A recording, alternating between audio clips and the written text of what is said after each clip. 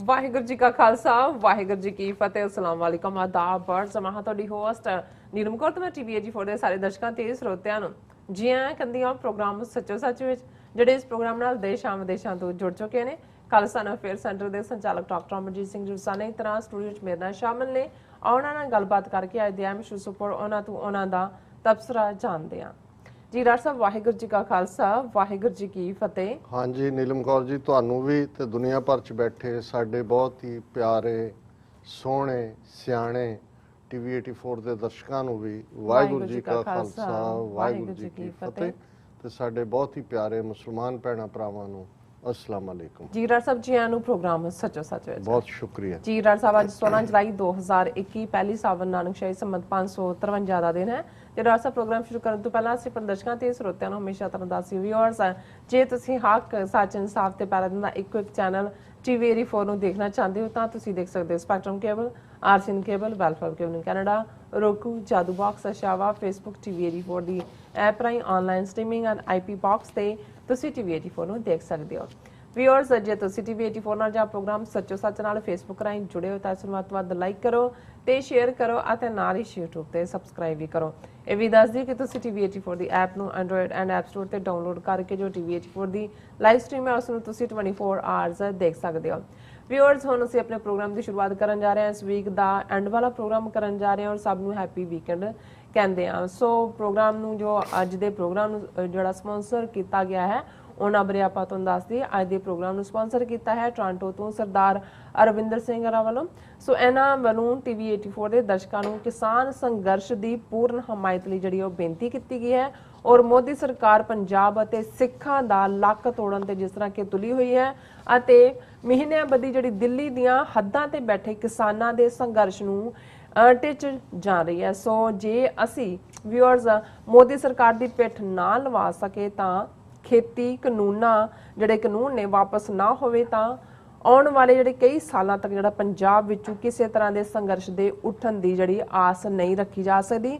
ਸੋ viewers ਆਓ ਮੋਦੀ ਸਰਕਾਰ ਖਿਲਾਫ ਹੱਲਾ ਮਾਰੀਏ। ਸੋ ਅੱਜ ਦੀ ਸਪਾਂਸਰਸ਼ਿਪ ਲਈ ਅਸੀਂ ਸਰਦਾਰ ਅਰਵਿੰਦਰ ਸਿੰਘ ਔਰਾਂ ਜੀ ਦਾ ਧੰਨਵਾਦ ਕਰਦੇ ਹਾਂ। ਸੋ ਵਿਊਅਰਸ ਅਸੀਂ ਆਪਣੇ ਪ੍ਰੋਗਰਾਮ ਨੂੰ ਅੱਗੇ ਵਧਾਉਂਦੇ ਹਾਂ। ਅੱਜ ਦੇ ਪਹਿਲੇ ਅਹਿਮ ਇਸ਼ੂ ਦੇ ਨਾਲ ਉਸ ਦੇ ਵਿੱਚ ਆਪਾਂ ਗੱਲਬਾਤ ਕਰਨ ਜਾ ਰਹੇ ਹਾਂ ਕਿ ਤਾਸ਼ਕੰਦ ਉਜ਼ਬੇਕਿਸਤਾਨ ਵਿੱਚ ਹੋਈ ਇੱਕ ਕਾਨਫਰੰਸ ਦੌਰਾਨ ਅਫਗਾਨਿਸਤਾਨ ਦੇ ਪ੍ਰੈਜ਼ੀਡੈਂਟ ਅਸ਼ਰਫ ਗਨੀ ਅਤੇ ਪਾਕਿਸਤਾਨ ਦੇ ਪ੍ਰਾਈਮ ਮਿਨਿਸਟਰ ਜਨਾਬ ਇਮਰਾਨ ਖਾਨ ਵਿਚਕਾਰ ਚੰਗੀ ਜਿਹੜੀ ਹੈ ਨੋਕ-ਝੋਕ ਹੋਈ ਹੈ।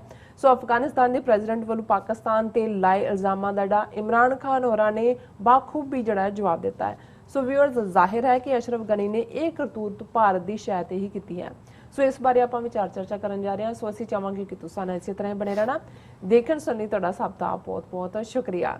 ਜੀ ਡਾਕਟਰ ਸਾਹਿਬ ਕੀ ਵਿਚਾਰਾਂ ਨੇ? ਦੇਖੋ ਸਭ ਤੋਂ ਪਹਿਲਾਂ ਤਾਂ ਅਸੀਂ ਵੀਰ ਅਰਵਿੰਦਰ ਸਿੰਘ ਜਿਹੜੇ ਸਾਡੇ ਪਰਿਵਾਰ ਦਾ ਹਿੱਸਾ ਨੇ ਜਾਂ ਮੈਂ ਉਹਨਾਂ ਦੇ ਪਰਿਵਾਰ ਦਾ ਹਿੱਸਾ ਹੈ, ਟੋਰਾਂਟੋ ਬੇਸਡ ਨੇ ਔਰ ਉਹਨਾਂ ਦਾ ਹਮੇਸ਼ਾ ਹੀ ਪੰਥ ਪਿਆਰ ਔਰ ਖਾਸ ਤੌਰ ਤੇ ਸਾਡੇ ਨਾਲ ਵੀ ਨਿੱਜੀ ਤੌਰ ਦੇ ਉੱਤੇ ਇੱਕ ਜਿਹੜਾ ਜਜ਼ਬਾਤੀ ਲਗਾਵ ਵੀ ਹੈ ਔਰ ਮੈਂ ਸਮਝਦਾ ਵੀ ਉਹ ਪਰਿਵਾਰ ਜਿਹੜੇ ਸਿੱਖੀ ਸਰੂਪ 'ਚ ਨੇ, ਜਿਹੜੇ ਉੱਥੇ ਰਹਿੰਦੇ ਆ, ਜਿਨ੍ਹਾਂ ਨੇ ਗਰਾਊਂਡ ਹਾਲਾਤ ਕੀ ਨੇ ਉਹਨਾਂ ਨੂੰ ਦੇਖਿਆ। ਬੇਸ਼ੱਕ ਬਾਹਰ ਆ ਕੇ ਇੱਕ ਆਪਣੀ ਕਿਸਮ ਦੀ ਸਟਰਗਲ ਹੁੰਦੀ ਹੈ ਪਰ ਉਹਨਾਂ ਦੇ ਦਿਲ ਪੰਜਾਬ ਦੀ ਆਪਣੀ ਧਰਤੀ ਦੇ ਨਾਲ ਆਪਣੇ ਲੋਕਾਂ ਦੇ ਨਾਲ ਧੜਕਦੇ ਨੇ।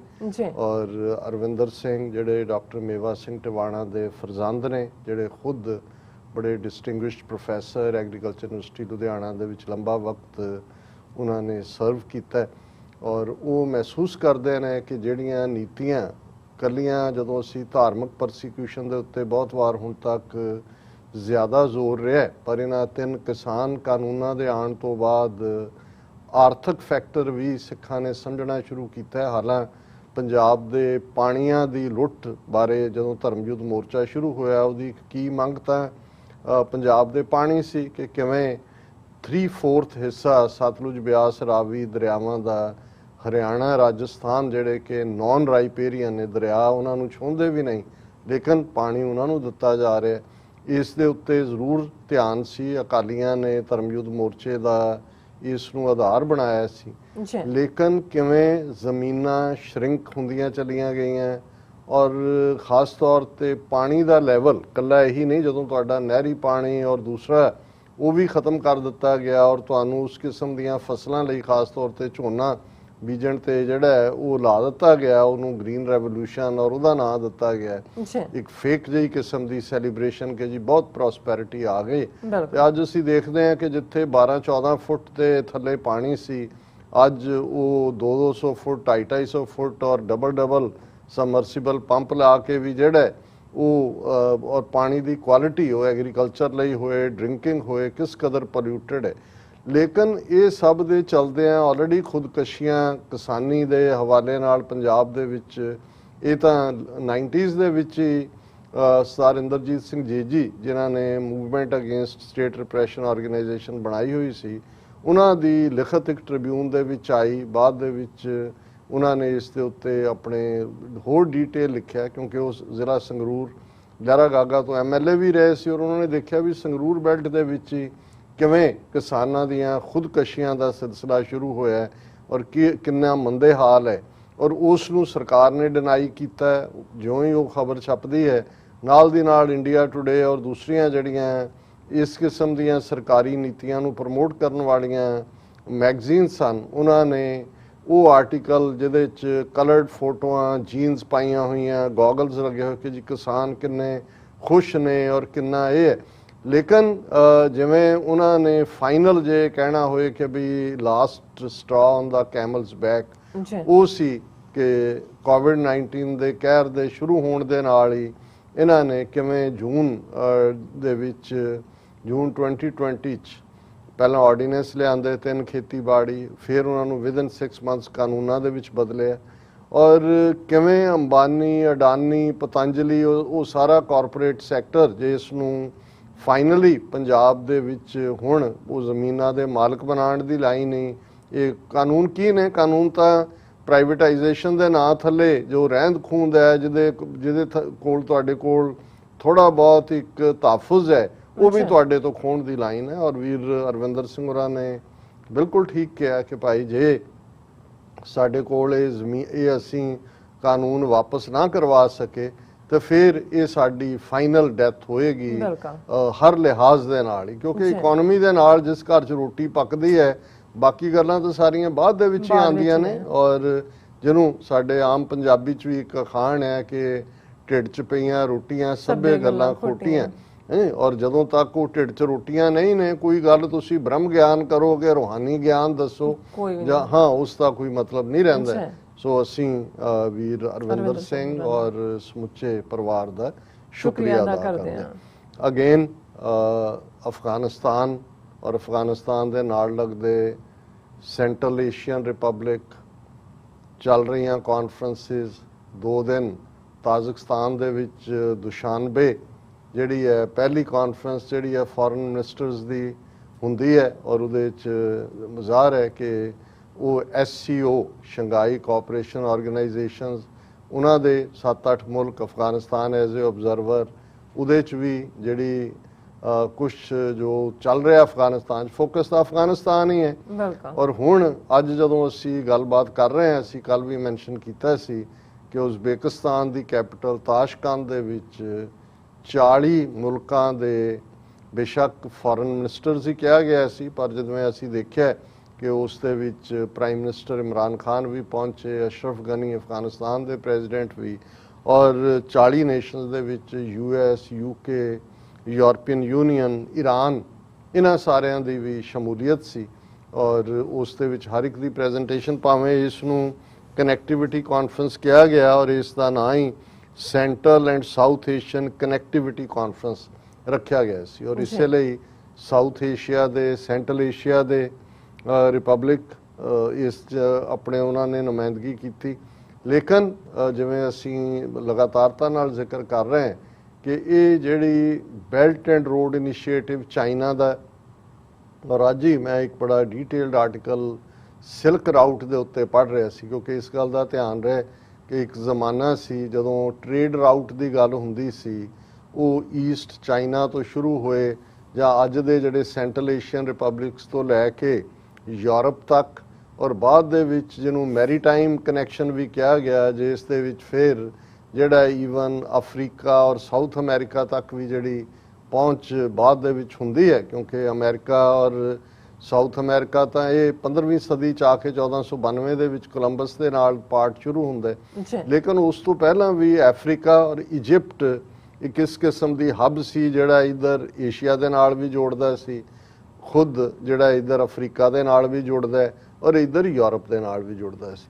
ਔਰ ਇਹ ਜਿਹੜਾ ਅੱਜ ਬਹੁਤਿਆਂ ਨੂੰ ਲੱਗਦਾ ਵੀ ਦੇਖੋ ਜੀ ਚਾਈਨਾ ਇੰਨੀ ਵੱਡੀ ਇਕਨੋਮਿਕਲ ਪਾਵਰ ਔਰ ਜਿਹੜਾ 370 ਜਾਂ 380 ਬਿਲੀਅਨ ਡਾਲਰ ਇਹ ਇਕਨੋਮਿਕਲ ਕੋਰੀਡੋਰ, ਫਿਰ ਤੁਹਾਨੂੰ ਜਿਵੇਂ ਅਸੀਂ ਅਕਸਰ ਕਹਿੰਦੇ ਹਾਂ ਵੀ ਹਰ ਚੀਜ਼ ਦੀਆਂ ਜੜ੍ਹਾਂ ਉਹਦੀ ਤਹਿਜ਼ੀਬ 'ਚ ਹੁੰਦੀਆਂ ਨੇ। ਔਰ ਜਦੋਂ ਤੁਸੀਂ ਤਹਿਜ਼ੀਬ ਕਹਿੰਦੇ ਹੋ, ਤਹਿਜ਼ੀਬ ਮੀਅਰ ਇੱਕ ਖਾਣ ਪੀਣ ਦਾ ਢੰਗ ਜਾਂ ਅੰਦਾਜ਼ ਨਹੀਂ ਹੁੰਦਾ ਜਿਵੇਂ ਅੱਜ ਬਹੁਤਿਆਂ ਨੂੰ ਲੱਗੇਗਾ। ਉਸ ਦੇ ਵਿੱਚ ਤੁਹਾਡੀ ਇਨੋਵੇਸ਼ਨਸ, ਤੁਹਾਡੀ ਬੋਲੀ, ਲੈਂਗੁਏਜ, ਤੁਹਾਡਾ ਕਾਰੋਬਾਰੀ ਸਿਲਸਿਲਾ, ਤੁਹਾਡੀ ਸਿਕਿਉਰਿਟੀ, ਔਰ ਸਿਕਿਉਰਿਟੀ ਹਮੇਸ਼ਾ ਉਹਨਾਂ ਤਹਿਜ਼ੀਬਾਂ ਦੇ ਵਿੱਚ ਹੁੰਦੀ ਹੈ ਜਿੱਥੇ ਲੰਬਾ ਵਕਤ ਜਿਹੜਾ ਹੈ ਉਹ ਚੀਜ਼ਾਂ ਦੀ ਕ੍ਰੀਏਸ਼ਨ ਹੋਈ ਹੋਏ, ਇਨੋਵੇਸ਼ਨ ਹੋਈ ਹੋਏ। ਔਰ ਚਾਈਨਾ ਦੇ ਹਵਾਲੇ ਨਾਲ ਜਦੋਂ ਯੂਰਪ ਵਾਲੇ ਅਜੇ ਕੱਚਾ ਮਾਸ ਹੀ ਖਾਂਦੇ ਸੀ, ਉਹਨਾਂ ਨੂੰ ਚੱਜ ਨਾਲ ਮਸਾਲੇ ਜਾਂ ਦੂਜੇ, ਔਰ ਇਸ ਗੱਲ ਦਾ ਧਿਆਨ ਰਿਹਾ ਕਿ 15ਵੀਂ ਸਦੀ 'ਚ ਵੀ ਜਦੋਂ ਕੋਲੰਬਸ ਇੰਡੀਆ ਨੂੰ ਲੱਭਣ ਤੁਰਿਆ ਤੇ ਬੇਸ਼ੱਕ ਆ ਕੇ ਐਕਸੀਡੈਂਟ ਤੇ ਉਹਨੇ ਅਮਰੀਕਾ ਨੂੰ ਹਿੱਟ ਕੀਤਾ ਜਾਂ ਅਮਰੀਕਾ ਨੂੰ ਲੱਭਿਆ, ਪਰ ਉਹ ਭੇਜਿਆ ਤਾਂ ਸਪੇਨ ਦੀ ਰਾਣੀ ਦੀ ਐਕਸਪੀਡੀਸ਼ਨ ਸੀ ਕਿ ਸਪਾਈਸਿਸ, ਹੁਣ ਸਪਾਈਸਿਸ ਹੁੰਦੇ ਹੀ ਉਸ ਧਰਤੀ ਤੇ ਨੇ। ਔਰ ਇਹੀ ਗੱਲ ਜਦੋਂ ਅਸੀਂ ਦੇਖਦੇ ਹਾਂ, ਜੇ ਅਸੀਂ ਕੁਕਿੰਗ ਦਾ ਅੰਦਾਜ਼ ਭਾਵੇਂ ਅੱਜ ਬੋਇਲਡ ਔਰ ਦੂਸਰਿਆਂ ਦੇ ਥੱਲੇ ਕਿ ਜੀ ਨਹੀਂ ਹੈ, ਕਿ ਜਿਹੜੇ ਪਿਆਜ਼ ਨੇ ਕਿਵੇਂ 골ਡਨ ਰੰਗ ਦੇ ਕਰਨੇ ਨੇ, ਪੀਲੇ ਕਰਨੇ ਨੇ, ਕਿਵੇਂ ਤੜਕਾ ਲਾਣਾ ਹੈ, ਕਿਵੇਂ ਜਿਹੜਾ ਉਹਦੇ 'ਚ ਮਸਾਲਾ ਪਾਣਾ, ਕਿਵੇਂ ਕੀ ਹੋਣਾ। ਸੋ ਇਹ ਯੂਰਪ ਔਰ ਇਸ ਤੋਂ ਤਾਂ ਸਾਰੇ ਬੇਖਬਰ ਸੀ। ਔਰ ਜਿਹੜੇ ਮਸਾਲੇ ਈਸਟ ਚੋਂ ਚਾਈਨਾ ਹੋਏ, ਜਿਹੜਾ ਸਬ ਕੰਟੀਨੈਂਟ ਦਾ ਦੂਸਰਾ ਹਿੱਸਾ ਹੋਏ ਨਿਕਲਦੇ ਸੀ, ਉਹ ਬਾਈ ਰੋਡ, ਇਹੀ ਰਾਊਟ ਜਿਹਨੂੰ ਅਸੀਂ ਸਿਲਕ ਰਾਊਟ ਕਹਿੰਦੇ ਹਾਂ, ਯੂਰਪ ਤੱਕ ਪਹੁੰਚਦੇ ਸੀ, ਲੇਕਿਨ ਬਹੁਤ ਮਹਿੰਗੇ। ਔਰ ਸਪੇਨ ਦੀ ਰਾਣੀ ਨੇ ਦੇਖਿਆ ਵੀ ਕਿਉਂ ਨਾ ਸਮੁੰਦਰ ਰਾਹੀਂ ਰਸਤਾ ਲੱਭਿਆ ਜਾਏ, ਤੇ ਔਰ ਇਹੀ ਪੀਰੀਅਡ ਸੀ ਕਿ ਇਧਰ ਆ ਕੇ ਕੋਲੰਬਸ ਅਮਰੀਕਾ ਨੂੰ ਹਿੱਟ ਕਰਦਾ ਹੈ, ਵਾਸਕੋ ਡੀ ਗਾਮਾ ਜਾ ਕੇ ਕੋਚੀਨ ਔਰ ਬਾਅਦ ਦੇ ਵਿੱਚ ਗੋਆ, ਉਹ ਵੀ 15ਵੀਂ ਸਦੀ ਦਾ ਪੀਰੀਅਡ ਹੈ। ਸੋ ਇਹ ਇੱਕ ਵੱਖਰੀ ਕਹਾਣੀ ਹੈ। ਪਰ ਉਸੇ ਹੀ ਲਾਈਨ ਦੇ ਉੱਤੇ ਚਾਈਨਾ ਲਈ 2-3 ਸਦੀਆਂ ਬਹੁਤ ਜ਼ਲਾਲਤ ਵਾਲੀਆਂ ਸੀ, ਗੁਲਾਮੀ ਵਾਲੀਆਂ ਸੀ। 2 ਸਦੀਆਂ ਖਾਸ ਕਰ 19ਵੀਂ ਸਦੀ, 20ਵੀਂ ਸਦੀ ਹੱਦ ਤੱਕ 18ਵੀਂ ਸਦੀ ਤੋਂ ਹੀ ਉਹਨਾਂ ਦਾ ਜਵਾਲ ਜਿਹੜਾ ਹੈ ਉਹ ਸ਼ੁਰੂ ਹੋ ਜਾਂਦਾ ਹੈ। ਲੇਕਿਨ ਉਹਨਾਂ ਦੇ ਪਿੱਛੇ ਪਿੱਠਦੇ ਜਿਹੜੀ ਹੈ 5000 ਸਾਲ ਦੀ ਸਿਵਲਾਈਜੇਸ਼ਨ ਸੀ। ਸਿਲਕ ਰੋਡ ਵੀ ਜਿਹੜਾ ਹੈ ਉਹ ਆਲਮੋਸਟ 1 ਸੈਂਚਰੀ BC ਸ਼ੁਰੂ ਹੁੰਦਾ ਹੈ, 4-5 ਸਦੀਆਂ ਰਹਿੰਦਾ। ਔਰ ਇਹ ਜਿਹੜਾ ਅੱਜ ਵੀ ਅਸੀਂ ਬਹੁਤ ਸਾਰਾ ਦੇਖ ਰਹੇ ਹਾਂ ਉਹਨਾਂ ਰਾਊਟਸ ਦੇ ਉੱਤੇ। ਔਰ ਇੱਕ ਵੱਖਰੀ ਕਹਾਣੀ ਹੈ ਕਿ ਇਨ ਬਿਟਵੀਨ ਕੀ ਹੁੰਦਾ ਰਿਹਾ ਜਾਂ ਕੀ ਨਹੀਂ। ਲੇਕਿਨ ਇਹਦੇ 'ਚ ਕੋਈ ਸ਼ੱਕ ਨਹੀਂ ਹੈ ਕਿ ਚਾਈਨਾ ਜਿਸ ਨੇ ਆਪਣੀ ਉਹ ਗਲੋਰੀ ਗਵਾਈ, ਔਰ ਅਕਸਰ ਅਸੀਂ ਜ਼ਿਕਰ ਕਰਦੇ ਹਾਂ ਕਿ ਪ੍ਰਿੰਟਿੰਗ ਪੇਪਰ ਚੀਨ ਦੇ ਵਿੱਚ, ਜਿਹੜਾ ਪ੍ਰਿੰਟਿੰਗ ਪ੍ਰੈਸ, ਪੇਪਰ, ਰਾਕਟ, ਬਾਰੂਦ, ਮੈਰਿਨ, ਜਿਹੜਾ ਕੰਪੈਸ, ਇਹ ਸਾਰੀਆਂ ਚੀਨ ਦੀਆਂ ਕਾਢਾਂ ਨੇ। ਔਰ ਉਹਨਾਂ ਦੀ ਜੇ ਲੈਂਗੁਏਜ ਦੇ ਲਿਹਾਜ਼ ਨਾਲ ਵੀ ਦੇਖਣਾ ਹੋਏ, ਬੇਸ਼ੱਕ ਉਹਨਾਂ ਦੇ ਮੈਂਡਰਿਨ ਜਾਂ ਦੂਸਰੇ ਡਾਇਲੈਕਟ ਨੇ, ਲੇਕਿਨ ਉਹਨਾਂ ਦੇ ਹਰ ਲਫ਼ਜ਼ ਦੇ ਲਈ ਜਿਹੜਾ ਇਮੇਜ ਹੈ, ਔਰ ਕਿੰਨੇ ਇਮੇਜ ਉਹਨਾਂ ਨੇ ਕ੍ਰੀਏਟ ਕੀਤੇ, ਕਿੰਨੇ ਯਾਦ ਰੱਖਦੇ ਨੇ, ਕਿਵੇਂ ਕਮਿਊਨੀਕੇਟ ਕਰਦੇ ਨੇ। ਔਰ ਇਹ ਸਾਰਾ ਹੀ ਸੀ ਕਿ ਜਦੋਂ 100 ਸਾਲ ਪਹਿਲਾਂ ਕਮਿਊਨਿਸਟ ਪਾਰਟੀ ਹੋਣ ਚਾਹੁੰਦੀ ਹੈ, ਔਰ ਜ਼ਾਹਰ ਹੈ ਹੁਣੇ ਹੀ ਚਾਈਨਾ ਆਪਣੀ ਗਲੋਰੀ ਦੇ ਉਹਨਾਂ 100 ਸਾਲਾਂ ਨੂੰ ਵੀ ਮਨਾ ਕੇ ਹਟਿਆ ਕਿ ਉਹਨਾਂ ਨੇ ਹਰ ਫੀਲਡ ਦੇ ਵਿੱਚ ਜਿਹੜਾ ਹੈ ਉਹ ਪ੍ਰੋਗਰੈਸ ਕੀਤੀ ਹੈ। ਪ੍ਰੋਗਰੈਸ ਹੀ ਨਹੀਂ, ਦੁਨੀਆ ਦੀ ਦੂਸਰੀ ਵੱਡੀ ਇਕਨੋਮੀ, ਔਰ ਉਹ ਦੇਖ ਰਹੇ ਨੇ ਕਿ ਫਿਊਚਰ 'ਚ ਅਸੀਂ ਕਿਵੇਂ ਅਹੈਡ ਆਫ ਐਵਰੀਬਡੀ। ਔਰ ਇਹ ਜਦੋਂ ਆਪਣੇ ਆਪ ਨੂੰ ਮਿਡਲ ਕਿੰਗਡਮ ਕਹਿੰਦੇ ਨੇ, ਤਾਂ ਜ਼ਾਹਰ ਹੈ ਕਿ ਮਿਡਲ ਕਿੰਗਡਮ ਦਾ ਮਤਲਬ ਹੀ ਬਿਟਵੀਨ ਦਾ ਹੈਵਨ ਐਂਡ ਦਾ ਅਰਥ ਇਹ ਹੈ। ਔਰ ਉਹਨਾਂ ਨੇ ਕਿਵੇਂ ਜਦੋਂ ਸਿਲਕ ਰਾਊਟ ਦੀ ਵੀ ਸ਼ੁਰੂਆਤ ਹੁੰਦੀ ਹੈ ਚੀਨ ਦੇ ਵਿੱਚ, ਇੱਕ ਮਿਨਰਲ ਦੀ ਕਮੀ ਕਰਕੇ, ਜਿਹਦੇ 'ਚ ਕਿ ਘੋੜੇ ਜਿਹੜੇ ਨੇ ਉਹਨਾਂ ਦੇ ਮਸਲਸ ਬੜੇ ਪੱਠੇ ਬੜੇ ਵੀਕ ਹੁੰਦੇ ਸੀ। ਔਰ ਉਹਨਾਂ ਨੇ ਜਦੋਂ ਸੈਂਟਰਲ ਏਸ਼ੀਆ ਦੇ ਘੋੜੇ ਜਾਂ ਦੂਜੇ ਦੇਖੇ ਤੇ ਉਹਨਾਂ ਨੇ ਉਹਨਾਂ ਨੂੰ ਹੈਵਨਲੀ ਹਾਰਸਿਸ ਕਿਹਾ ਕਿ ਵੀ ਇੰਨੇ ਮਜ਼ਬੂਤ। ਔਰ ਉਹਨਾਂ ਨੇ ਦੇਖਿਆ ਕਿ ਵੀ ਜਦੋਂ ਤੱਕ ਅਸੀਂ ਇਸ ਖਿੱਤੇ 'ਚ ਆਪਣਾ ਆਧਾਰ ਨਹੀਂ ਬਣਾਉਂਦੇ, ਔਰ ਬਾਅਦ 'ਚ ਉਸ ਕਿਸਮ ਦੇ ਘੋੜੇ ਉੱਥੋਂ ਲਿਆਏ। ਔਰ ਇਵੇਂ ਹੀ ਸਿਲਕ ਜਿਹੜਾ ਉਹਨਾਂ ਨੇ ਹੀ ਪ੍ਰੋਡਿਊਸ, ਭਾਵੇਂ ਦੁਨੀਆ 'ਚ ਬਾਅਦ ਦੇ ਵਿੱਚ ਹੋਰ ਵੀ ਕੰਪੀਟੀਸ਼ਨ 'ਚ ਆਇਆ, ਲੇਕਿਨ ਜਿਹੜਾ ਰੇਸ਼ਮ ਔਰ ਸਿਲਕ ਇਹੀ ਨਹੀਂ ਕਿ ਇਕੱਲਾ ਪਹਿਨਣ ਲਈ ਸੀ। ਅਸੀਂ ਤਾਂ ਜਦੋਂ ਰੇਸ਼ਮੀ ਸਲਵਾਰ ਤੇ ਰੇਸ਼ਮੀ ਕੁੜਤੇ ਦੀ ਗੱਲ ਹੀ ਸਾਨੂੰ ਆਉਂਦੀ ਹੈ। ਸਿਲਕ ਹੱਬ ਸੀ ਉਹਨਾਂ ਦੀ ਟ੍ਰੇਡ ਲਈ ਵੀ, ਬਾਰਟਰਿੰਗ ਵੀ। ਉਹਨਾਂ ਦੀ ਫੌਜ ਜਾਂ ਦੂਜਿਆਂ ਨੂੰ ਤਨਖਾਹਾਂ ਵੀ ਸਿਲਕ ਦੇ ਵਿੱਚ ਹੀ ਦਿੱਤੀਆਂ ਜਾਂਦੀਆਂ ਸੀ, ਉਹਦੇ ਨਾਲ ਹੀ ਸਾਰਾ ਸੌਦਾ ਹੁੰਦਾ ਸੀ।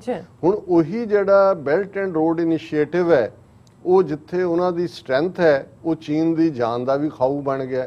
ਕਿਉਂਕਿ ਇਹ ਜੋ ਵੀ ਅਸੀਂ ਦੇਖ ਰਹੇ ਹਾਂ central and South Asian connectivity conference, ਕਹਿਣ ਨੂੰ ਅਫਗਾਨਿਸਤਾਨ ਇਸ ਲਈ ਡਿਸਕਸ ਹੋ ਰਿਹਾ ਵੀ ਤੁਸੀਂ ਖੱਬਿਓਂ ਜਾਓ ਸੱਜਿਓਂ ਜਾਓ, ਅਫਗਾਨਿਸਤਾਨ ਤਾਂ ਵਿੱਚ ਆਉਣਾ ਹੀ ਹੋਣਾ, ਕਿਉਂਕਿ ਰਸਤਾ ਵੀ one belt one road initiative ਦਾ ਵੀ ਹੈ, ਔਰ ਅਦਰਵਾਈਜ਼ ਵੀ ਜੇ ਪੀਸ ਕੱਲੀ ਉਸ ਖਿੱਤੇ 'ਚ ਨਹੀਂ, ਸਾਊਥ ਏਸ਼ੀਆ ਦੇ ਸੈਂਟਰਲ ਏਸ਼ੀਆ, ਰਸ਼ੀਆ ਤੱਕ, ਈਰਾਨ, ਇਹ ਸਾਰੇ ਵਰਿਡ ਨੇ ਕਿ ਇਸ ਸਾਰੇ 'ਚ ਕੀ ਹੋਏਗਾ। ਹੁਣ ਇਹਨਾਂ ਦੇ ਵਿੱਚ ਹਰ ਇੱਕ ਦੀ ਜਿਹੜੀ ਹੈ ਉਹ ਦਿਲਚਸਪੀ ਵੀ ਸੀ, ਧਿਆਨ ਵੀ ਲੱਗਾ ਹੋਇਆ ਸੀ ਕਿ ਇਸ ਕਾਨਫਰੰਸ 'ਚੋਂ ਕੀ ਨਿਕਲੇਗਾ।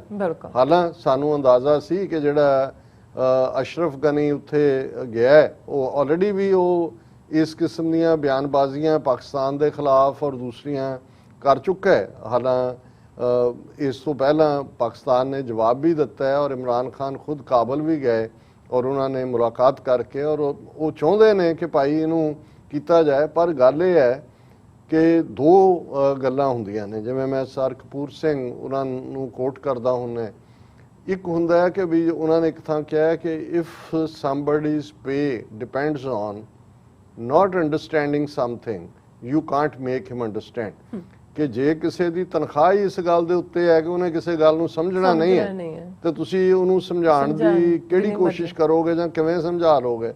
ਤੇ ਜੇ ਕਿਸੇ ਦੀ ਤਨਖਾਹ ਹੀ ਬੋਲਣ ਤੇ ਰੱਖੀ ਹੈ ਕਿ ਭਾਈ ਤੂੰ ਉੱਥੇ ਬੋਲਣਾ ਹੈ ਤਾਂ ਇੰਨੇ ਦਾ ਫਿਰ ਚੈੱਕ ਲੈ ਜਾਈਂ, ਉਹ ਬੋਲਣ ਤੋਂ ਰਹੇਗਾ ਨਹੀਂ, ਕਿਉਂਕਿ ਇਹ ਸਾਰੀ ਜਿਹੜੀ ਖੇਡ ਹੈ। ਔਰ ਜੇ ਸਾਰੇ 'ਚ ਅਫਗਾਨਿਸਤਾਨ 'ਚ ਹਾਲਾਂ ਜਿਵੇਂ ਅਸੀਂ ਰੋਜ਼ ਜ਼ਿਕਰ ਕਰਦੇ ਹਾਂ, ਸਾਰੇ ਫਿਕਰਮੰਦ ਨੇ, ਇਫੈਕਟ ਪਾਕਿਸਤਾਨ ਨੂੰ ਵੀ ਹੋਏਗਾ, ਦਹਿਸ਼ਤਗਰਦੀ ਨੂੰ ਵੀ, ਇਹ ਜਿਹੜਾ ਕਿਤੇ ਨਾ ਕਿਤੇ, ਔਰ ਆਉਣ ਵਾਲੇ ਦਿਨਾਂ 'ਚ ਮੈਨੂੰ ਨਜ਼ਰ ਆ ਰਿਹਾ ਹੈ ਕਿ ਪਾਕਿਸਤਾਨ ਦੇ ਵਿੱਚ ਬਹੁਤ ਸਾਰੇ ਦਹਿਸ਼ਤਗਰਦੀ ਦੇ ਐਕਟ ਇੰਡੀਅਨ ਇੰਟੈਲੀਜੈਂਸ ਏਜੰਸੀਆਂ ਔਰ ਜਿਹੜੇ ਦੂਸਰੇ ਉਹਨਾਂ ਦੇ ਸਾਥੀ ਸਹਿਯੋਗੀ ਨੇ ਉਹ ਕਰਨਗੇ, ਕਿਉਂਕਿ ਇਹ ਉਹਨਾਂ ਨੂੰ ਸੂਟ ਕਰਦਾ ਹੈ। ਔਰ ਅਫਗਾਨਿਸਤਾਨ 'ਚ ਕੱਲੀ ਇਹ ਨਹੀਂ ਵੀ ਇੰਡੀਆ ਦੀ $3 ਬਿਲੀਅਨ ਦੀ ਇਨਵੈਸਟਮੈਂਟ ਜਿਵੇਂ ਕੌਂਸੂਲੇਟ ਜਾਂ ਦੂਜੇ ਰਾਖੀ, ਕਿਉਂਕਿ ਅਫਗਾਨਿਸਤਾਨ ਨੂੰ ਉਹ ਐਜ਼ ਏ ਹੱਬ ਯੂਜ਼ ਕਰ ਰਹੇ ਸੀ ਪਾਕਿਸਤਾਨ ਨੂੰ ਡੀਸਟੇਬਲ ਕਰਨ ਦੇ ਲਈ, ਉਹ ਖੇਡ ਚੱਲੀ ਨਹੀਂ ਹੈ। ਔਰ ਹਾਲਾਂ ਅਸੀਂ ਕੱਲ ਇਹ ਜ਼ਿਕਰ ਕੀਤਾ ਸੀ ਕਿ ਈਵਨ ਜਿਹੜੇ ਤਾਲਿਬਾਨ ਵੀ ਇਹ ਸ਼ੁਤਰ ਬੇਮੁਹਾਰ ਵੀ ਨੇ ਕਿਸੇ ਹੱਦ ਤੱਕ, ਪਾਕਿਸਤਾਨ ਦੇ ਆਪਣੇ ਫਿਕਰ ਵੀ ਨੇ ਕਿ ਇਨ ਦਾ ਐਂਡ ਆਫ ਦਾ ਡੇ ਉਹ ਇਸ਼ੂ ਡਿਊਰੈਂਟ ਲਾਈਨ ਦਾ ਹੋਏ। ਕਿਉਂਕਿ ਮੈਂ ਇੰਡੀਅਨ ਟਾਕ ਸ਼ੋਜ਼ ਦੇਖ ਰਿਹਾ, ਸ਼ੇਖਰ ਗੁਪਤਾ ਵਰਗਾ ਇੱਕ ਫਿਰਕੂ ਜਿਹੜਾ ਕੱਟ ਦਾ ਕਲਟਰ ਕਰਦਾ, ਫਿਰਕੂ ਹਿੰਦੂ ਪੱਕਾ, ਉਹ ਸਾਰੇ ਹੀ ਜਿਹੜੇ ਨੇ ਉਹਨਾਂ ਇਸ਼ੂਜ਼ ਨੂੰ ਖੋਲ ਰਹੇ ਨੇ, ਡਿਊਰੈਂਟ ਲਾਈਨ ਨੂੰ ਵੀ ਔਰ ਦੂਸਰੇ ਇਸ਼ੂ ਨੂੰ ਵੀ, ਔਰ ਪਖਤੂਨ ਕਬੀਲੇ ਇੱਧਰ ਵੀ ਉੱਧਰ ਵੀ। ਔਰ ਇਸੇ ਤਰ੍ਹਾਂ ਮਤਲਬ ਜੇ ਹੁਣ ਤੁਸੀਂ ਜਰਨਲਿਜ਼ਮ ਕਰ ਰਹੇ ਹੋ ਤੇ ਆਪਣੇ ਆਪ ਨੂੰ ਕਹਿੰਦੇ ਤੁਸੀਂ ਇੰਟਰਨੈਸ਼ਨਲ ਜਰਨਲਿਸਟ ਹੋ, ਪਰ ਪਾਕਿਸਤਾਨੀ ਕਸ਼ਮੀਰ ਦੀ ਗੱਲ ਕਰਦੇ ਆ, ਤੁਸੀਂ ਉਹਨੂੰ ਪਾਕਿਸਤਾਨ ਆਕੂਪਾਈਡ ਕਸ਼ਮੀਰ ਕਹਿੰਦੇ ਹੋ ਤੇ ਇੱਧਰ ਕਹਿੰਦੇ ਹੋ ਹਮਾਰਾ ਕਸ਼ਮੀਰ। ਗਿਲਗਿਤ ਬਾਲਸਤਾਨ ਨੂੰ ਵੀ ਤੁਸੀਂ ਕਹਿੰਦੇ ਹੋ ਜੀ ਚਾਈਨਾ ਜਿਹੜਾ ਉਹ ਇਨਫ੍ਰਿੰਜ ਅਪਨ ਕਰ ਰਿਹਾ ਸੋਵਰਨਿਟੀ ਦੇ ਭਾਰਤ ਦੀ, ਕਿਉਂਕਿ ਭਾਰਤ ਦੀ ਟੈਰੀਟਰੀ ਹੈ। ਫਿਰ ਕਿਸ ਕਿਸਮ ਦਾ ਜਰਨਲਿਜ਼ਮ ਤੁਸੀਂ ਕਰ ਰਹੇ ਹੋ। ਪਰ ਇਹਦੇ ਬਾਵਜੂਦ ਇਹ ਗੱਲ ਦੇਖਣ ਵਾਲੀ ਹੈ ਕਿ ਕਿਵੇਂ ਜਿਹੜਾ ਫਰਸਟ੍ਰੇਟਡ ਇੰਡੀਆ ਹੈ ਉਹਨਾਂ ਦੇ ਜਰਨਲਿਸਟ ਜਾਂ ਦੂਜੇ ਉਹ ਕੀ ਖੇਡ ਰਹੇ ਨੇ।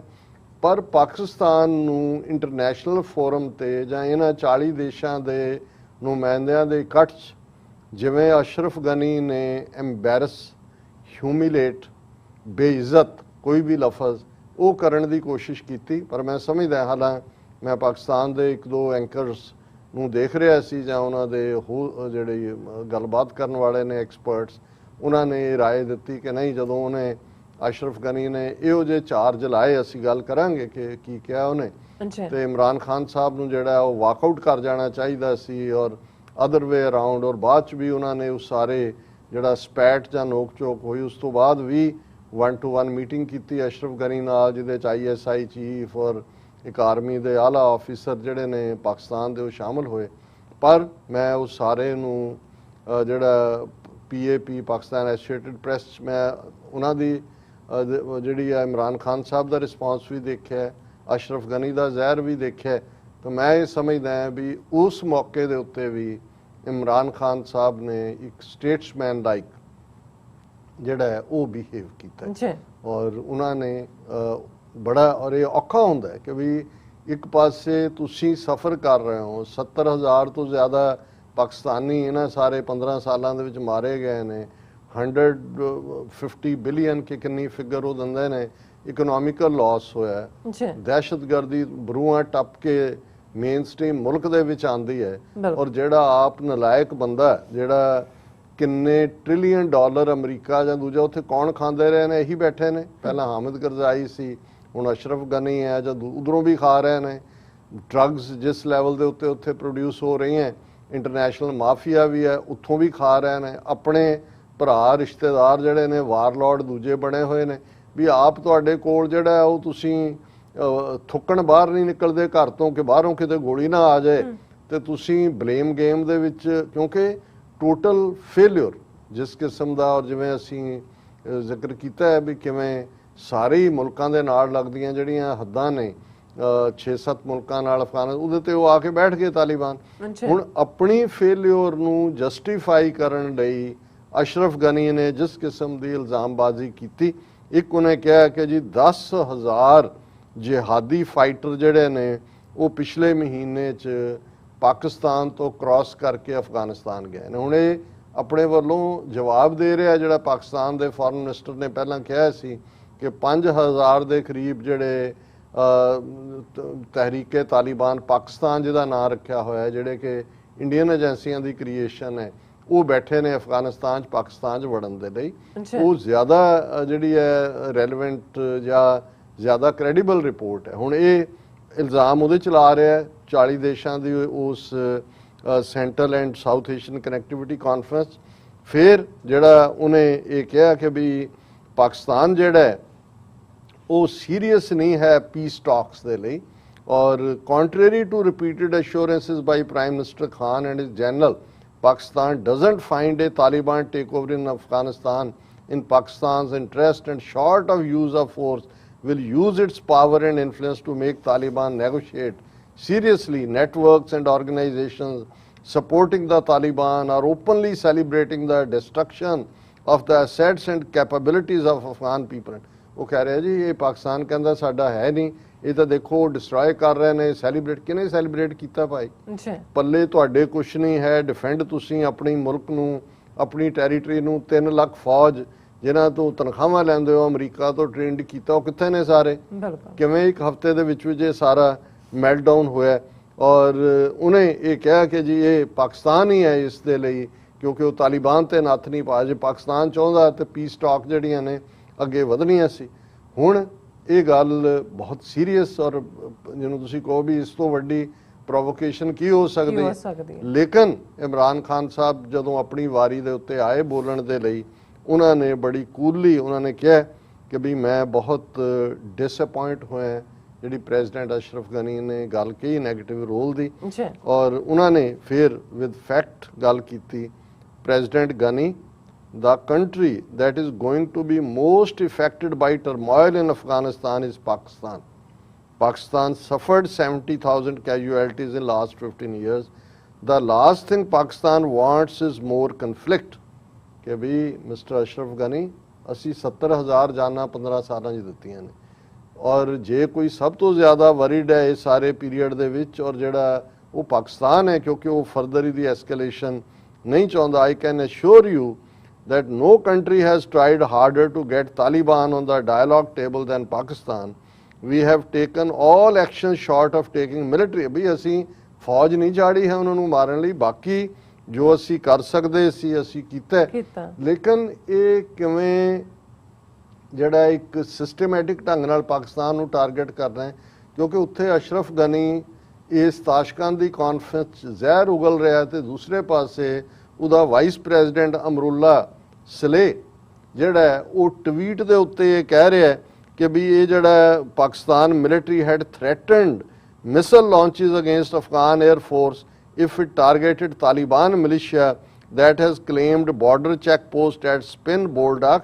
In a statement, Pakistan's foreign ministry denied the.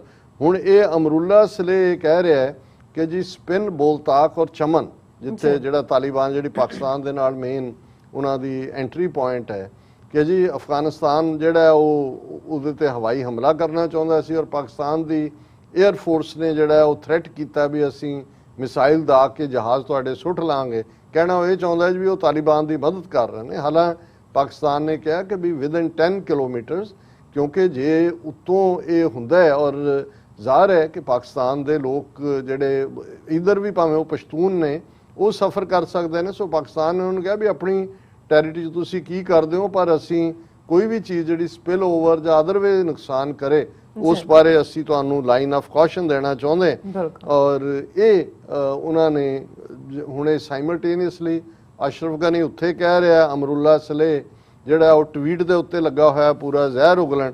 ਔਰ ਇਸ ਦੇ ਉੱਤੇ ਵੀ ਜਦੋਂ ਇਮਰਾਨ ਖਾਨ ਸਾਹਿਬ ਨੇ ਭਾਰਤ ਦਾ ਹਵਾਲਾ, ਹੁਣ ਇਸ ਸਾਰੇ ਚੋਂ ਜੇ ਤੁਸੀਂ ਸ਼ਰਾਰਤ ਦੇਖਣੀ ਹੈ ਤੇ ਕਿਵੇਂ ਭਾਰਤ ਔਰ ਜੈ ਸ਼ੰਕਰ ਜਿਹੜਾ ਉੱਥੇ ਬੈਠਾ ਹੈ ਉਹਨੇ ਨਾ ਚੀਨ ਦਾ ਨਾਂ ਲਿਆ ਨਾ ਪਾਕਿਸਤਾਨ ਦਾ ਸਿੱਧੇ ਤੌਰ ਤੇ, ਪਰ ਉਹਨੇ ਇੱਕ ਗੱਲ ਇਹ ਕਹੀ ਕਿ ਜੀ ਇਹ ਜਿਹੜਾ ਕਨੈਕਟੀਵਿਟੀ ਦੇ ਵਿੱਚ ਜਿਹੜੀ ਚੀਜ਼ਾਂ ਰੁਕਾਵਟ ਨੇ, ਔਰ ਚੀਨ ਦੇ ਉੱਤੇ ਵੀ ਉਹਨੇ ਤਨਜ਼ ਕਰਦਿਆਂ ਇਹ ਕਹਿਣ ਦੀ ਕੋਸ਼ਿਸ਼ ਕੀਤੀ ਕਿ ਜਿਹੜੀ ਜਦੋਂ ਵੀ ਕੋਈ ਇਸ ਕਿਸਮ ਦੀ ਕਨੈਕਟੀਵਿਟੀ ਹੁੰਦੀ ਹੈ, international law, sovereignty of the nation and economical viability, ਇਹਦਾ ਧਿਆਨ ਰੱਖਣਾ ਚਾਹੀਦਾ। ਹੁਣ ਇਹ ਉਹ ਇਸ ਲਈ ਕਹਿ ਰਿਹਾ ਹੈ ਉਹ ਕਿਉਂਕਿ ਜੀ ਜੇ ਜਿਹੜੀ ਰੋਡ ਐਂਡ ਬੈਲਟ ਇਨੀਸ਼ੀਏਟਿਵ ਹੈ ਉਹ ਗਿਲਗਿਤ ਬਾਲਸਤਾਨ ਤੋਂ ਲੰਘਦਾ, ਜਿਵੇਂ ਸਾਡੀ ਸੋਵਰਨਿਟੀ ਆ, ਅਮਰੀਕਾ ਨੂੰ ਖੁਸ਼ ਕਰ ਰਹੇ ਨੇ ਕਿ ਬਈ ਅਸੀਂ ਇਹ ਸਾਰੇ ਪਾਰਟ ਨੂੰ ਲੈ ਰਹੇ ਹਾਂ। ਫਿਰ ਜੈ ਸ਼ੰਕਰ ਨੇ ਚਾਬਹਾਰ ਪੋਰਟ ਵੀ ਵਿੱਚ ਲਿਆਂਦੀ ਕਿ ਜੀ ਜਿਹੜੀ ਇਹ ਕਨੈਕਟੀਵਿਟੀ ਹੈ ਇੱਕ ਪਾਸੇ ਨਹੀਂ ਹੋਣੀ ਚਾਹੀਦੀ, ਇਹ ਦੂਸਰੇ ਪਾਸਿਓਂ ਵੀ ਕਨੈਕਟੀਵਿਟੀ ਦੇ ਲਈ ਜ਼ਰੂਰੀ ਹੈ। The inclusion of Chabahar port in the international north-south transport corridor framework would ensure a secure and unhindered access to sea for settlers। ਉਹ ਆਪਣਾ ਕਰ ਰਿਹਾ ਕਿ ਵੀ ਉਹਦੇ 'ਚ ਉਜ਼ਬੇਕਿਸਤਾਨ ਔਰ ਇੰਡੀਆ ਔਰ ਦੂਜਾ ਸ਼ਾਮਲ ਹੋਏ ਤਾਂ ਕਿ ਪਾਕਿਸਤਾਨ ਨੂੰ ਬਾਹਰ ਰੱਖੋ। ਪਰ ਇਸ ਸਾਰੇ ਦੇ ਚਲਦਿਆਂ ਅਸੀਂ ਸਮਝਦੇ ਹਾਂ ਕਿ ਇਮਰਾਨ ਖਾਨ ਸਾਹਿਬ ਨੇ ਈਵਨ ਆਪਣੀ ਪ੍ਰੈਜੈਂਟੇਸ਼ਨ ਦੇ ਵਿੱਚ ਇੰਡੀਆ ਬਾਰੇ ਵੀ ਗੱਲ, ਕਸ਼ਮੀਰ ਵੀ ਉਹਨਾਂ ਨੇ ਲਿਆਂਦਾ। ਉਹਨਾਂ ਨੇ ਕਿਹਾ ਕਿ ਵੀ ਅਸੀਂ ਮਸਲੇ ਤਾਂ ਹੱਲ ਕਰਨਾ ਚਾਹੁੰਦੇ ਹਾਂ, ਲੇਕਿਨ ਜਿਹੜਾ ਕਸ਼ਮੀਰ ਔਰ ਦੂਸਰੇ ਮਸਲੇ ਨੇ, ਔਰ ANI ਜਿਹੜੀ ਇੰਡੀਆ ਦੀ ਨਿਊਜ਼ ਏਜੰਸੀ ਆ, ਤੁਰੇ ਜਾਂਦੇ ਉਹ ਆਪਣਾ ਮਾਈਕ ਜਿਵੇਂ ਉਹ ਪੈਪਰਾਜ਼ੀ ਕਰਦੇ ਨੇ, ਉਹਨੇ ਕਰਨ ਦੀ ਕੀਤੀ ਕਿ ਜੀ ਇਮਰਾਨ ਖਾਨ ਸਾਹਿਬ ਭਾਰਤ ਸੇ। ਉਹਨੇ ਕਿਹਾ ਜੀ ਅਸੀਂ ਤਾਂ ਹਮੇਸ਼ਾ ਹੀ ਤਿਆਰ ਹਾਂ ਗੱਲਬਾਤ ਲਈ, ਪਰ RSS ਵੱਡੀ ਪ੍ਰੋਬਲਮ ਹੈ। ਔਰ ਬਿਲਕੁਲ ਸਟ੍ਰੇਟ। ਔਰ ਉਹਨਾਂ ਨੇ ਫਿਰ ਅੱਗੋਂ ਕੁਝ ਕਹਿਣਾ ਚਾਹਿਆ, ਉਹ ਫਿਰ ਅੱਗੇ ਤੁਰ ਗਏ, ਨਾਲ ਉਹਨਾਂ ਦੀ ਬਾਕੀ ਕੈਬਨਿਟ ਵੀ ਸੀ ਔਰ ਮੈਂ ਨਜ਼ਰ ਮੇਰੀ ਰੇਲਵੇ ਮਿਨਿਸਟਰ ਦੇ ਉੱਤੇ ਵੀ ਪਈ। ਲੇਕਿਨ ਇਹ ਗੱਲ ਸਾਬਤ ਕਰਦੀ ਹੈ ਕਿ ਵੀ ਉੱਥੇ ਬੈਠ ਕੇ ਵੀ ਕਿਵੇਂ ਇਹ ਪ੍ਰੋਪੇਗੈਂਡਾ ਕਰ ਰਹੇ ਨੇ। ਔਰ ਇਸੇ ਤਰ੍ਹਾਂ ਜਿਹੜੀ ਦਾ ਹਿੰਦੂ ਦੀ ਹੈ ਇੱਕ ਪ੍ਰੋਮੀਨੈਂਟ, ਸ਼ਾਇਦ ਉਹਦਾ ਨਾਮ ਹੁਣ ਮੈਨੂੰ ਯਾਦ ਨਹੀਂ ਹੈ, ਲੇਕਿਨ ਉਹ ਸੁਬਰਾਮਨੀਅਮ ਸਵਾਮੀ ਦੀ ਡਾਟਰ ਹੈ, ਵਿਆਹੀ ਮੁਸਲਮਾਨ ਨਾਲ ਹੋਈ ਹੈ, ਹੈਦਰ ਉਹਦਾ ਲਾਸਟ ਨੇਮ ਹੈ। ਹੁਣ ਉਹ ਉਸੇ ਹੀ ਥਾਂ ਤੇ ਬੈਠ ਕੇ ਮਾਈਕ ANI ਦਾ ਅੱਗੇ ਹੈ, ਦਾ ਹਿੰਦੂ ਦੇ ਲਈ ਉਹ ਇੰਟਰਵਿਊ ਕਰ ਰਹੀ ਹੈ। ਔਰ ਕਰ ਕਿਹਦੇ ਨਾਲ ਰਹੀ ਹੈ? ਜ਼ਲਮੇ ਖਲੀਲਜ਼ਾਦ ਨਾਲ, ਜਿਹੜਾ ਬਿਲਕੁਲ ਪ੍ਰੋ ਇੰਡੀਆ। ਸੋ ਇੰਡੀਆ ਨੇ ਇਸ 40 ਜਿਹੜੇ ਮੁਲਕਾਂ ਦੇ ਨੁਮਾਇੰਦੇ, ਜਿਨ੍ਹਾਂ ਦੇ ਵਿੱਚ ਅਸੀਂ ਜਿਵੇਂ ਕਿਹਾ ਵੀ ਯੂਰਪੀਅਨ ਯੂਨੀਅਨ ਦੂਸਰੇ ਵੀ ਸ਼ਾਮਲ ਨੇ, ਅਮਰੀਕਾ ਵੀ, ਚਾਈਨਾ ਵੀ, ਉਹਨੂੰ ਵੀ ਉਹਨਾਂ ਨੇ ਇਸਤੇਮਾਲ ਕੀਤਾ ਘਟੀਆ ਕਿਸਮ ਦੇ ਪ੍ਰੋਪੇਗੈਂਡੇ ਲਈ। ਅਸ਼ਰਫ ਗਨੀ ਨੂੰ ਇਸਤੇਮਾਲ ਕੀਤਾ। ਔਰ ਬਜਾਏ ਕਿ ਇਹ ਸ਼ੁਕਰਗੁਜ਼ਾਰੀ ਹੁੰਦੀ ਇਹਨਾਂ ਦੀ ਜਾਂ ਬਾਕੀ ਮੁਲਕਾਂ ਦੀ, ਔਰ ਇਹਦੇ 'ਚ ਕੋਈ ਸ਼ੱਕ ਨਹੀਂ ਹੈ ਕਿ ਜੇ ਪਾਕਿਸਤਾਨ ਆਪਣਾ ਇਨਫਲੂਐਂਸ ਐਸਰਟ ਨਾ ਕਰਦਾ ਤੇ ਦੋਹਾ ਡੀਲ ਹੀ ਨਹੀਂ ਸੀ ਹੋ ਸਕਦੀ। ਔਰ ਦੂਸਰੇ ਅਸੀਂ ਗੱਲ ਕਰਾਂਗੇ ਨੈਕਸਟ ਸੈਗਮੈਂਟ ਦੇ ਵਿੱਚ ਕਿ ਕਿਵੇਂ ਜੋ ਕੁਛ ਅੱਜ ਵਾਪਰ ਰਿਹਾ ਉਹਦੇ ਲਈ ਉਹ ਰੂਸ ਹੋਏ, ਪਾਕਿਸਤਾਨ ਹੋਏ, ਜਦੋਂ ਕਹਿੰਦੇ ਨੇ ਕਿ ਜੀ ਹੇਸਟੀ ਵਿਦਡਰਾਲ ਅਮਰੀਕਾ ਨੇ ਜਿਹੜਾ ਸਡਨਲੀ ਨਿਕਲਣ ਦਾ ਫੈਸਲਾ ਕੀਤਾ, ਉਹਨੇ ਕਿਵੇਂ ਇਫੈਕਟ ਕੀਤਾ, ਇਸ ਦੇ ਉੱਤੇ ਅਸੀਂ ਗੱਲਬਾਤ ਫਿਰ ਕਰਾਂਗੇ। ਜੀ ਡਾਕਟਰ ਸਾਹਿਬ, ਤੁਹਾਡਾ ਬਹੁਤ ਬਹੁਤ ਸ਼ੁਕਰੀਆ, ਤੁਸੀਂ ਆਪਣੇ ਵਿਚਾਰ ਸਾਡੇ ਦਰਸ਼ਕਾਂ ਨਾਲ ਸਾਂਝੇ ਕੀਤੇ ਨੇ। ਸੋ ਇਸ ਲਈ ਬ੍ਰੇਕ ਤੋਂ ਪਹਿਲਾਂ ਅਸੀਂ ਆਪਣੇ ਦਰਸ਼ਕਾਂ ਤੇ ਸਰੋਤਿਆਂ ਨੂੰ ਅਪੀਲ ਤੇ ਬੇਨਤੀ ਕਰਦੀ ਵਿਊਅਰਸ, ਜਿਸ ਤਰ੍ਹਾਂ ਕਿ ਤੁਸੀਂ ਜਾਣਦੇ ਹੋ ਕਿ TV 84 ਇੱਕ ਪੰਥਕ ਚੈਨਲ ਹੈ। TV 84 ਦੀ ਚੜ੍ਹਦੀ ਕਲਾ ਲਈ ਵੱਧ ਤੋਂ ਵੱਧ ਡੋਨੇਟ ਕਰੋ। ਡੋਨੇਟ ਕਰਨ ਲਈ ਸਾਡੀ ਵੈਬਸਾਈਟ tv84.tv ਤੇ ਜਾ ਕੇ ਪੇਪਲ ਦੀ ਵਰਤੋਂ ਕਰਕੇ ਵਨ ਟਾਈਮ ਡੋਨੇਟ ਕਰ ਸਕਦੇ ਹੋ, ਮੰਥਲੀ ਡੋਨੇਟ ਵੀ ਕਰ ਸਕਦੇ ਹੋ। ਤੁਸੀਂ TV 84 ਦੇ ਨਾਮ ਤੇ ਚੈੱਕ ਬਣਾ ਕੇ ਸਾਨੂੰ ਮੇਲ ਵੀ ਕਰ ਸਕਦੇ ਹੋ ਸਾਡੇ ਇਸ ਪਤੇ ਤੇ 36-01 37th ਐਵਨਿਊ, ਲੌਂਗ ਆਈਲੈਂਡ ਸਿਟੀ, ਨਿਊਯਾਰਕ 11101 USA। ਜਾਂ ਫਿਰ ਤੁਸੀਂ ਸਾਨੂੰ ਫੋਨ ਰਾਹੀਂ ਵੀ ਸੰਪਰਕ ਕਰ ਸਕਦੇ ਹੋ ਸਾਡੇ ਫੋਨ ਨੰਬਰ ਤੇ 5166191984। ਸੋ ਤੁਸੀਂ ਸਾਨੂੰ ਈਮੇਲ ਵੀ ਕਰ ਸਕਦੇ ਹੋ info@tv84.tv ਤੇ। ਅਸੀਂ ਤੁਹਾਡੇ ਤਹਿ ਦਿਲ ਤੋਂ ਸ਼ੁਕਰਗੁਜ਼ਾਰ ਹੋਵਾਂਗੇ। ਸੋ ਤੇ ਲੈਣੇ ਬ੍ਰੇਕ ਵਿਊਅਰਸ, ਤੁਸੀਂ ਇਸੇ ਤਰ੍ਹਾਂ ਹੀ ਬਣੇ ਰਹਿਣਾ। ਮਿਲਦੇ ਹਾਂ ਆਫਟਰ ਦਿਸ ਸ਼ਾਰਟ ਬ੍ਰੇਕ।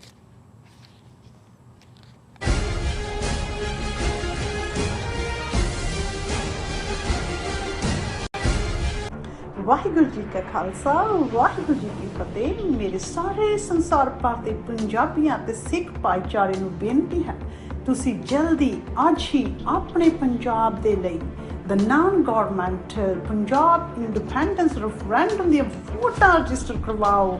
15 ਅਗਸਤ 2021 15 ਅਗਸਤ 2021 ਨੂੰ ਇਹ ਵੋਟਾਂ ਇੰਗਲੈਂਡ ਤੋਂ ਸਟਾਰਟ ਹੋਣਗੀਆਂ। ਪਹਿਲੀ ਪੋਲਿੰਗ ਸੈਂਟਰ, ਪਹਿਲੀ ਵੋਟ ਇੰਗਲੈਂਡ ਤੋਂ ਹੋਗੀ। ਜਲਦੀ ਵੋਟਾਂ ਰਜਿਸਟਰ ਕਰਵਾਓ। Thank you. ਕਦੋਂ ਤੱਕ, ਹਾਂ ਕਦੋਂ ਤੱਕ ਅਸੀਂ ਭਾਰਤ ਅਤੇ ਦੁਨੀਆ ਭਰ ਦੇ ਵਿੱਚ ਵਸਦੇ ਸਿੱਖਾਂ ਦੇ ਮਸਲਿਆਂ ਤੇ ਭਾਰਤੀ ਚੈਨਲਾਂ ਦਾ ਝੂਠਾ ਪ੍ਰੋਪੇਗੈਂਡਾ ਬਰਦਾਸ਼ਤ ਕਰਦੇ ਰਹਾਂਗੇ? ਆਓ ਮੇਰੇ ਨਾਲ ਜੁੜੋ ਪ੍ਰੋਗਰਾਮ ਗੁਫ਼ਤਗੂ ਵਿੱਚ। ਸਿੱਖ ਨਜ਼ਰੀਏ ਤੋਂ ਰੋਜ਼ਾਨਾ ਵਾਪਰ ਰਹੀਆਂ ਘਟਨਾਵਾਂ ਦਾ ਵਿਸ਼ਲੇਸ਼ਣ ਕਰੀਏ। ਲਾਈਵ ਕਾਲਸ ਅਤੇ ਈਮੇਲਸ ਰਾਹੀਂ ਇਸ ਪ੍ਰੋਗਰਾਮ ਦਾ ਹਿੱਸਾ ਬਣੋ। ਮੰਡੇ ਟੂ ਫਰਾਈਡੇ ਰਾਤ 9:30 ਵਜੇ ਸਿਰਫ TV 84 ਤੇ। ਕੀ ਤੁਸੀਂ ਰੋਜ਼ਾਨਾ ਕੰਮ ਤੇ ਆਪਣਾ ਵਧੇਰੇ ਸਮਾਂ ਬਿਤਾਉਣ ਤੋਂ ਪਰੇਸ਼ਾਨ ਹੋ? ਆਪਣੀ ਪੂੰਜੀ ਨੂੰ ਕੰਮ ਤੇ ਲਗਾਓ, ਸਾਡੇ ਨਾਲ ਇਨਵੈਸਟ ਕਰੋ। ਅਸੀਂ ਤੁਹਾਡੀ ਪੂੰਜੀ ਤੋਂ ਤੁਹਾਡੇ ਲਈ ਵਧੇਰੇ ਪੈਸੇ ਬਣਾ ਸਕਦੇ ਹਾਂ। ਅਸੀਂ ਪ੍ਰਾਈਵੇਟ ਇਕੁਇਟੀ ਇਨਵੈਸਟਮੈਂਟ ਫਰਮ ਹਾਂ ਤੇ ਕਮਰਸ਼ੀਅਲ ਰੀਅਲ ਏਸਟੇਟ ਵਿੱਚ ਮਾਹਿਰ ਹਾਂ। Property management, leasing, asset management, commercial real estate investment ਵਿੱਚ ਸਾਰੀਆਂ ਸੇਵਾਵਾਂ ਲਈ ਅਮਰੀਕਾ ਭਰ ਵਿੱਚੋਂ ਤੁਸੀਂ ਸਾਡੇ ਤੱਕ ਪਹੁੰਚ ਕਰ ਸਕਦੇ ਹੋ। ਆਜ਼ਾਦ ਕਮਰਸ਼ੀਅਲ ਰੀਅਲਟੀ ਸਰਵਿਸਿਜ਼ ਤੇ Azad family trust, 701 North Post Oak Road, suite number 204, Houston, Texas. ਤੁਸੀਂ ਸਾਨੂੰ ਸਾਡੇ ਫੋਨ ਨੰਬਰ 7136861277 ਤੇ ਵੀ ਸੰਪਰਕ ਕਰ ਸਕਦੇ ਹੋ। Azad commercial realty services.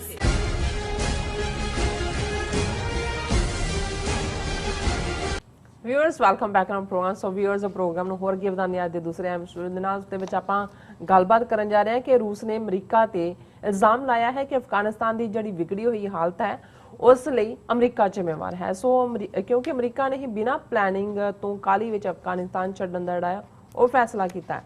ਸੋ ਪਾਕਿਸਤਾਨ ਦੇ ਪ੍ਰਾਈਮ ਮਿਨਿਸਟਰ ਇਮਰਾਨ ਖਾਨ ਨੇ ਵੀ ਇਸ ਕਿਸਮ ਦੇ ਵਿਚਾਰਾਂ ਦਾ ਪ੍ਰਗਟਾਵਾ ਕੀਤਾ ਹੈ। ਸੋ ਇਸ ਬਾਰੇ ਆਪਾਂ ਗੱਲਬਾਤ ਕਰਨ ਜਾ ਰਹੇ ਹਾਂ। ਸੋ ਅਸੀਂ ਚਾਹਾਂਗੇ ਕਿ ਤੁਸੀਂ ਨਾਲ ਇਸੇ ਤਰ੍ਹਾਂ ਹੀ ਜੁੜੇ ਰਹਿਣਾ। ਦੇਖਣ ਸੁਣਨ ਲਈ ਲਿਖਣ ਲਈ ਤੁਹਾਡਾ ਸਭ ਦਾ ਬਹੁਤ ਬਹੁਤ ਸ਼ੁਕਰੀਆ ਜੀ। ਡਾਕਟਰ ਸਾਹਿਬ, ਕੀ ਕਹਿਣਾ ਚਾਹੋਗੇ? ਦੇਖੋ, ਜਦੋਂ ਇੱਕ ਬੜਾ ਪਪੂਲਰ ਅਖਾਣ ਹੈ ਕਿ victory has many fathers, defeat is an orphan. ਬਿਲਕੁਲ, ਕਿ ਜਿੱਤ ਦੇ ਕਈ ਬਾਪੂ ਹੁੰਦੇ ਨੇ, ਜਿਹੜੀ ਹਾਰ ਹੁੰਦੀ ਹੈ ਉਹ ਯਤੀਮ ਹੁੰਦੀ ਹੈ ਜੀ। ਹੁਣ ਇਸ 'ਚ ਕੋਈ ਸ਼ੱਕ ਨਹੀਂ ਹੈ ਕਿ 9/11 ਤੋਂ ਬਾਅਦ ਲਗਭਗ 20 ਸਾਲ ਅਮਰੀਕਨ ਫੌਜ, ਨੈਟੋ ਦੀ ਫੌਜ, ਜਿਹਦੀ ਗਿਣਤੀ 1.5 ਲੱਖ ਤੱਕ ਇੱਕ ਸਟੇਜ ਤੇ ਪਹੁੰਚੀ, ਉਹ ਅਫਗਾਨਿਸਤਾਨ ਦੇ ਵਿੱਚ ਬੜੇ ਦਮਖਮ ਦੇ ਨਾਲ ਆਏ। ਹਰ ਕਿਸਮ ਦਾ ਬੌਮ, ਉਹਨਾਂ ਦੇ ਜਦੋਂ ਨਾਂ ਵੀ ਆਉਂਦੇ ਸੀ ਕਿ ਰੋਜ਼ੀ ਕਟਰ, ਡੇਜ਼ੀ ਕਟਰ, ਵੱਡੇ ਵੱਡੇ ਚਟਾਨਾਂ ਦੇ ਜਿਹੜੇ ਟੁਕੜੇ ਕੀ ਉਹਦਾ ਮਿੱਟੀ ਬਣਾ ਦਿੰਦੇ ਸੀ, ਇਸ ਕਿਸਮ ਦੇ ਬੰਬ ਉਹਨਾਂ ਨੇ ਕਦੇ ਟੋਰਾ ਬੋਰਾ, ਕਦੇ ਇੱਕ ਹਿੱਸੇ 'ਚ, ਕਦੇ ਦੂਸਰੇ ਹਿੱਸੇ 'ਚ। ਔਰ ਤਾਲਿਬਾਨ ਦੀ ਸਰਕਾਰ ਤਾਂ ਹਫ਼ਤਿਆਂ ਦੇ ਵਿੱਚ ਹੀ, ਹਫ਼ਤਿਆਂ ਕੀ ਜਾਣਦਿਆਂ ਹੀ ਮੈਲਟ ਹੋ ਗਈ। ਬੜੇ ਬੜੇ ਵਾਰਲॉर्ड ਜਿਹੜੇ ਉੱਧਰ ਸੀ ਉਹਨਾਂ ਨੇ ਇੱਧਰ ਜੁਆਇਨ ਕਰ ਲਿਆ। ਫਿਰ ਇਹਨਾਂ ਦੇ 20 ਸਾਲ ਕੋਈ ਛੋਟਾ ਪੀਰੀਅਡ ਨਹੀਂ ਹੁੰਦਾ।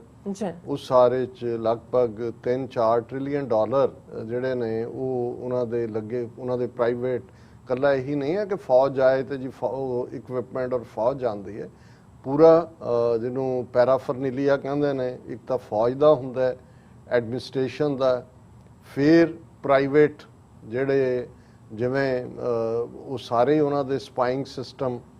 ਔਰ ਉਹਦੇ ਨਾਲ ਇਹ ਸੀ ਕਿ ਜੀ ਅਸੀਂ ਡਿਵੈਲਪਮੈਂਟ ਕਰਨੀ ਹੈ ਅਫਗਾਨਿਸਤਾਨ ਨੂੰ। ਅਸੀਂ ਜਿਹੜਾ ਉਹਨਾਂ ਨੂੰ ਸੀ ਕਿ ਜੋ ਅਸੀਂ ਪਹਿਲਾਂ ਕੀਤਾ, ਜਦੋਂ ਅਸੀਂ 1999 ਦੇ ਵਿੱਚ ਸੋਵੀਅਤ ਯੂਨੀਅਨ ਜਿਹੜਾ ਉਹ ਡਿਫੀਟ ਖਾ ਕੇ ਨਿਕਲਿਆ ਤੇ ਅਮਰੀਕਾ ਜਿਹੜਾ ਉੱਥੇ ਸਭ ਕੁਝ ਛੱਡ ਛਡਾ ਕੇ ਆ ਗਿਆ ਔਰ ਸਿਵਲ ਵਾਰ ਹੋ ਗਈ, ਉਹਨਾਂ ਨੇ ਕਿਹਾ ਜੀ ਇਸ ਵਾਰ ਅਸੀਂ ਇਹ ਗਲਤੀ ਰਿਪੀਟ ਨਹੀਂ ਕਰਨੀ। ਔਰ ਇਹ ਲੱਗਦਾ ਵੀ ਸੀ ਕਿ ਵੀ ਠੀਕ ਹੈ, ਹੁਣ ਇਹਨਾਂ ਨੂੰ ਪਤਾ ਹੈ ਵੀ ਕੀ ਕਰਨਾ ਹੈ। ਜੀ ਪਰ ਇਨ ਦਾ ਐਂਡ ਆਫ ਦਾ ਡੇ ਜਦੋਂ ਵੀ ਤੁਸੀਂ ਇੱਕੋ ਇਹ ਵੀ ਕਹਿੰਦੇ ਨੇ ਕਿ ਭਾਈ ਜਦੋਂ ਆਪਣੇ ਖੰਭ ਸੜਨ ਲੱਗਦੇ ਨੇ ਫਿਰ ਤੁਹਾਨੂੰ ਗੁਆਂਢ ਦਾ ਜਾਂ ਫਿਰ ਆਲਣੇ ਦਾ ਵੀ ਫਿਕਰ ਨਹੀਂ ਹੁੰਦਾ, ਤੁਹਾਨੂੰ ਹੁੰਦਾ ਵੀ ਤੁਸੀਂ ਆਪਣੇ ਆਪ ਨੂੰ ਬਚਾਉਣਾ। ਬਿਲਕੁਲ। ਔਰ ਮੈਂ ਸਮਝਦਾ ਹਾਂ ਵੀ ਪ੍ਰੈਜ਼ੀਡੈਂਟ ਟਰੰਪ ਨੇ ਇਹ ਬਿਲਕੁਲ ਠੀਕ ਫੈਸਲਾ ਲਿਆ। ਉਹਨਾਂ ਨੇ ਦੇਖ ਲਿਆ ਕਿ ਵੀ 20 ਸਾਲ ਦੇ ਇਸ 'ਚ ਜਿਹੜਾ ਉਹ ਅਨਐਂਡਿੰਗ ਵਾਰ ਹੈ ਔਰ ਅਮਰੀਕਾ ਦੇ ਇਤਿਹਾਸ ਦੀ ਸਭ ਤੋਂ ਵੱਡੀ ਜੰਗ ਬਣ ਗਈ। ਜੇ ਉਸਾਮਾ ਜਾਂ ਅਲ-ਕਾਇਦਾ ਨਾਲ ਜੁੜਿਆ ਪਾਰਟ ਸੀ, ਉਹਦਾ ਵੱਡਾ ਮਿਸ਼ਨ ਤਾਂ 10 ਸਾਲ ਪਹਿਲਾਂ ਅਕੰਪਲਿਸ਼ ਹੋ ਗਿਆ ਸੀ। ਉਹਨੇ ਕਿਹਾ ਕਿ ਜੀ ਠੀਕ ਹੈ ਗੱਲਬਾਤ, ਔਰ ਉਹਦੇ 'ਚ ਪਾਕਿਸਤਾਨ ਨੇ ਫੈਸਿਲਿਟੇਟ ਕੀਤਾ ਔਰ ਫਾਈਨਲੀ ਅਸੀਂ ਦੇਖਦੇ ਹਾਂ ਕਿ ਫੈਬਰਰੀ 2020 'ਚ ਜਿਹੜੀ ਡੀਲ ਜ਼ਾਹਰ ਹੈ ਕਿ ਉਹਦੇ 'ਚ ਅਮਰੀਕਾ ਨੇ ਵੀ ਇਹ ਮੰਨ ਲਿਆ ਸੀ ਕਿ ਸਿਸਟਮ ਉਹ ਆਪਣਾ ਹੀ ਰਨ ਕਰਨਗੇ, ਕਿਉਂਕਿ ਉਹ ਇਸਲਾਮਿਕ ਐਮੀਰੇਟਸ ਆਫ ਅਫਗਾਨਿਸਤਾਨ ਦੇ ਥੱਲੇ ਹੀ ਉਹਨਾਂ ਨੇ ਆਪਰੇਟ ਕੀਤਾ। ਔਰ 2-3 ਜਿਹੜੀ ਇੱਕ ਫੇਸ ਸੇਵਿੰਗ ਸੀ ਉਹਦੇ ਥੱਲੇ ਕਿ ਉਹ ਉਹਨਾਂ ਦੇ ਪ੍ਰਿਜ਼ਨਰ ਰਿਲੀਜ਼ ਕਰੇਗੀ, ਅਸ਼ਰਫ ਗਨੀ ਦੀ ਹਕੂਮਤ, ਤਾਲਿਬਾਨ ਉਹਨਾਂ ਦੇ ਕਰਨਗੇ। ਫਿਰ ਇਹ ਸੀ ਕਿ ਇੰਟਰਾ ਅਫਗਾਨ ਡਾਇਲੋਗ ਹੋਏਗਾ ਔਰ ਇਹ ਅਮਰੀਕਾ ਨੇ ਗਾਰੰਟੀ ਲਈ ਕਿ ਵੀ ਅਲ-ਕਾਇਦਾ ਜਾਂ ਇਸਲਾਮਿਕ ਸਟੇਟ ਜਾਂ ਦੂਸਰੀਆਂ ਦਹਿਸ਼ਤਗਰਦ ਜਥੇਬੰਦੀਆਂ ਨੂੰ ਫਿਊਚਰ 'ਚ ਵੀ ਅਫਗਾਨਿਸਤਾਨ ਦੀ ਸੋਇਲ ਜਾਂ ਉਸ ਧਰਤੀ ਦਾ ਇਸਤੇਮਾਲ ਨਹੀਂ ਕਰਨ ਦਿੱਤਾ ਜਾਏ। ਉਹ ਤਾਂ ਜ਼ਾਹਰ ਹੈ ਉਹਨਾਂ ਦੇ ਇੰਟਰਸਟ ਵੀ ਨਹੀਂ ਹੈ। ਜੀ ਹੁਣ ਇਸ ਸਾਰੇ 'ਚ ਜਿਹੜਾ ਸਨੇਲ ਜਾਂ ਰੁਕਾਵਟਾਂ ਸ਼ੁਰੂ ਹੋ ਗਈਆਂ, ਉਹ ਤਾਂ ਹੁਣ ਇੱਕ ਪਾਸੇ ਈਜ਼ੀਲੀ ਬੈਠੇ ਅਸ਼ਰਫ ਗਨੀ ਐਂਡ ਕੰਪਨੀ, ਉਸ ਤੋਂ ਪਹਿਲਾਂ ਹਾਮਿਦ ਕਰਜ਼ਾਈ ਜਿਹੜਾ ਭਾਵੇਂ ਅੱਜ ਫੇਵਰੇਟ ਨਹੀਂ ਹੈ ਅਮਰੀਕਾ ਦਾ, ਲੇਕਿਨ ਲੰਬਾ ਵਕਤ ਹਾਮਿਦ ਕਰਜ਼ਾਈ, ਕਾਬਲ 에ਅਰਪੋਰਟ ਦਾ ਨਾਂ ਵੀ ਉਹਦੇ ਨਾਂ ਤੇ ਹੀ ਹਾਮਿਦ ਕਰਜ਼ਾਈ ਦੇ।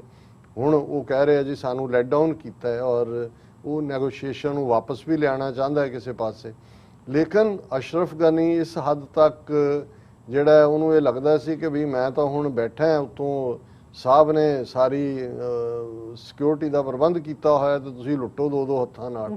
ਉਹ ਇਵੈਂਚੁਅਲੀ ਹਰ ਇੱਕ ਦਾ ਆਪਣਾ ਇੰਟਰਸਟ ਹੁੰਦਾ। ਅਮਰੀਕਾ ਨੇ ਦੇਖਿਆ ਕਿ ਬਈ ਇਹ ਨਹੀਂ ਹੈ ਔਰ ਉਹਨਾਂ ਨੇ ਇਹਦੇ ਬਾਵਜੂਦ ਕਿ ਚਾਈਨਾ ਦੇ ਨਾਲ ਚੈਲੰਜ ਇਕਨੋਮਿਕਲ ਦੂਜੇ, ਪਰ ਉੱਥੋਂ ਵਿਦਡਰਾਲ ਦੇ ਵਿੱਚ ਹੀ ਉਹਨਾਂ ਨੇ ਆਪਣੀ ਭਲਾਈ ਸਮਝੀ। ਹਾਲਾਂਕਿ ਇਹ ਨਹੀਂ ਹੈ ਵੀ ਉੱਥੋਂ ਕੋਈ ਆਊਟ ਆਫ ਸੀਨ ਹੋ ਗਏ, ਆਲਰੇਡੀ ਉਹ ਤਾਜ਼ਿਕਸਤਾਨ 'ਚ ਵੀ ਬੈਠੇ ਹੋਏ ਨੇ, ਹੋਰ ਵੀ ਆਉਣ ਵਾਲੇ ਪੀਰੀਅਡ ਈਰਾਨ ਦੇ ਨਾਲ ਜੇ ਬਾਈਡਨ ਨੇ, ਔਰ ਇਹੀ ਗੱਲ ਫਿਰ ਬਾਈਡਨ ਨੇ ਵੀ ਕਹੀ ਕਿ ਵੀ ਅਸੀਂ ਇੱਕ ਜਨਰੇਸ਼ਨ ਸਾਡੀ ਅਫਗਾਨਿਸਤਾਨ 'ਚ ਫਸੀ ਰਹੀ ਹੈ, ਅਗਲੀ ਜਨਰੇਸ਼ਨ ਨੂੰ ਅਸੀਂ ਉੱਥੇ ਨਹੀਂ ਭੇਜਣਾ ਚਾਹੁੰਦੇ।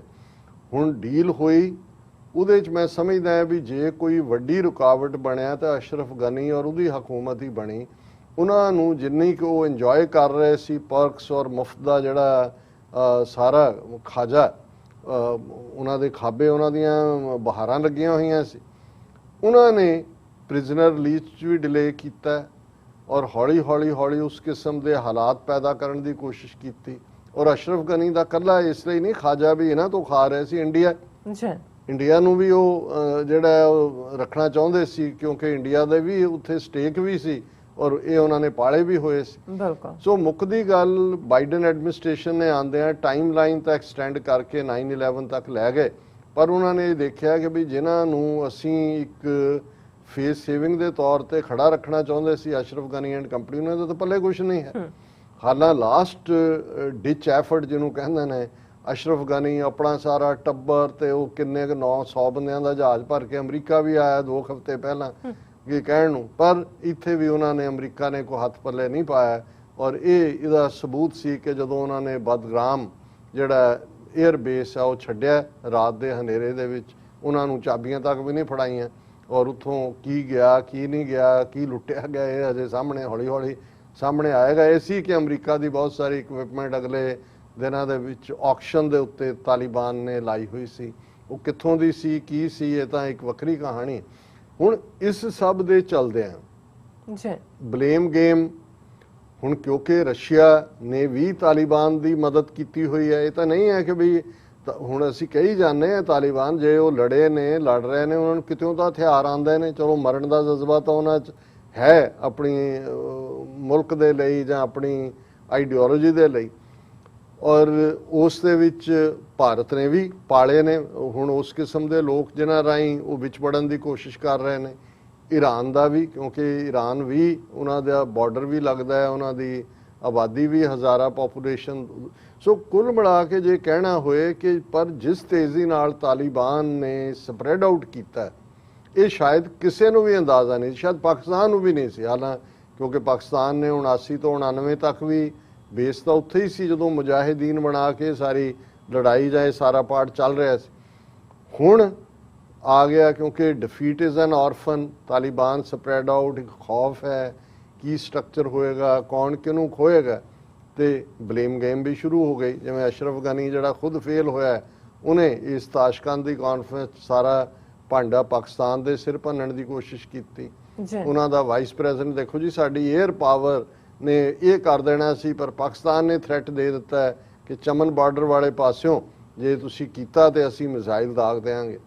ਹੁਣ ਰਸ਼ੀਆ ਜਿਹੜਾ ਇਹ ਸਮਝਦਾ ਹੈ ਕਿ ਗੱਲ ਕਾਬੂ 'ਚ ਨਹੀਂ ਰਹਿਣੀ, ਔਰ ਰਸ਼ੀਆ ਨੇ ਵੀ ਰਸ਼ੀਆ ਸਲੈਮਸ US ਹੇਸਟੀ ਅਫਗਾਨ ਪੁਲ ਆਊਟ।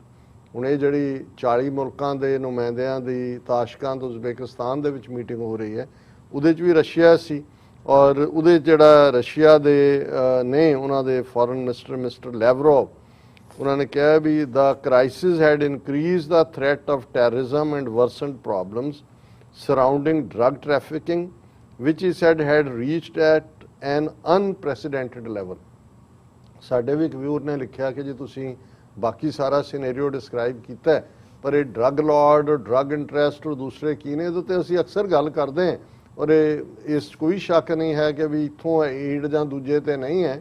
ਔਰ ਜਦੋਂ ਅਸੀਂ ਡਰੱਗ ਮਾਫੀਆ ਦੀ ਗੱਲ ਕਰਦੇ ਹਾਂ, ਫਿਰ ਇਕੱਲਾ ਅਫਗਾਨਿਸਤਾਨ ਨਹੀਂ ਹੈ, ਤਾਜਿਕਸਤਾਨ ਔਰ ਉਜ਼ਬੇਕਿਸਤਾਨ ਵੀ, ਉਹ ਉਹਨਾਂ ਦੇ ਟ੍ਰਾਂਜ਼ਿਟ ਰਾਊਟ ਵੀ ਨੇ ਜਿਹੜੇ ਦੂਸਰੇ ਪਾਸੇ ਸੈਂਟਰਲ ਏਸ਼ੀਆ ਔਰ ਯੂਰਪ ਲਈ ਨੇ, ਤੇ ਇਧਰੋਂ ਜਿਹੜੀ ਗੋਲਡਨ ਟ੍ਰਾਇੰਗਲ ਹੈ ਈਰਾਨ, ਪਾਕਿਸਤਾਨ ਔਰ ਅਫਗਾਨਿਸਤਾਨ ਦੀ, ਜਿਹਦੇ ਰਾਹੀਂ ਇੰਡੀਆ ਔਰ ਦੂਸਰਾ ਰਾਊਟ ਹੈ, ਔਰ ਕਿਵੇਂ ਉਹ ਪਹੁੰਚਦਾ ਸਾਊਥ ਅਮਰੀਕਾ ਔਰ ਫਿਰ ਅਮਰੀਕਾ। ਫਿਰ ਮਿਸਟਰ ਲੈਵਰੋਵ ਨੇ ਕਿਹਾ ਕਿ ਵੀ ਇਹ ਜਿਹੜੀ ਹੈ, it is clear that in this situation there is a real risk of instability spreading to neighbouring countries. ਔਰ ਉਹਨਾਂ ਨੇ ਕਿਹਾ ਜੀ ਨੇਬਰਿੰਗ ਕੰਟਰੀਜ਼ ਤਾਂ ਹੈ ਹੀ ਹੈ, ਲੇਕਿਨ ਇਸ ਸਾਲ ਇਹਦੇ ਨਾਲ ਉਹਨਾਂ ਨੇ ਕਿਹਾ ਕਿ in light of history withdrawal of US and NATO troops, there is huge uncertainty around the future of political and military situation in this country. ਇਹ ਉਹਨਾਂ ਨੇ ਤਾਸ਼ਕੰਦ ਦੀ ਕਾਨਫਰੰਸ 'ਚ ਕਿਹਾ ਕਿ ਇਹ ਜਿਹੜੀ ਅਮਰੀਕਾ ਔਰ ਨੈਟੋ ਨੇ ਕਾਹਲੀ ਦੇ ਨਾਲ ਫੌਜ ਕੱਢੀ ਹੈ, ਹਿਸਟਰੀ ਵਿਦਡਰਾਲ, ਉਹਨੇ ਉਹ ਸਾਰੇ ਪੋਲੀਟੀਕਲ ਔਰ ਮਿਲਟਰੀ ਦੋਨੋਂ ਹੀ ਸਿਆਸੀ ਔਰ ਫੌਜੀ ਸਿਚੁਏਸ਼ਨ ਦੇ ਵਿੱਚ ਇੱਕ ਅਨਸਰਟਨਟੀ ਪੈਦਾ ਕਰ ਦਿੱਤੀ ਹੈ। ਔਰ ਇਮਰਾਨ ਖਾਨ ਸਾਹਿਬ ਨੇ ਆਪਣੇ ਐਡਰੈਸ ਦੇ ਵਿੱਚ ਵੀ ਇਹ ਕਿਹਾ ਵੀ ਜਿਹੜੇ ਸਾਨੂੰ ਤੁਸੀਂ ਕਹਿ ਰਹੇ ਹੋ ਕਿ ਜੀ ਤੁਸੀਂ ਆਪਣਾ ਲੀਵਰੇਜ ਇਸਤੇਮਾਲ ਕਰੋ ਤਾਲਿਬਾਨ ਤੇ, ਉਹਨੂੰ ਕਿਹਾ ਵੀ ਜਦੋਂ ਤੁਸੀਂ ਇੱਕ ਵਿਦਡਰਾਲ ਦੀ ਡੇਟ ਦੇ ਦਿੱਤੀ, 9/11 ਦੇ ਦਿੱਤੀ, ਸਾਡਾ ਲੀਵਰੇਜ ਤਾਂ ਖਤਮ ਹੋ ਗਿਆ। ਔਰ ਆਲਰੇਡੀ ਤਾਲਿਬਾਨ ਜਿਹੜੇ ਨੇ ਉਹਨਾਂ ਨੂੰ ਨੇ ਆਪਣੀ ਵਿਕਟਰੀ ਡਿਕਲੇਅਰ ਕਰਤੀ ਵੀ ਜਿਹੜੇ ਵਿਕਟੋਰੀਅਸ ਨੇ ਜਾਂ ਜਿਨ੍ਹਾਂ ਨੂੰ ਨੇ ਇਹ ਨਹੀਂ ਵੀ ਵਿਕਟਰੀ ਸਮੈਲ ਕੀਤੀ, ਉਹਨਾਂ ਨੇ ਵਿਕਟਰੀ ਟੇਸਟ ਕਰ ਲਈ ਕਿ ਵੀ ਤੁਸੀਂ ਨਿਕਲ ਰਹੇ ਹੋ, ਉਹ ਫਿਰ ਕਿਸੇ ਦੀ ਗੱਲ ਕਿਉਂ, ਇਹ ਕੁਦਰਤੀ ਗੱਲ ਹੈ। ਇਹ ਔਰ ਇਹ ਆਰਗੂਮੈਂਟ ਦੇ ਵਿੱਚ ਵੇਟ ਹੈ ਕਿ ਇੱਕ ਹੱਦ ਤੱਕ ਹੀ ਤੁਸੀਂ ਇਨਫਲੂਐਂਸ ਕਰ ਸਕਦੇ ਹੋ। ਔਰ ਅਸੀਂ ਵੀ ਜਦੋਂ ਡਿਸਪਿਊਟ ਹੁੰਦੇ ਨੇ, ਜਥੇਬੰਦੀਆਂ 'ਚ ਹੁੰਦੇ ਨੇ, ਪਰਿਵਾਰਾਂ 'ਚ ਵੀ ਹੁੰਦੇ ਨੇ, ਮੈਂ ਇਹ ਦੇਖਿਆ ਵੀ ਜਦੋਂ ਕਿਸੇ ਇੱਕ ਧਿਰ ਨੂੰ ਲੱਗ ਰਿਹਾ ਹੁੰਦਾ ਹੈ ਕਿ ਵੀ ਮੈਂ ਹੁਣ ਇਸ ਤੋਂ ਬਿਨਾਂ ਗੁਜ਼ਾਰਾ ਕਰ ਸਕਦਾ ਜਾਂ ਮੈਨੂੰ ਇਹਦੀ ਲੋੜ ਨਹੀਂ ਹੈ, ਉਹ ਜਿਹੜੀਆਂ ਤੁਸੀਂ ਬੜੀਆਂ ਰੀਜ਼ਨੇਬਲ ਸ਼ਰਤਾਂ ਵੀ ਰੱਖ ਰਹੇ ਹੋਵੋਗੇ, ਉਹ ਉਹਨਾਂ ਨੂੰ ਪਾਸੇ ਸੁੱਟ ਦਿੰਦਾ। ਉਹਨੂੰ ਪਤਾ ਹੈ ਕਿ ਹੀ ਕੈਨ ਗੈਟ ਅਵੇ ਵਿਦ ਇਟ, ਉਹਨੂੰ ਲੋੜ ਹੀ ਨਹੀਂ ਹੈ ਇਸ ਸਾਰੇ ਦੀ। ਜਿਹੜੀ ਕਮਜ਼ੋਰ ਧਿਰ ਹੁੰਦੀ ਹੈ ਉਹ ਵਿਚਾਰੀ ਐਕਸਟਰਾ ਮਾਈਲ ਜਾ ਕੇ ਅਕਮੋਡੇਟ ਕਰਨਾ ਚਾਹੁੰਦੀ ਹੈ। ਔਰ ਇਹ ਬਿਲਕੁਲ ਇਮਰਾਨ ਖਾਨ ਸਾਹਿਬ ਨੇ ਜਦੋਂ ਤੁਸੀਂ ਇੱਕ ਵਿਦਡਰਾਲ ਦੀ ਡੇਟ ਹੀ ਦੇ ਦਿੱਤੀ, you handed over victory to the Taliban, ਤੇ ਜੇ ਉਹਨਾਂ ਨੂੰ ਤੁਸੀਂ ਵਿਕਟਰੀ ਦੇ ਦਿੱਤੀ ਹੈ ਤੇ ਫਿਰ ਤੁਸੀਂ ਹੁਣ ਉਹਨਾਂ ਨੂੰ ਪਾਕਿਸਤਾਨ ਨੂੰ ਦੇ ਉੱਤੋਂ ਐਕਸਪੈਕਟ ਕਰੋ ਕਿ ਵੀ ਉਹ ਲੀਵਰੇਜ ਨਹੀਂ ਹੈ। ਔਰ ਇਸ ਗੱਲ ਬਾਰੇ ਕੋਈ ਦੋ ਰਾਵਾਂ ਨਹੀਂ ਨੇ। ਹਾਲਾਂ ਜਿਹੜਾ ਚਮਨ ਬਾਰਡਰ ਦੇ ਨਾਲ ਲੱਗਦੇ ਉਹਨਾਂ ਨੇ ਕੰਕਰ ਕੀਤਾ, ਅਫਗਾਨਿਸਤਾਨ ਸਰਕਾਰ ਨੇ ਪਹਿਲਾਂ ਇਹ ਕਿਹਾ ਸੀ ਕਿ ਅਸੀਂ ਜਿਹੜਾ ਉਹਨੂੰ ਵਾਪਸ ਲੈ ਲਿਆ, ਲੜਾਈ ਵੀ ਚੱਲ ਰਹੀ ਹੈ।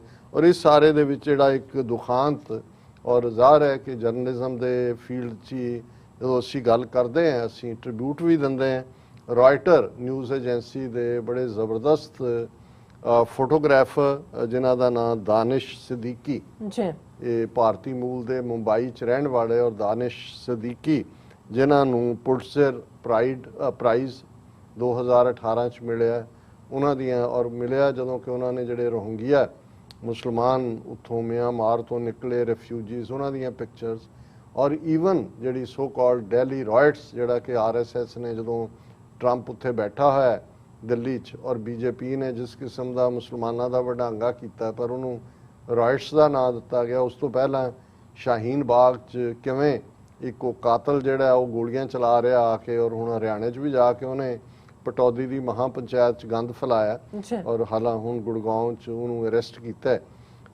ਉਸ ਜਿਹੜੀਆਂ ਨੇ ਸੋ ਕਾਲਡ ਰਾਈਟਸ ਦੀਆਂ ਪਿਕਚਰਸ ਵੀ ਮਿਸਟਰ ਦਾਨਿਸ਼ ਸਦੀਕੀ ਦੀਆਂ ਜਿਹੜੀਆਂ ਨੇ ਉਹ ਦੁਨੀਆ ਭਰ 'ਚ ਗਈਆਂ ਔਰ ਇਸ ਸਾਰੇ ਦੇ ਚੱਲਦਿਆਂ ਦੇਖੋ ਜਦੋਂ ਕੋਈ ਫੌਜੀ ਜਰਨੈਲ ਜਾਂ ਫੌਜੀ ਬਹਾਦਰੀ ਕਰਦਾ ਉਸ ਦੇ ਲਈ ਤਾਂ ਅਵਾਰਡ ਹੁੰਦਾ ਹੈ, ਉੱਥੇ ਵੀ ਹੈ ਇੱਧਰ ਵੀ ਹੈ, ਸਾਰੇ ਮੁਲਕਾਂ ਨੇ ਉਹਨਾਂ ਦੇ ਲਈ ਅਮਰੀਕਾ 'ਚ ਵੀ ਬਰੇਵ ਹਾਰਟ ਤੋਂ ਸ਼ੁਰੂ ਹੋ ਜਾਂਦੇ ਨੇ ਅਵਾਰਡ, ਉੱਥੇ ਵੀਰ ਚੱਕਰ ਤੋਂ ਪਰਮਵੀਰ ਚੱਕਰ ਤੱਕ, ਇੱਧਰ ਵੀ ਸ਼ਾਇਦ ਨਿਸ਼ਾਨੇ ਹੈਦਰ ਹੁੰਦਾ ਹੈ ਬਹਾਦਰੀ ਦਾ ਪਾਕਿਸਤਾਨ ਜਰਨਲਿਸਟ। ਔਰ ਅਸੀਂ ਸਮਝਦੇ ਹਾਂ ਵੀ ਜਿਹੜਾ ਜਰਨਲਿਜ਼ਮ ਦਾ ਕੰਮ ਹੈ ਔਰ ਖਾਸ ਤੌਰ ਤੇ ਵਾਰ ਸਿਚੁਏਸ਼ਨ 'ਚ ਖਤਰੇ 'ਚ ਪਾ ਕੇ ਉਹ ਕਿਵੇਂ ਜਿਹੜਾ ਖਬਰਾਂ ਦੁਨੀਆ ਤੱਕ ਪਹੁੰਚਾਉਂਦੇ ਨੇ ਔਰ ਇਹ mister Danish Siddiqui embedded kind of journalist ਸੀ ਅਫਗਾਨ ਫੌਜ ਦੇ ਨਾਲ। ਇਸ ਤੋਂ 2 ਦਿਨ ਪਹਿਲਾਂ ਇੱਕ ਹਾਦਸੇ 'ਚ ਥੋੜੇ ਜ਼ਖਮੀ ਵੀ ਹੋਏ ਲੇਕਿਨ ਉਹ ਖਬਰਾਂ ਔਰ ਉਸੇ ਹੀ ਬਾਰਡਰ ਦੇ ਉੱਤੇ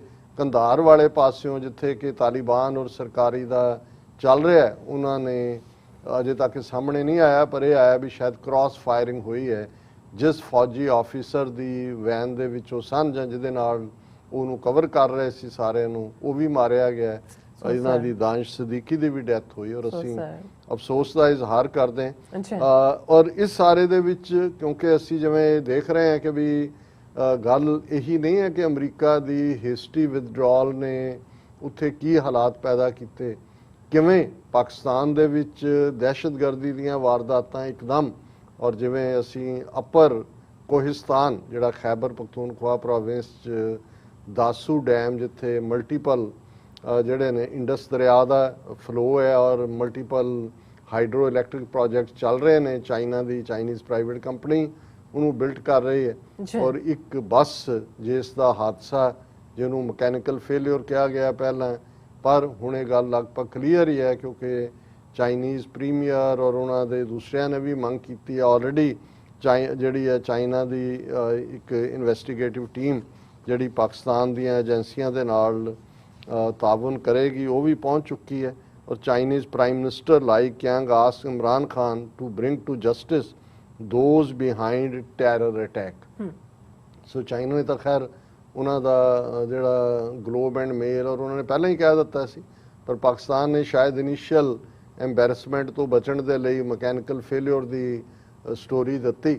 ਹੁਣ ਇਹ ਆਪਣੇ ਆਪ 'ਚ ਦੱਸਦਾ ਹੈ ਜਦੋਂ ਅਸੀਂ ਇਹ ਕਹਿੰਦੇ ਹਾਂ ਕਿ ਬਈ ਲੜਾਈ ਅਲਟੀਮੇਟਲੀ ਉਸ ਇਕਨੋਮਿਕਲ ਕੋਰੀਡੋਰ ਜਿਹਦਾ ਗਵਾਦਰ ਪੋਰਟ ਹੱਬ ਹੈ ਇਹ ਸਾਰੇ ਨਾਲ ਜੁੜੀ ਹੋਈ ਹੈ ਔਰ ਤਾਲਿਬਾਨ ਜਾਂ ਦੂਸਰਾ ਇੱਕ ਫੈਕਟਰ ਜਿਹਦੇ ਲਈ ਆਉਣ ਵਾਲੇ ਦਿਨਾਂ 'ਚ ਨਾ ਸਿਰਫ ਪਾਕਿਸਤਾਨ ਦੇ ਵਿਦਿਨ ਦਹਿਸ਼ਤਗਰਦੀ ਦੀਆਂ ਘਟਨਾਵਾਂ ਬਹੁਤ ਤੇਜ਼ੀ ਨਾਲ ਹੋਰ ਵੀ ਵਧਣਗੀਆਂ ਔਰ ਜੇ ਤੁਸੀਂ ਇਸ ਦਾ ਟ੍ਰੈਂਡ ਕਿਉਂਕਿ ਜਿਹੜੇ ਮੈਂ ਕੁਝ ਇੰਡੀਆ ਦੇ ਆਪਣੇ ਆਪ ਨੂੰ ਸੋ ਕਾਲਡ ਨਿਊਟਰਲ ਜਾਂ ਲੈਫਟਿਸਟ ਜਾਂ ਪ੍ਰੋਗਰੈਸਿਵ ਕਹਿਣ ਵਾਲੇ ਜਰਨਲਿਸਟ ਨੇ ਉਹਨਾਂ ਨੂੰ ਮੈਂ ਕਲੋਜ਼ਲੀ ਫੋਲੋ ਕਰਦਾ ਕਿਉਂਕਿ ਮੈਨੂੰ ਇਹ ਪਤਾ ਹੈ ਵੀ ਹਿੰਦੂ ਤਵੀਆਂ ਦਾ ਤਾਂ ਪਤਾ ਹੈ ਉਹਨਾਂ ਨੇ ਕੀ ਕਹਿਣਾ ਉਹ ਤਾਂ ਆਲਰੇਡੀ ਭੌਂਕੇ ਰੱਖੇ ਹੋਏ ਨੇ। ਇਹ ਵੀ ਇੱਕ ਲੜਾਈ ਦਾ ਤਰੀਕਾ ਹੁੰਦਾ ਵੀ ਇੱਕ ਪਾਸਾ ਤੁਸੀਂ ਉਹ ਜਿਹੜੇ ਨੇ ਉਹ ਰੱਖ ਲਓ ਭੌਂਕਣ ਵਾਲੇ, ਦੂਸਰੇ ਪਾਸੇ ਜਿਨ੍ਹਾਂ ਨੂੰ ਲੋਕ ਸਮਝਣ ਫੇਅਰ ਹੈ ਉਹਨਾਂ ਰਾਹੀਂ ਤੁਸੀਂ ਮਿਸ ਇਨਫੋਰਮੇਸ਼ਨ ਜਾਂ ਡਿਸ ਇਨਫੋਰਮੇਸ਼ਨ ਫੀਡ ਕਰੋ।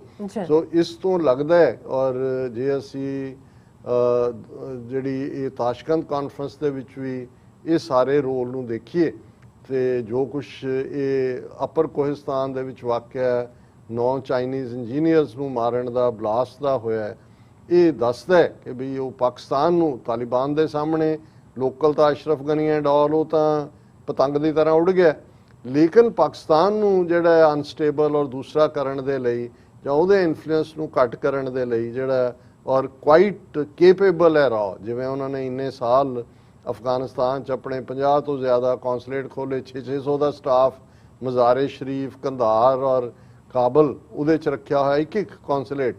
ਸੋ ਉਹ ਆਲਰੇਡੀ ਕਾਫੀ ਲੋਕ ਇਹਨਾਂ ਦੀ ਪੇਰੋਲ ਤੇ ਹੋਣਗੇ। ਸੋ ਅਸੀਂ ਤਾਂ ਇਹ ਕਾਮਨਾ ਹੀ ਕਰਦੇ ਆ ਉਸ ਖਿੱਤੇ 'ਚ ਅਮਨ ਦੀ ਔਰ ਪਾਕਿਸਤਾਨ ਦੀ ਬਿਹਤਰੀ ਔਰ ਉਹਨਾਂ ਦੀ ਸਟੇਬਿਲਿਟੀ। ਔਰ ਇਹਦੇ ਨਾਲ ਕਿਉਂਕਿ ਸਾਰੇ ਨਾਲ ਇਹ ਨਹੀਂ ਹੈ ਕਿ ਵੀ ਅਸੀਂ ਕਿਸੇ ਦੀ ਆਊਟ ਆਫ ਦਾ ਵੇ ਜਾ ਕੇ ਐਡਵੋਕੇਸੀ ਕਰ ਰਹੇ ਹਾਂ। ਸਿੱਖ ਫੈਕਟਰ, ਸਾਡੀ ਧਰਤੀ, ਉਹ ਖਿੱਤਾ, ਇਹ ਸਾਰਾ ਇਸ ਦੇ ਨਾਲ ਜੁੜਿਆ ਹੋਇਆ ਹੈ। ਅਫਗਾਨਿਸਤਾਨ ਦੇ ਵਿੱਚ ਜਿਹੜੇ ਮਾਈਨੋਰਿਟੀ 'ਚ ਇਸ ਵੇਲੇ ਸਿੱਖ ਭਾਵੇਂ ਥੋੜ੍ਹੀ ਗਿਣਤੀ ਹੈ, ਪਰ ਸਾਡਾ ਇਤਿਹਾਸ ਹੈ, ਹਿਸਟੋਰੀਕਲ ਗੁਰਦੁਆਰੇ ਨੇ ਕਾਬਲ ਦੇ ਵਿੱਚ ਵੀ, ਜਲਾਲਾਬਾਦ ਦੇ ਵਿੱਚ ਵੀ ਪੁਰਾਣਾ ਗੁਰਦੁਆਰਾ ਚਸ਼ਮਾ ਸ਼ਾਹੀ, ਔਰ ਅਫਗਾਨ ਸਿੱਖ ਕਮਿਊਨਿਟੀ, ਅਸੀਂ ਉਹਨਾਂ ਬਾਰੇ ਵੀ ਫਿਕਰਮੰਦ ਹੈ। ਔਰ ਜ਼ਾਹਰ ਹੈ ਕਿ ਇਹ ਆਉਣ ਵਾਲੇ ਪੀਰੀਅਡ 'ਚ ਜਦੋਂ ਵੀ ਇਸ ਕਿਸਮ ਦੀ ਕੋਈ ਵੀ ਮੂਵਮੈਂਟ ਤੁਰਦੀ ਹੈ, ਉਹ ਦਹਿਸ਼ਤਗਰਦੀ ਨਾਲ ਜੁੜੀ ਹੋਏ ਜਾਂ ਅਦਰਵਾਈਜ਼ ਰੈਡੀਕਲ ਥਾਟਸ ਨਾਲ ਜੁੜੀ ਹੋਏ, ਉਹਦੀਆਂ ਫਿਰ ਬਾਉਂਡਰੀਜ਼ ਨਹੀਂ ਰਹਿੰਦੀਆਂ, ਉਹ ਸਪਿਲ ਓਵਰ ਕਰਦੀ ਹੈ।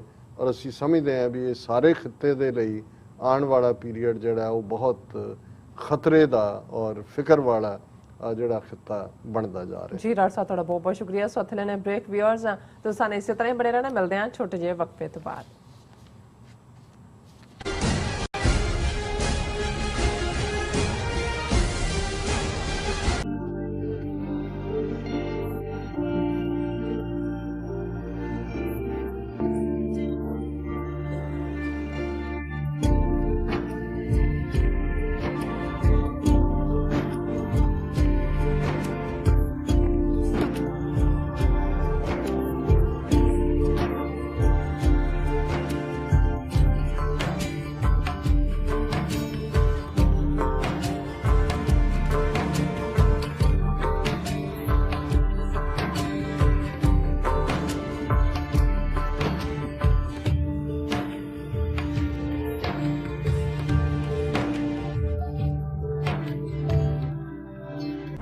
ਵਾਹਿਗੁਰੂ ਜੀ ਕਾ ਖਾਲਸਾ, ਵਾਹਿਗੁਰੂ ਜੀ ਕੀ ਫਤਿਹ। ਮੇਰੇ ਸਾਰੇ ਸੰਸਾਰ ਭਰ ਦੇ ਪੰਜਾਬੀਆਂ ਤੇ ਸਿੱਖ ਭਾਈਚਾਰੇ ਨੂੰ ਬੇਨਤੀ ਹੈ, ਤੁਸੀਂ ਜਲਦੀ ਅੱਜ ਹੀ ਆਪਣੇ ਪੰਜਾਬ ਦੇ ਲਈ the non-governmental Punjab independence referendum ਦੀਆਂ ਵੋਟਾਂ ਰਜਿਸਟਰ ਕਰਵਾਓ। 15 ਅਗਸਤ 2021 ਨੂੰ ਇਹ ਵੋਟਾਂ ਇੰਗਲੈਂਡ ਤੋਂ ਸਟਾਰਟ ਹੋਣਗੀਆਂ। ਪਹਿਲੀ ਪੋਲਿੰਗ ਸੈਂਟਰ, ਪਹਿਲੀ ਵੋਟ ਇੰਗਲੈਂਡ ਤੋਂ ਹੋਗੀ। ਜਲਦੀ ਵੋਟਾਂ ਰਜਿਸਟਰ ਕਰਵਾਓ। Thank you.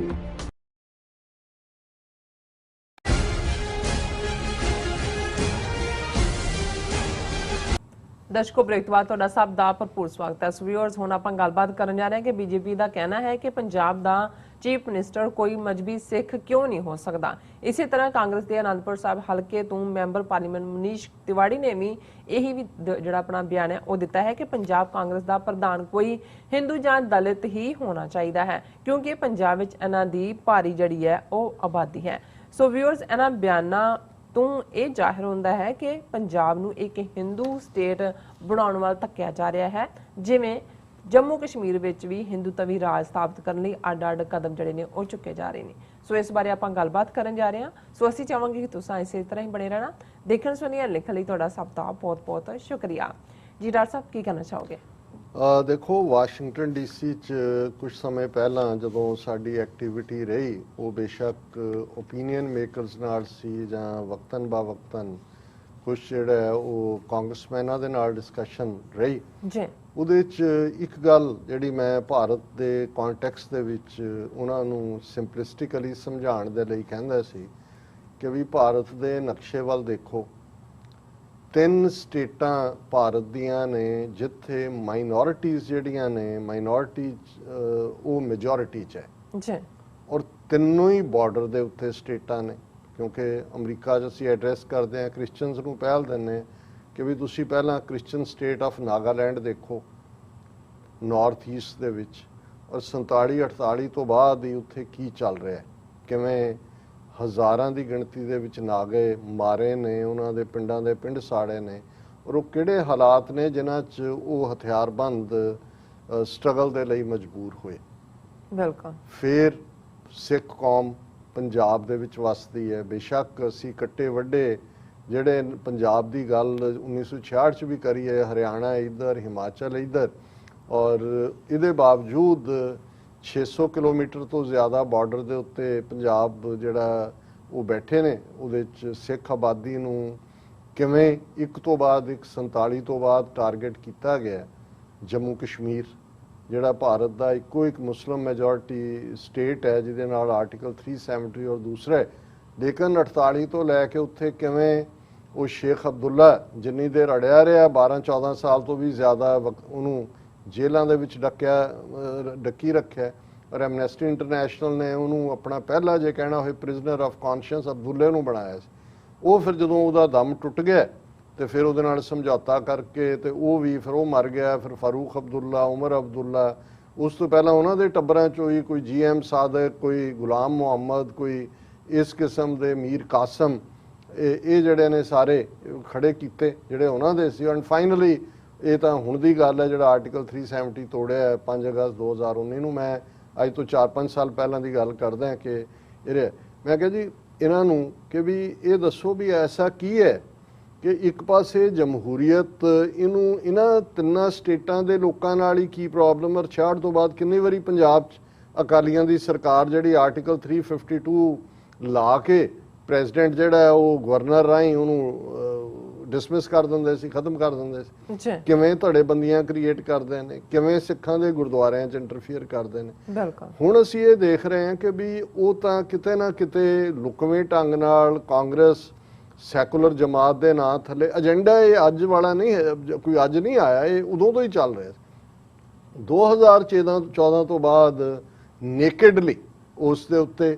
ਤੇ 2019 ਚ ਪਹੁੰਚਦੇ ਆ ਹੁਣ ਕਿਉਂਕਿ 300+ ਸੀਟਾਂ ਉਹਨਾਂ ਕੋਲ ਪਾਰਲੀਮੈਂਟ 'ਚ ਨੇ, ਇੰਸਟੀਚਿਊਟ ਜੁਡੀਸ਼ਰੀ ਵੀ ਉਹਨਾਂ ਨੇ ਬਿਲਕੁਲ ਜਿਹੜੀ ਹੈ ਉਹਨੂੰ ਸਬਜੂਗੇਟ ਕਰ ਲਿਆ ਹੈ, ਮੀਡੀਆ ਵੀ ਉਹਨਾਂ ਦੇ ਕੋਲ ਹੈ, ਅਫਸਰਸ਼ਾਹੀ ਜਿਹੜੀ ਹੈ ਉਹ ਖਲੇਆਮ ਸ਼ਰੇਆਮ ਜਿਹੜੀ ਹੈ ਉਹ ਹਿੰਦੂਤਵੀ ਏਜੰਡੇ ਦੇ ਉੱਤੇ, ਔਰ ਈਵਨ ਸੁਪਰੀਮ ਕੋਰਟ ਉਹਨਾਂ ਦੇ ਦੇਖੋ ਤਰਲਾ ਉਹ ਕਵਾਂਡੀਆ ਕਿ ਕੌਣ ਨੇ ਸ਼ਿਵ ਦੇ ਭਗਤ ਜਿਹੜੇ ਗੁੰਡੇ ਕਿਸਮ ਦੇ ਲੋਕ ਗੰਗਾ ਤੋਂ ਪਾਣੀ ਲਿਆਉਂਦੇ ਨੇ ਫਿਰ ਪਿੰਡਾਂ 'ਚ ਲਿਜਾਂਦੇ ਨੇ। ਉਹ ਯੂਪੀ ਵਾਲਿਆਂ ਨੂੰ ਸੁਪਰੀਮ ਕੋਰਟ ਨੇ ਕਿਹਾ ਜੀ ਆਲਰੇਡੀ ਤੁਸੀਂ ਕੁੰਭ ਕੀਤਾ, ਉੱਥੇ ਇੰਨੇ ਲੱਖਾਂ ਲੋਕ ਜਿਹੜੇ ਨੇ ਉਹ ਪ੍ਰਭਾਵਿਤ ਹੋਏ, ਨਾ ਕਰੋ। ਉਹ ਕਹਿ ਰਹੇ ਜੀ ਅਸੀਂ ਸਿੰਬੋਲਿਕਲੀ ਕਰਾਂਗੇ। ਔਰ ਮੈਂ ਕੱਲ ਦੇਖ ਰਿਹਾ ਸੁਪਰੀਮ ਕੋਰਟ ਤਰਲੇ ਕਰ ਰਿਹਾ ਕਿ ਜੀ ਦੇਖੋ ਇਸ ਨੂੰ ਉਹਨੂੰ ਹੋਰ ਟਾਈਮ ਦਿੱਤਾ ਯੂਪੀ ਸਰਕਾਰ। ਹਜ਼ਾਰਾਂ ਐਨਕਾਊਂਟਰ ਯੂਪੀ 'ਚ ਹੋਏ, ਸੁਪਰੀਮ ਕੋਰਟ ਕੋਲ ਜਾਂਦੀਆਂ ਨੇ ਪਟੀਸ਼ਨ ਦਾ, ਕੋਈ ਮੰਨਦਾ ਹੀ ਨਹੀਂ ਹੈ ਕਿਉਂਕਿ ਸਿੱਧਾ ਇਸ ਵੇਲੇ ਗੁੰਡਾਗਰਦੀ ਦਾ ਰਾਜ ਹੈ। ਹੁਣ ਜੰਮੂ ਕਸ਼ਮੀਰ ਦਾ ਤਾਂ ਉਹਨਾਂ ਨੇ ਪ੍ਰਬੰਧ ਕਰ ਲਿਆ, ਉਹਨਾਂ ਨੇ ਇਹ ਕਿਹਾ ਕਿ ਨਾ ਰਹੇ ਬਾਂਸ ਨਾ ਵਜੇ ਬੰਸਰੀ, ਤੁਸੀਂ ਤਾਂ ਰਾਈਟ ਆਫ ਸੈਲਫ ਡਿਟਰਮੀਨੇਸ਼ਨ ਮੰਗਦੇ ਹੋ, ਹੁਰੀਅਤ ਕਾਨਫਰੰਸ ਔਰ ਦੂਸਰੇ ਤੇ ਵਿਦਨ ਜਿਹੜੇ ਨੇ ਉਹ ਤੁਸੀਂ ਬੜਾ ਮਾਣ ਕਰਦੇ ਹੋ ਜੀ, ਤੁਹਾਡੀ ਆਪਣੀ ਕਨਸਟੀਟਿਊਐਂਟ ਅਸੈਂਬਲੀ ਸੀ, ਤੁਹਾਡੀ ਆਪਣੀ ਅਸੈਂਬਲੀ ਹੈ, ਜਿਹੜਾ ਲਾਅ ਸੈਂਟਰ ਕਰੇ, ਜਦੋਂ ਤੱਕ ਤੁਸੀਂ ਨਾ ਕਰੋ ਮੰਨਿਆ ਨਹੀਂ ਜਾਂਦਾ, ਤੁਹਾਡਾ ਆਪਣਾ ਫਲੈਗ ਹੈ, ਆਪਣਾ ਤੁਹਾਡਾ ਜਿਹੜਾ ਉਹ ਰਾਸ਼ਟਰੀ ਗੀਤ ਹੈ ਜੰਮੂ ਕਸ਼ਮੀਰ ਦਾ, ਉਹਨਾਂ ਨੇ ਸਾਰਾ ਤੋੜ ਤਾੜ ਕੇ ਔਰ ਫਿਰ 3 ਡਰਟੀ ਡੀਜ਼ ਡੀਲਿਮਿਟੇਸ਼ਨ ਜੋ ਕੰਸਟੀਚੁਐਂਸੀ ਜੰਮੂ ਨੂੰ ਐਕਸਟਰਾ। ਔਰ ਹੁਣ ਤਾਂ ਇਹ ਵੀ ਆ ਰਿਹਾ ਵੀ ਜਿਹੜਾ ਜੰਮੂ ਕਸ਼ਮੀਰ ਦੇ ਵਿੱਚ ਜਿਹੜਾ ਇਹਨਾਂ ਦਾ ਇਨੀਸ਼ੀਅਲ ਪਾਰਟ ਹੈ ਉਹਦੇ 'ਚ ਪਤਾ ਨਹੀਂ ਕਿੰਨੀਆਂ ਸੀਟਾਂ ਇਹਨਾਂ ਨੇ ਰੱਖੀਆਂ ਹੋਈਆਂ ਕਿ ਪਾਕਿਸਤਾਨ ਆਕੂਪਾਈਡ ਕਸ਼ਮੀਰ ਜਿਹਨੂੰ ਇਹ ਕਹਿੰਦੇ ਨੇ ਕਿ ਜੀ ਉਹਨਾਂ ਦੇ ਨੁਮਾਇੰਦੇ ਜਦੋਂ ਉਹ ਸਾਡਾ ਬਣੇਗਾ ਉਹਦੇ 'ਚ ਅਸੀਂ ਕਰਾਂਗੇ। ਇਹੀ ਆਜ਼ਾਦ ਕਸ਼ਮੀਰ ਵਾਲਿਆਂ ਨੇ ਵੀ ਰੱਖੀਆਂ ਹੋਈਆਂ। ਲੇਕਿਨ ਹੁਣ ਇਹ ਆ ਰਿਹਾ ਵੀ ਜਿਹੜੇ ਹਿੰਦੂ ਰਿਫਿਊਜੀ ਉੱਥੋਂ ਆਏ ਹੋਏ ਨੇ ਉਹ ਕਹਿ ਰਹੇ ਨੇ ਜੀ ਵੀ ਜਦੋਂ ਤੱਕ ਅਸੀਂ ਦੂਜਾ ਲਿਬਰੇਟ ਨਹੀਂ ਕਰਵਾਉਂਦੇ ਇਹਨਾਂ ਨੂੰ ਨੁਮਾਇੰਦਗੀ ਦਿਓ। ਸੋ ਜ਼ਾਹਰ ਹੈ ਇਸੇ ਤਰ੍ਹਾਂ ਬੁੱਧਿਸਟਾਂ ਨੂੰ ਵੀ ਇੱਕ ਪਾਸੇ ਦਾ ਲਦਾਖ ਅੱਡ ਕਰਤਾ, ਇੱਥੋਂ ਨੁਮਾਇੰਦਗੀ ਦੇਣ ਦੀ ਗੱਲ ਹੈ। ਔਰ ਲੱਖਾਂ ਦੀ ਗਿਣਤੀ 'ਚ ਡੋਮਿਸਾਈਲ ਦਿੱਤੇ ਗਏ ਨੇ ਜਿਹੜੇ ਮੇਨ ਸਟ੍ਰੀਮ ਸੂਬਿਆਂ 'ਚੋਂ ਹਿੰਦੂਆਂ ਦੇ ਆ ਕੇ, ਕਿਉਂਕਿ ਅਲਟੀਮੇਟਲੀ ਉਹਨਾਂ ਨੇ ਡਿਪਟੀ ਚੀਫ ਮਿਨਿਸਟਰ ਤੱਕ ਤਾਂ ਇਹ ਪਹੁੰਚ ਗਏ ਜਦੋਂ ਨਿਰਮਲ ਸਿੰਘ ਨੂੰ ਮਹਿਬੂਬਾ ਮੁਫਤੀ ਨੇ ਜਾਂ ਪਹਿਲਾਂ ਉਹਦੇ ਪਿਓ ਨੇ ਡਿਪਟੀ ਚੀਫ ਮਿਨਿਸਟਰ ਬਣਾਇਆ। ਹੁਣ ਉਹ ਹਾਲਾਤ ਪੈਦਾ ਕਰ ਰਹੇ ਨੇ ਕਿ ਸ੍ਰੀਨਗਰ ਵੈਲੀ ਇਰੈਲੇਵੈਂਟ ਹੋ ਜਾਏ, ਜੰਮੂ ਰੀਜਨ ਔਰ ਉਹਦੇ 'ਚ ਰਿਜ਼ਰਵੇਸ਼ਨਸ ਵਾਲੇ ਮਿਲਾ ਕੇ ਇੰਨੇ ਕੁ ਹੋ ਜਾਣ ਕਿ ਉੱਥੇ ਹਿੰਦੂ ਰੂਲ ਕਰੇ। ਔਰ ਜ਼ਾਹਰ ਹੈ ਕਿ ਵੀ ਉਹ ਸੈਕੰਡ ਕਲਾਸ ਸਿਟੀਜ਼ਨ ਬਣ। ਹੁਣ ਪੰਜਾਬ ਦੇ ਵਿੱਚ ਭਾਵੇਂ ਇਹਨਾਂ ਨੇ 1966 'ਚ ਰੀਆਰਗੇਨਾਈਜੇਸ਼ਨ ਐਕਟ ਪੰਜਾਬ ਦੇ ਥੱਲੇ ਕਾਫੀ ਸਿੱਖ ਆਬਾਦੀਆਂ ਕੱਢ ਕੇ ਬਾਹਰ ਮਾਰੀਆਂ ਹਰਿਆਣੇ ਦੇ ਵਿੱਚ ਜਾਂ ਹਿਮਾਚਲ ਦੇ ਵਿੱਚ, ਪਰ ਇਹਦੇ ਬਾਵਜੂਦ ਜਿਹੜੀ ਲੇਟੈਸਟ ਸੈਂਸਸ ਅਸੀਂ ਦੇਖਦੇ ਹਾਂ ਔਰ ਕਿਵੇਂ ਬਈਏ ਲਿਆਂਦੇ, ਕਿਵੇਂ ਜਿਹੜੇ ਸਟਾਫ ਲਿਆਂਦਾ ਜਾਂਦਾ ਹੈ ਸੈਂਸਸ ਵੇਲੇ, ਉਹ ਜਿਹੜੇ ਅਨਪੜ੍ਹ ਵਿਚਾਰੇ ਨੇ ਉਹ ਮਜ਼ਹਬ ਸਿੱਖ ਲਿਖਾਉਂਦੇ ਨੇ, ਹਿੰਦੂ ਲਿਖਦੇ ਨੇ। ਇਹਦੇ ਬਾਵਜੂਦ ਹੁਣੇ ਮੈਂ ਕੋਟ ਕਰਨ ਲੱਗਾ ਜਦੋਂ ਅਸੀਂ ਅੱਜ ਇਹ ਕਹਿ ਰਹੇ ਹਾਂ ਕਿ ਆਲਰੇਡੀ ਔਨ ਦਾ ਕਾਰਡਸ ਹੈ, ਬੀਜੇਪੀ ਨੇ ਇਹ ਮਿੱਥਿਆ ਹੋਇਆ, ਉਹਨਾਂ ਨੇ ਦੇਖ ਲਿਆ ਕਿ 2014 'ਚ ਵੀ ਪੰਜਾਬ 'ਚ ਹਿੰਦੂਤਵਾ ਦਾ ਰੱਥ ਸਿੱਖਾਂ ਨੇ ਰੋਕਿਆ। 2019 ਚ ਵੀ ਔਰ ਹੁਣ ਹਜ਼ਾਰਾਂ ਨਹੀਂ ਲੱਖਾਂ ਦੀ ਗਿਣਤੀ ਚ ਕਿਸਾਨਾਂ ਨੇ ਮੋਦੀ ਨੂੰ ਚੈਲੰਜ ਕੀਤਾ ਹੋਇਆ ਹੈ। ਉਹਨਾਂ ਨੇ ਜਿਸ ਅੰਦਾਜ਼ ਦੇ ਵਿੱਚ ਸਿੱਖਾਂ ਦੇ ਵਿੱਚ ਘੁਸਪੈਠ ਵੀ ਕੀਤੀ, ਰਾਸ਼ਟਰੀ ਸਿੱਖ ਸੰਗਤ ਬਣਾਈ, ਕਿਵੇਂ ਉਹਨਾਂ ਨੇ ਫਾਲਸ ਲਿਟਰੇਚਰ ਪ੍ਰੋਡਿਊਸ ਕੀਤਾ। 1999 ਚ 300 ਸਾਲਾ ਖਾਲਸਾ ਸਾਜਨਾ ਦਿਵਸ ਦੇ ਵੇਲੇ 100 ਕਰੋੜ RSS ਨੂੰ ਦਿੱਤਾ, ਉਹਨਾਂ ਨੇ ਉਸ ਕਿਸਮ ਦਾ ਲਿਟਰੇਚਰ ਕੱਢਿਆ। ਫਿਰ ਅਸੀਂ ਇਹ ਵੀ ਦੇਖਿਆ ਕਿ ਮੋਦੀ ਜਿਹੜਾ ਹੈ ਉਹ ਕਿਵੇਂ ਰਾਮਾਇਣ ਆਫ ਗੁਰੂ ਗੋਬਿੰਦ ਸਿੰਘ ਸਾਹਿਬ ਦੀ ਗੱਲ ਪਹਿਲਾਂ 5 ਅਗਸਤ 2020 ਨੂੰ ਕਰਦਾ ਹੈ, ਉਹਦਾ ਰਾਮ ਮੰਦਰ ਸ਼ਿਲਾਨਿਆਸ ਵੇਲੇ। ਹੁਣ ਉਹ ਆਪਣੇ ਟੁਚੇ ਤੁਲਸੀ ਤੋਂ ਤੇ ਉਹਦੀ ਘਰ ਵਾਲੀ ਔਰ ਦੂਜਾ ਕਿ ਜੀ ਇਹ ਮੇਰੀ ਮਾਂ ਨੇ ਲਿਖੀ ਤੁਲਸੀ, ਕਹਿੰਦਾ ਬਲਜੀਤ ਕੌਰ ਨੇ ਮਰ ਗਈ ਜਿਹੜੀ, ਕਿ ਵੀ ਇਹ ਰਾਮਾਇਣ ਆਫ ਗੁਰੂ ਗੋਬਿੰਦ ਮਤਲਬ ਲਿਟਰੇਚਰ 'ਚ ਤੁਸੀਂ ਵਿੱਚ ਵਾੜ ਰਹੇ ਹੋ। ਔਰ ਇਸ ਸਾਰੇ ਦੇ ਨਾਲ ਨਾਲ ਇਸ ਤੋਂ ਪਹਿਲਾਂ 1985 ਦੇ ਵਿੱਚ ਨਜਾਵਰ ਨਾਂ ਦੇ ਬੰਦੇ ਤੋਂ ਗੋਬਿੰਦ ਗੀਤਾ ਲਿਖਵਾਈ ਤਾਂ ਕਿ ਤੁਸੀਂ ਗੀਤਾ ਰਾਮਾਇਣ ਦਾ ਸਿੱਖ ਗੁਰੂਆਂ ਦੇ ਨਾਲ ਸੰਬੰਧ ਜੋੜੋ। ਔਰ ਹੁਣ ਅਸੀਂ ਇਹ ਦੇਖ ਰਹੇ ਹਾਂ ਕਿ ਵੀ ਇਹ ਇੱਕ ਡਿਬੇਟ ਖੜੀ ਕੀਤੀ ਗਈ ਔਰ ਕੁਛ ਦੇਰ ਤੋਂ ਕਿ ਜੀ ਦਲਿਤ ਕਿਉਂ ਨਹੀਂ ਹੋ ਸਕਦਾ। ਔਰ ਬੀਜੇਪੀ ਨੇ ਕਿਹਾ ਜੀ ਅਸੀਂ 2022 ਦੀਆਂ ਚੋਣਾਂ ਦੇ ਵਿੱਚ ਜਿੱਤਾਂਗੇ ਪੰਜਾਬ। ਔਰ ਇੱਕ ਦਲਿਤ ਜਿਹੜੇ ਸਾਡੇ ਦੂਸਰੇ ਵੀਰ ਨੇ, ਪਾਕਿਸਤਾਨੀ ਵੀਰ ਭੈਣ, ਜਿਨ੍ਹਾਂ ਨੂੰ ਸ਼ਡਿਊਲ ਕਾਸਟ ਜਾਂ ਸ਼ਡਿਊਲ ਟਰਾਈਬ ਤਾਂ ਨਹੀਂ ਨੇ ਪੰਜਾਬ 'ਚ, 2-3 ਹੀ ਨੇ ਸ਼ਡਿਊਲ ਕਾਸਟ ਜਿਨ੍ਹਾਂ ਨੂੰ ਅਛੂਤ ਬਣਾਇਆ ਹੋਇਆ ਸੀ ਇਹਨਾਂ ਨੇ।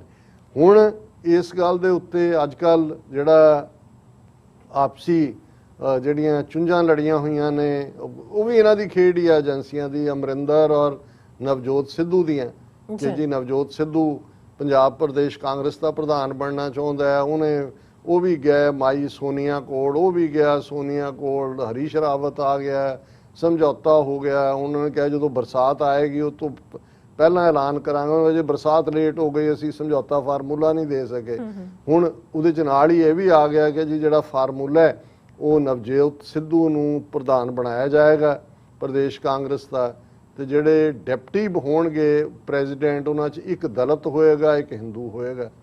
ਅਮਰਿੰਦਰ ਜਿਹੜਾ ਉਹਨੇ ਵੀ ਇਸ ਦੇ ਉੱਤੇ ਆਪਣਾ ਦਿੱਤਾ ਹੈ। ਪਰ ਜਿਹੜਾ ਇਸ ਦੇ ਉੱਤੇ ਮੈਂ ਦੇਖਦਾ ਵੀ ਜਿਹੜੀ ਖੇਡ ਬੀਜੇਪੀ ਖੇਡ ਰਿਹਾ ਔਰ ਜਿਹੜੇ ਵਿਦਨ ਕਾਂਗਰਸ ਵੀ ਬੈਠੇ ਹੋਏ ਉਹਨਾਂ ਦੇ ਲੋਕ, ਹੁਣ ਮਨੀਸ਼ ਤਿਵਾੜੀ ਅਨੰਦਪੁਰ ਸਾਹਿਬ ਤੋਂ ਮੈਂਬਰ ਪਾਰਲੀਮੈਂਟ ਹੈ ਕਾਂਗਰਸ ਦੀ ਟਿਕਟ ਤੇ, ਇਹ ਉਹੀ ਹੈ ਇਹਦਾ ਪਿਓ ਵਿਸ਼ਵਨਾਥ ਤਿਵਾੜੀ, ਇੰਦਰਾ ਗਾਂਧੀ ਦੇ ਬੜਾ ਨੇੜੇ ਸੀ, ਹਾਲਾਂ ਮਾਰਿਆ ਤੇ ਏਜੰਸੀਆਂ ਨਹੀਂ ਸੀ ਉਹਨੂੰ। ਵਿਸ਼ਵਨਾਥ ਤਿਵਾੜੀ ਨੇ ਪੰਜਾਬ ਯੂਨੀਵਰਸਿਟੀ ਚੰਡੀਗੜ੍ਹ 'ਚ head of the Punjabi department ਸੀ, ਲੇਕਿਨ ਉਹ ਖੜਕੂਆਂ ਦੇ ਖਾਤੇ 'ਚ ਪਾਇਆ ਗਿਆ ਸੀ। ਹੁਣ ਜਿਹਦਾ ਪਿਓ ਮਾਰਿਆ ਹੋਏ, ਉਹ ਕਿਸੇ ਨੇ ਮਾਰਿਆ, ਖਾਤੇ ਉਹਨਾਂ ਦੇ ਪਾਇਆ, ਉਹ ਵੀ ਬੈਠਾ ਹੈ, ਉਹਨੂੰ ਕਾਂਗਰਸ ਨੇ ਟਿਕਟ ਵੀ ਅਨੰਦਪੁਰ ਸਾਹਿਬ ਤੋਂ ਦਿੱਤੀ, ਜਿਹੜੀ ਤੁਹਾਡੀ ਖਾਲਸੇ ਦੀ ਜਨਮ ਭੂਮੀ ਹੈ, ਉੱਥੋਂ ਰਿਪਰੈਜ਼ੈਂਟ ਕਰਦਾ। ਹਮੇਸ਼ਾ ਇਹਨੂੰ ਕਿਸਾਨ ਲਹਿਰ ਨੂੰ ਲੈ ਕੇ ਦੂਜਿਆਂ ਨੂੰ ਇਹਨਾਂ ਨੂੰ ਕੋਈ ਨਜ਼ਰ ਨਹੀਂ ਆਇਆ ਵੀ ਪਾਰਲੀਮੈਂਟ ਸੈਸ਼ਨ ਚੱਲ ਰਿਹਾ ਹੈ, ਐਡਜੋਰਨਮੈਂਟ ਮੋਸ਼ਨ ਦੀ ਗੱਲ ਜਾਂ ਦੂਜੀ ਜਿਹੜੀ ਕਿ ਅਕਾਲੀ ਆਪਣੇ ਨੰਬਰ ਬਣਾ ਰਹੇ ਨੇ। ਪਰ ਹੁਣ ਉਹਨੇ ਇਸ ਇਸ਼ੂ ਦੇ ਉੱਤੇ ਜਦੋਂ ਹੁਣ ਇਹ ਆਇਆ ਕਿ ਸ਼ਾਇਦ ਨਵਜੋਤ ਸਿੱਧੂ ਪ੍ਰਧਾਨ ਬਣ ਸਕਦਾ ਹੈ, ਔਰ ਦੂਜਾ ਇਹਨੇ ਸ਼ੂਟ ਕੀਤਾ amid row over Sidhu's appointment, Manish Tiwari tweets a reminder Punjab is secular, bats for non Sikh Punjab Congress president. ਹੁਣ ਕਿਉਂਕਿ Sunil Jakhar already existing president ਹੈ, ਜਿਹੜਾ ਵੀ ਬਣੇਗਾ ਉਹਦੀ ਥਾਂ ਤੇ ਬਣੇਗਾ। ਉਹਨੇ ਕਿਹਾ ਜੀ ਦੇਖੋ ਇੰਡੀਆ ਸੈਕੂਲਰ ਹੈ, ਔਰ ਉਹ ਆਪਣੀ ਜਿਹੜੀ ਟਵੀਟ ਹੈ ਉਹਦੇ 'ਚ ਲਿਖ ਰਿਹਾ ਡੈਮੋਗ੍ਰਾਫਿਕਸ ਆਫ ਪੰਜਾਬ, ਕਿ ਪੰਜਾਬ ਦੀਆਂ ਡੈਮੋਗ੍ਰਾਫਿਕ, ਕਿ ਪੰਜਾਬ 'ਚ ਸਿੱਖ ਜਿਹੜੇ ਨੇ 57.75% ਨੇ, ਆਲਮੋਸਟ 58%। ਉਹ ਕਹਿ ਰਿਹਾ ਜੀ ਹਿੰਦੂ ਜਿਹੜੇ ਨੇ 38.49% ਨੇ। ਹਾਲਾਂ ਮੈਂ ਇਹ ਦੱਸਾਂਗਾ ਕਿ ਵੀ ਇਹ ਕਿਵੇਂ ਗਲਤ ਨੇ ਫਿਗਰਸ, ਇਹ ਨਹੀਂ ਕਿ ਵੀ ਇਹ ਹੈ ਨਹੀਂ, ਸੈਂਸਸ ਇਹੀ ਕੱਢ ਰਿਹਾ, ਪਰ ਇਹਦੇ ਪਿੱਛੇ ਰਾਜ਼ ਕੀ ਹੈ। ਦਲਿਤਸ 31.94%, ਸਿੱਖਸ ਐਂਡ ਹਿੰਦੂਸ। ਔਰ ਫਿਰ ਇਹ ਕਹਿ ਰਿਹਾ ਕਿ ਪੰਜਾਬ ਤਾਂ ਪ੍ਰੋਗਰੈਸਿਵ ਐਂਡ ਸੈਕੂਲਰ ਹੈ। ਉਹਦਾ ਮਤਲਬ ਇਹ ਹੈ ਕਿ ਤੁਸੀਂ ਜੇ 58% ਸਿੱਖ ਨੇ ਤੇ ਬਾਕੀ ਜਿਹੜੇ ਨੇ 39% ਆਲਮੋਸਟ ਹਿੰਦੂ ਨੇ। ਹੁਣ ਜਿਨ੍ਹਾਂ ਨੂੰ ਹਿੰਦੂਜ਼ ਐਂਡ ਸਿੱਖਸ ਟੁਗੈਦਰ ਦਲਿਤਸ ਨੂੰ ਕਹਿ ਰਿਹਾ, ਪਹਿਲੀ ਗੱਲ ਦਲਿਤ ਹਿੰਦੂ ਕਿਵੇਂ ਨੇ? ਉਹ ਤਾਂ ਆਪਣੀ ਇੱਕ ਵੱਖਰੀ ਆਈਡੈਂਟੀਟੀ ਰੱਖਦੇ ਨੇ। ਔਰ ਇਹਦੇ 'ਚ ਇੱਕ ਗੱਲ ਦਾ ਧਿਆਨ ਰਹੇ ਕਿ ਅਸੀਂ ਹਮੇਸ਼ਾ ਭਾਵੇਂ for the sake of discussion ਵੀ ਜਦੋਂ ਇਹ ਲਫ਼ਜ਼ ਇਸਤੇਮਾਲ ਕਰਦੇ, ਮੇਰਾ ਇਹ ਕਹਿਣਾ ਹੁੰਦਾ Dalits of the Dalits, Dalits of the Sikhs, Sikhs of the Dalits, by the Dalits, for the Dalits. ਕਿ ਸਿੱਖੀ ਔਰ ਦਲਿਤ, ਸਿੱਖੀ ਤਾਂ ਹੈ ਹੀ ਐਮਪਾਵਰਮੈਂਟ ਦਲਿਤਾਂ ਦੀ। ਬਿਲਕੁਲ ਹੁਣ ਜੇ 31.94% ਕਹਿ ਰਹੇ, ਅਸੀਂ ਬਹੁਤ ਵਾਰ 32-33% ਕਹਿੰਦੇ ਆ, ਉਹ ਹਿੰਦੂ ਤਾਂ ਨਹੀਂ ਨੇ। ਹਿੰਦੂ ਜਿਹੜਾ ਸੋਲਿਡ ਹੈ ਪੰਜਾਬ ਦੇ ਵਿੱਚ ਸ਼ਹਿਰਾਂ 'ਚ ਬੈਠਾ ਜਿਹੜਾ ਹਿੰਦੂ ਤਵੀ, ਉਹ 12-13% ਤੋਂ ਜ਼ਿਆਦਾ ਨਹੀਂ। ਮੈਕਸਿਮਮ ਸੀਟਾਂ ਜਿਹੜੀਆਂ ਬੀਜੇਪੀ, ਉਹ ਵੀ ਅਕਾਲੀਆਂ ਦੇ ਨਾਲ ਰਲ ਕੇ ਉਹ 18 ਜਾਂ 19 ਕੱਢਦੇ ਨੇ। 117 ਸੀਟਾਂ ਨੇ ਪੰਜਾਬ ਅਸੈਂਬਲੀ। ਪਰ ਹੁਣ ਇਸ ਦੇ ਪਿੱਛੇ ਇੱਕ ਡਿਬੇਟ, ਇੱਕ ਸਟਰ ਖੜੀ ਕਰ ਦਿੱਤੀ ਗਈ ਔਰ ਨਾਲ ਦੀ ਨਾਲ ਬੀਜੇਪੀ ਦੀ ਇਹ ਸਟੇਟਮੈਂਟ, ਉਹਨਾਂ ਦਾ ਸਪੋਕਸਪਰਸਨ ਆਰਪੀ ਸਿੰਘ ਕਹਿੰਦਾ, why not a Mazhabi CM, BJP asks Punjab Congress, let us see who will give Punjab CM from schedule caste community, RP Singh. ਹੁਣ ਇਹ ਜਿਹੜਾ ਇਹਨਾਂ ਨੇ ਇਸ ਕਿਸਮ ਦੀ ਖਤਰਨਾਕ ਪੰਜਾਬ 'ਚ ਇੱਕ ਸਿਵਲ ਵਾਰ ਕਰਵਾਉਣ ਦੀ ਕਿ ਦਲਿਤ ਔਰ ਸਿੱਖਾਂ ਨੂੰ ਲੜਾ ਦਿਓ। ਹਾਲਾਂਕਿ ਸੁਖਬੀਰ ਬਾਦਲ ਨੇ ਵੀ ਆਪਣਾ ਬੈਠ ਕੀਤਾ ਜੀ, ਜੇ ਸਾਡੀ ਸਰਕਾਰ ਬਣੀ ਅਸੀਂ ਇੱਕ ਡਿਪਟੀ ਚੀਫ ਮਿਨਿਸਟਰ ਹਿੰਦੂਆਂ ਦਾ ਹੋਏਗਾ, ਇੱਕ ਜਿਹੜਾ ਉਹ ਦਲਿਤਾਂ ਦਾ ਹੋਏਗਾ। ਪਰ ਬੀਜੇਪੀ ਕਹਿੰਦੀ ਹੈ ਜੀ ਇਹ ਦਲਿਤ ਕਿਉਂ ਨਹੀਂ ਬਣ ਸਕਦਾ। ਹੁਣ ਉਹ ਇਹਨਾਂ ਡੈਮੋਗ੍ਰਾਫਿਕਸ ਨਾਲ ਪਲੇ ਕਰ ਰਹੇ ਨੇ। ਇਨ ਦਾ ਐਂਡ ਜਿਹੜੀ ਕਿਰਸਾਨੀ ਹੈ, ਜਿਨ੍ਹਾਂ ਦੇ ਵਿੱਚ ਜ਼ਾਹਰ ਹੈ ਮੈਜੋਰਿਟੀ ਜੱਟ ਸਿੱਖ ਨੇ, ਇਹ ਉਹਨਾਂ ਨੂੰ ਟਾਰਗੇਟ ਕਰਨ ਦੀ ਲਾਈਨ ਤਾਂ ਹੈ ਹੀ ਹੈ, ਲੇਕਿਨ ਇਹ ਪੰਜਾਬ ਨੂੰ ਉਸ ਪਾਸੇ ਵੱਲ ਧੱਕ ਰਹੇ ਨੇ ਜਿੱਥੇ ਕਿ ਪੰਜਾਬ ਦੇ ਵਿੱਚ ਇਹ ਕਹਿ ਕੇ ਕਿ ਜੀ ਦੇਖੋ ਪੰਜਾਬ ਤਾਂ ਹੈ ਹੀ, ਉਹਦੇ ਇੰਨੇ ਦਲਿਤ ਮਿਲਾ ਲਓ, ਉਹ ਵੀ ਹਿੰਦੂ, ਉਹ ਵੀ ਹਿੰਦੂ, ਅਸੀਂ ਇੰਨੇ, ਔਰ ਇਹ ਤਾਂ ਸੂਬਾ ਹੀ ਜਿਹੜਾ ਇਹਦੇ 'ਚ ਖਾਲਿਸਤਾਨ ਕਿਤੇ ਅਸੀਂ ਇਹ ਹੈ ਕਿ ਅਸੀਂ ਤਾਂ ਇਸ ਗੱਲ ਦੇ ਉੱਤੇ ਅਮਨਾ ਕਰਕੇ ਜਿਹੜਾ ਸਟਰਗਲ ਕਰ ਰਹੇ ਹਾਂ ਕਿ ਭਾਈ ਅਲਟੀਮੇਟਲੀ ਇਹ ਸਾਡਾ ਨਿਊਕਲੀਅਸ ਹੈ। ਬੇਸ਼ੱਕ ਸਾਨੂੰ 58% ਕਹਿ ਕੇ ਰਿਡਿਊਸ ਕੀਤਾ, ਨਾਲ ਲੱਗਦੇ ਜਿਹੜੇ ਸਿੱਖ ਮੈਜੋਰਿਟੀ ਜ਼ਿਲ੍ਹੇ ਔਰ ਉਸ ਸਾਰੇ ਤੋਂ ਅਸੀਂ ਵਾਘਾ ਤੋਂ ਜਮਨਾ ਤੱਕ ਦਾ ਸਾਡਾ ਕਲੇਮ ਕਿਵੇਂ ਬਣਦਾ, ਪਰ ਇਹ ਉਹਨਾਂ ਦੀ ਨੀਅਤ ਜੋ ਜੰਮੂ ਕਸ਼ਮੀਰ 'ਚ ਇੱਕ ਹਿੰਦੂ ਨੂੰ ਚੀਫ ਮਿਨਿਸਟਰ, ਇੱਥੇ ਫਰਕ ਨਹੀਂ ਪੈਂਦਾ ਹੈ ਕਿ ਵੀ ਪੱਗ ਵਾਲਾ ਅਮਰਿੰਦਰ ਕਿਹੜਾ, ਜਿਹੜਾ ਅਮਰਿੰਦਰ ਆਪਣੀਆਂ ਚੀਕਾਂ ਮਾਰ ਰਿਹਾ। Resolve farmer star Amarinder tells PM says cross border threat growing ahead of Punjab. ਉਹ ਆਪਣੀ ਖੇਡ ਖੇਡ ਰਿਹਾ ਕਿ ਜੀ ਇਹ ਬਾਰਡਰ ਹੈ, ਕ੍ਰਾਸ ਦਹਿਸ਼ਤਗਰਦੀ ਆ ਜਾਏਗੀ ਔਰ ਇਹ ਕਰ ਲਓ। ਇਹ ਹੈ, ਕੱਲ ਵੀ ਅਸੀਂ ਕਿਹਾ ਸੀ ਕਿ ਪੰਜਾਬ ਇਹਨਾਂ ਨੇ, ਅਕਾਲੀਆਂ ਨੇ, ਕਾਂਗਰਸ ਨੇ, ਆਮ ਆਦਮੀ ਨੇ, ਉਹ ਤਾਂ ਆਕਸ਼ਨ ਤੇ ਲਾਇਆ ਹੋਇਆ ਔਰ ਆਪਣੇ ਆਪ ਦੇ ਵੀ ਗਲ 'ਚ ਫੱਟੇ ਪਾਏ ਹੋਏ ਨੇ। ਲੇਕਿਨ ਹਿੰਦੂ ਤੋਂ ਵੀ ਬੜੇ ਸਪੈਸੀਫਿਕ ਏਜੰਡੇ ਤੇ ਕੰਮ ਕਰ ਰਹੇ ਨੇ। ਪੰਜਾਬ 'ਚ ਡੈਮੋਗ੍ਰਾਫਿਕਸ ਵੀ ਬਦਲ ਰਹੇ ਨੇ, ਲੱਖਾਂ ਦੀ ਗਿਣਤੀ 'ਚ ਬਈਆਂ ਨੂੰ ਪੰਜਾਬ 'ਚ ਸੈਟਲਮੈਂਟ ਰਾਈਟ ਦਿੱਤੇ, ਵੋਟਿੰਗ ਰਾਈਟ ਪੰਜਾਬ ਦੇ ਵਿੱਚ ਵੀ, ਉੱਥੇ ਵੀ ਉਹਨਾਂ ਦੀਆਂ ਯੂਪੀ ਬਿਹਾਰ 'ਚ ਵੀ ਵੋਟਾਂ ਨੇ। ਔਰ ਹੁਣ ਇਹ ਉਸ ਕਿਸਮ ਦੀ ਇਨਸਟੀਗੇਸ਼ਨ ਕਰ ਰਹੇ ਨੇ ਕਿ ਪੰਜਾਬ ਦੇ ਵਿੱਚ ਜਿਹੜਾ ਉਹ ਸਿੱਖਾਂ ਨੂੰ ਮਾਈਨੋਰਿਟੀ ਸਾਬਤ ਕੀਤਾ ਜਾਏ ਕਿ ਭਾਈ ਤੁਸੀਂ ਤਾਂ ਹੈ ਹੀ ਨਹੀਂ, ਹਿੰਦੂ ਔਰ ਦਲਿਤ ਮਿਲ ਕੇ ਉਹ ਇੰਨੇ % ਬਣਦੇ ਨੇ। ਹਾਲਾਂਕਿ ਇਹ ਸਾਰਾ ਈਵਨ ਜਿਹੜੀ ਇਹਨਾਂ ਦੀਆਂ ਸੈਂਸਸ ਵੀ ਹੈ 58 ਸਿੱਖ ਜਿਹੜੇ ਨੇ ਉਹ ਆਲਮੋਸਟ, ਕਿਉਂਕਿ ਅਸੀਂ ਦਲਿਤਾਂ ਨੂੰ ਸਿੱਖ ਪਾਰਟ ਹੀ ਸਮਝਦੇ ਹਾਂ, ਹਿੰਦੂ ਸਿਰਫ 12% ਨੇ ਪੰਜਾਬ 'ਚ, 12-13% ਤੋਂ ਜ਼ਿਆਦਾ ਨਹੀਂ ਨੇ। ਲੇਕਿਨ ਇਹ ਹੁਣ ਇਹਨੂੰ ਇਸ਼ੂ ਖੜਾ ਕਰਕੇ ਉਹਨਾਂ 'ਚ ਜਿਹਨੂੰ ਕਹਿੰਦੇ ਨੇ to fish in the troubled waters, ਇਹ ਪੰਜਾਬ ਦੇ ਵਿੱਚ ਜਿਹੜੀ ਹੈ ਉਸ ਕਿਸਮ ਦਾ ਖਿੱਚੋਤਾਣ ਖੜੀ ਕਰ ਰਹੇ ਨੇ। ਜੀ ਰਾਜ ਸਾਹਿਬ, ਤੁਹਾਡਾ ਬਹੁਤ ਬਹੁਤ ਸ਼ੁਕਰੀਆ। ਸੋ ਇੱਥੇ ਲੈਣੇ ਬ੍ਰੇਕ। ਵਿਊਅਰਸ, ਤੁਸੀਂ ਕਿਤੇ ਨਹੀਂ ਜਾਣਾ, ਮਿਲਦੇ ਹਾਂ ਛੋਟੇ ਜਿਹੇ ਬ੍ਰੇਕ ਤੋਂ ਬਾਅਦ।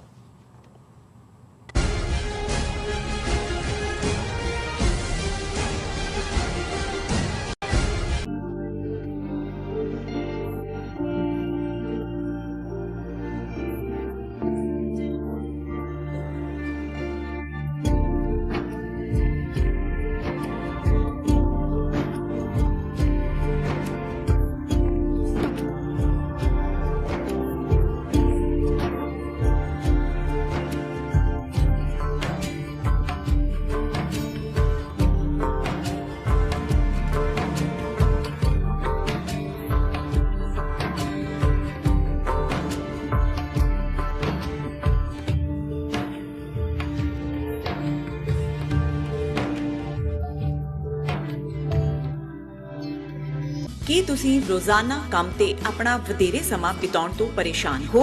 ਆਪਣੀ ਪੂੰਜੀ ਨੂੰ ਕੰਮ ਤੇ ਲਗਾਓ, ਸਾਡੇ ਨਾਲ ਇਨਵੈਸਟ ਕਰੋ। ਅਸੀਂ ਤੁਹਾਡੀ ਪੂੰਜੀ ਤੋਂ ਤੁਹਾਡੇ ਲਈ ਵਧੇਰੇ ਪੈਸੇ ਬਣਾ ਸਕਦੇ ਹਾਂ। ਅਸੀਂ ਪ੍ਰਾਈਵੇਟ ਇਕੁਇਟੀ ਇਨਵੈਸਟਮੈਂਟ ਫਰਮ ਹਾਂ ਤੇ ਕਮਰਸ਼ੀਅਲ ਰੀਅਲ ਏਸਟੇਟ ਵਿੱਚ ਮਾਹਿਰ ਹਾਂ। Property management, leasing, asset management, commercial real estate investment ਵਿੱਚ ਸਾਰੀਆਂ ਸੇਵਾਵਾਂ ਲਈ ਅਮਰੀਕਾ ਭਰ ਵਿੱਚੋਂ ਤੁਸੀਂ ਸਾਡੇ ਤੱਕ ਪਹੁੰਚ ਕਰ ਸਕਦੇ ਹੋ। ਆਜ਼ਾਦ ਕਮਰਸ਼ੀਅਲ ਰਿਐਲਿਟੀ ਸਰਵਿਸਿਜ਼ ਤੇ Azad family trust 701 North Post Oak Road suite number 204 Houston Texas. ਤੁਸੀਂ ਸਾਨੂੰ ਸਾਡੇ ਫੋਨ ਨੰਬਰ 7136861277 ਤੇ ਵੀ ਸੰਪਰਕ ਕਰ ਸਕਦੇ ਹੋ। Azad commercial reality services.